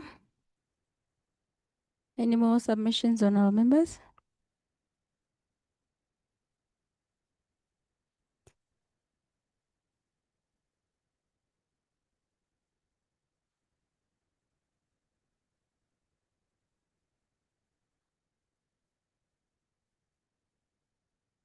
Oh. Honorable member from Mozambique? Com a permissão, eu apoio as palavras da minha presidente do fórum, mas o problema aqui, que o fundamento último que trouxe é falta de dinheiro, mas esse fundamento, eu na minha, como legislador, quando eu legislo, não olho no dinheiro, se o dinheiro se resolve em outros níveis. O que eu quero é que aquele plano que a gente tem seja efetivado. Então, alguém vai prever, se tem, por isso até eu disse no princípio, se fosse presidente, com a sua permissão, com a devida vênia, que se houver condições, eu disse se houver condições, só que no fim, a nossa presidente disse que não, as finanças do fórum são diminutas, não existe fundo suficiente para o efeito. Agora, esta versão, aqui estamos a dizer se pode ou não formar, essa é a questão de fundo. Onde buscar dinheiro? Então, se não existir, também não pode avançar sem dinheiro. Mas, às vezes, até pode existir outras linhas, outros tipos de apoio que pode permitir a formação. Não só a SADC pode formar o parlamento em Angola e outros sítios por outras vias, mandando um técnico estar a participar, mas será uma questão organizada pela SADC, havendo essa possibilidade. Mas como aqui a questão fundamental é de não há dinheiro, eu percebo e vou apoiar a posição da minha presidente desta comissão, e isso não há nenhum problema, mas eu queria isso trazer como uma questão geral, para as pessoas poderem aproveitar um pouco mais. Porque eu sei que estou suficientemente preparado para para ler esses acordos e perceber. Não tinha dificuldade para ver, mas estou do ponto de vista geral, que esses acordos precisam as pessoas formar, perceber, e depois, quando alguém estiver a falar sobre o acordo do protocolo sobre as finanças, fale com propriedade. Falar acordo sobre a industrialização, também fale com propriedade. Tudo pode ser dado com propriedade. E isso precisa de uma formação. Pode ser de um dia, até pode ser via. Aqui, há 2 dias falamos, ontem falamos, dia 5 e dia 12 haverá formação via online. Pode ser esse problema de formação. E talvez os custos podem ser mais reduzidos, não sei. Essa é a proposta que eu queria trazer, mas para não alongar, eu concordo com a minha presidente da comissão e podemos avançar assim, Excelência. Obrigado. Em todo caso, nós estamos aqui, a moderadora pode informar, a secretária-geral está aqui, o staff sênior da SADC está aqui, do Fórum Parlamentar da SADC está aqui, pode informar, a moderadora pode informar dessa sua opinião e amanhã sermos informados se a SADC está em condições de organizar um curso desses, que é para evitar termos aqui, estarmos a avançar com muito diálogo. Obrigada.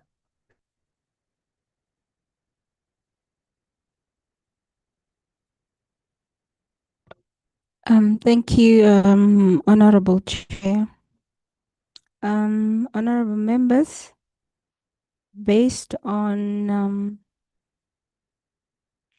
the constitutional mandate, are there no more submissions on anything honorable members can do to see that we domesticate and ratify the protocols for our submissions to plenary? Action-oriented strategies.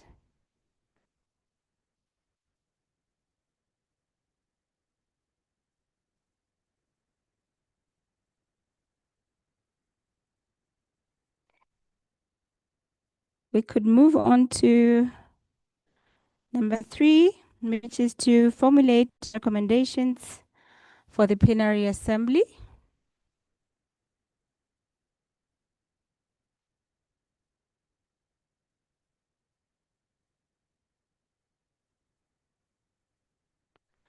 based on the protocols that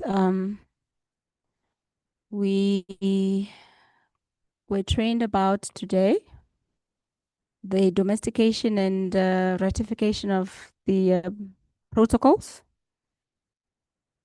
what recommendations do we have for the plenary assembly?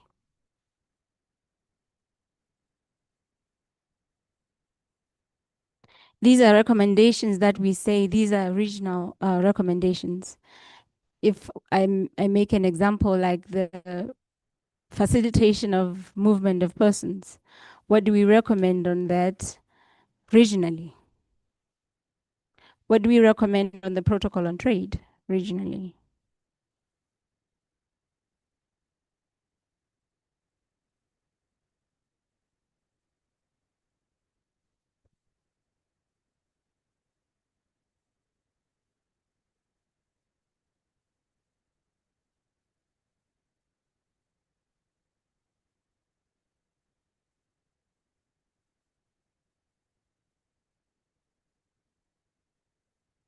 Honorable Member for Mangola?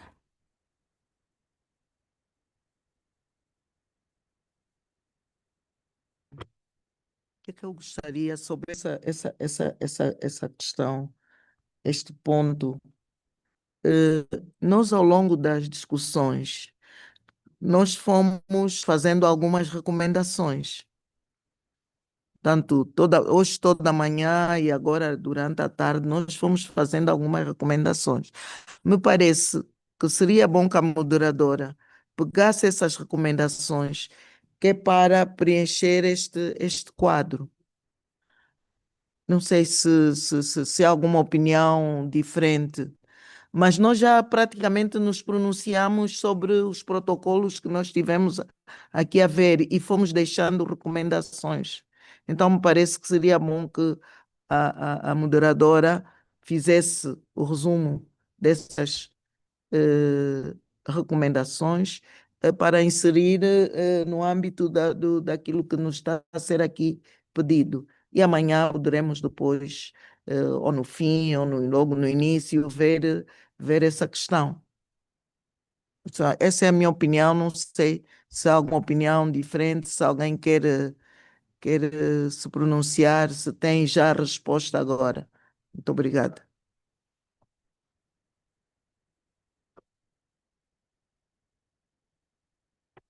Thank you, Honorable Chair, for the submission. There were a lot of recommendations on the discussions along. Thank you. From South Africa. Thank you very much, Honorable Chair. No, I like the Honorable Chair's input, but I do think that there was quite a significant amount of deliberations that we had here. A lot of recommendations were made. Is it possible to have those, written out and then have a look at what was presented or decided by the committee, if there's similarities and how we can streamline it so that it works?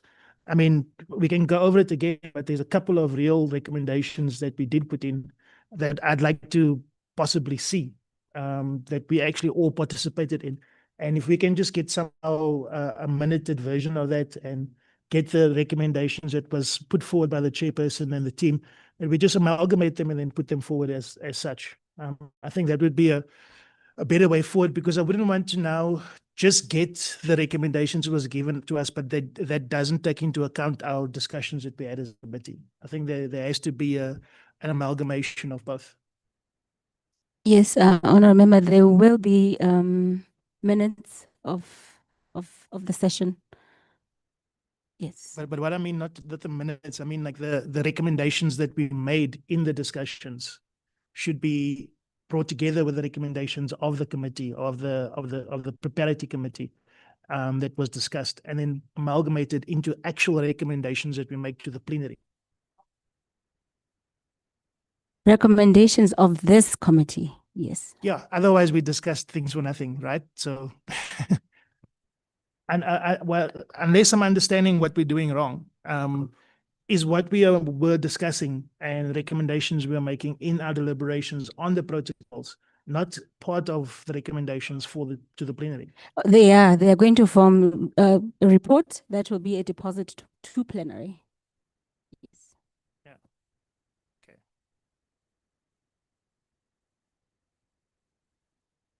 Oh, thank you, Honorable Chair. Só para ajudar, o que a moderadora e a secretária da nossa comissão já disse, todas as reuniões que nós fazemos da comissão, nós produzimos uma ata. E depois, para a reunião plenária, é produzido um relatório com base naquilo que nós temos na ata. E é aí onde nós fazemos as recomendações. Bom, isso é uma coisa diferente, mas nós estamos a dizer, aqui a nosso nível, nessa reunião, nós precisamos saber ter um extrato das recomendações e deliberações que nós tivemos hoje ao longo do dia. Uma coisa simples, que é para amanhã nós vermos e poder então fazer constar no relatório que vai ser presente à plenária, a 58ª plenária do Fórum Parlamentar da SADC. Me parece que é essa a ideia, né? Pronto, obrigado. Thank you, Honorable Chair. I will put together the recommendations.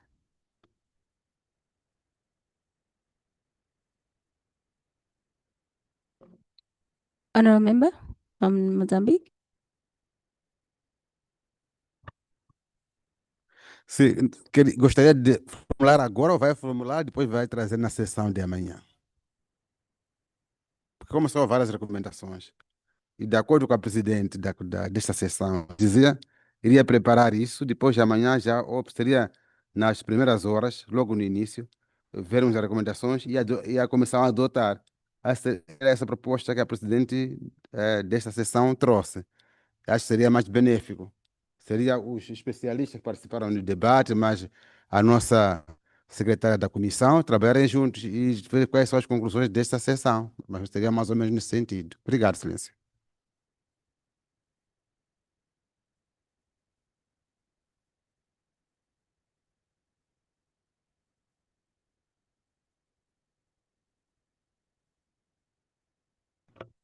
Thank you, Honorable Member. There were deliberations that were captured.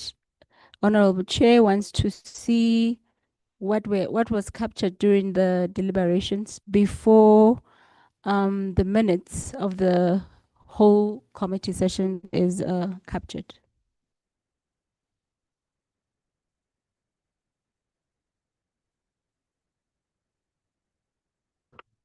É este o raciocínio, senhor deputado.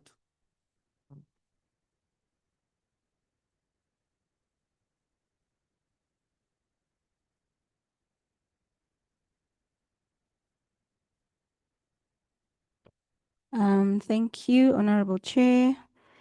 I think the time now is 4 o'clock. We can head out to tea.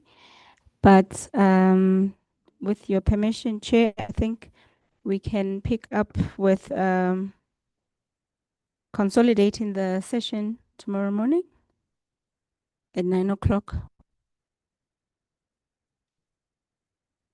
It's just to consolidate the session, and then we have resource persons tomorrow.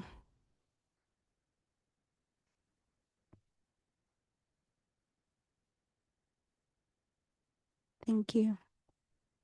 Thank you, Honorable.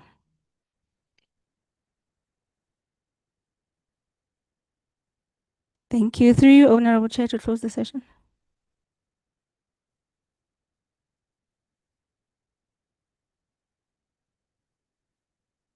Muito obrigada, senhora moderadora.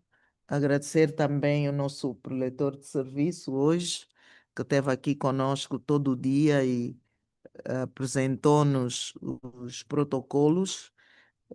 Eu agradeço a todos os colegas pelo empenho, pelo desempenho hoje, pela participação, pela discussão ativa que tiveram dos problemas, das matérias que nós tivemos aqui a debater e acredito que tivemos discussões muito exaustivas e conseguimos, de facto, ter resultados muito positivos em relação àquilo que nós tivemos a ver aqui hoje. Portanto, sem mais delongas, sei que estão cansados. Vamos então terminar os serviços, mas antes gostaria de dar as boas-vindas à nossa secretária-geral, que chegou agora. Portanto, no momento em que nós já estamos a terminar, é uma pena, mas quero garantir, senhora secretária-geral, nós hoje fizemos um trabalho muito produtivo e conseguimos, de facto, entender melhor quais são os problemas que têm os protocolos e acordos, ou os acordos e um protocolo dos nossos países, porque é que apesar de terem sido aprovados, eles não estão a ser, não estão em funcionamento, e ficamos a saber os países que não assinaram, os países que assinaram, mas não retificaram, e, portanto, à volta disso fizemos a discussão e apresentamos algumas recomendações que ficamos de ver amanhã de manhã, fazer uma espécie de resumo das recomendações e deliberações que nós tivemos para depois então avançarmos para os outros temas. Muito obrigada, até amanhã a todos. Desejo uma boa noite e um bom descanso. E espero que amanhã voltem aqui com o mesmo vigor e a mesma força para continuarmos a discutir os outros temas que ainda temos na nossa proposta de agenda. Muito obrigada a todos.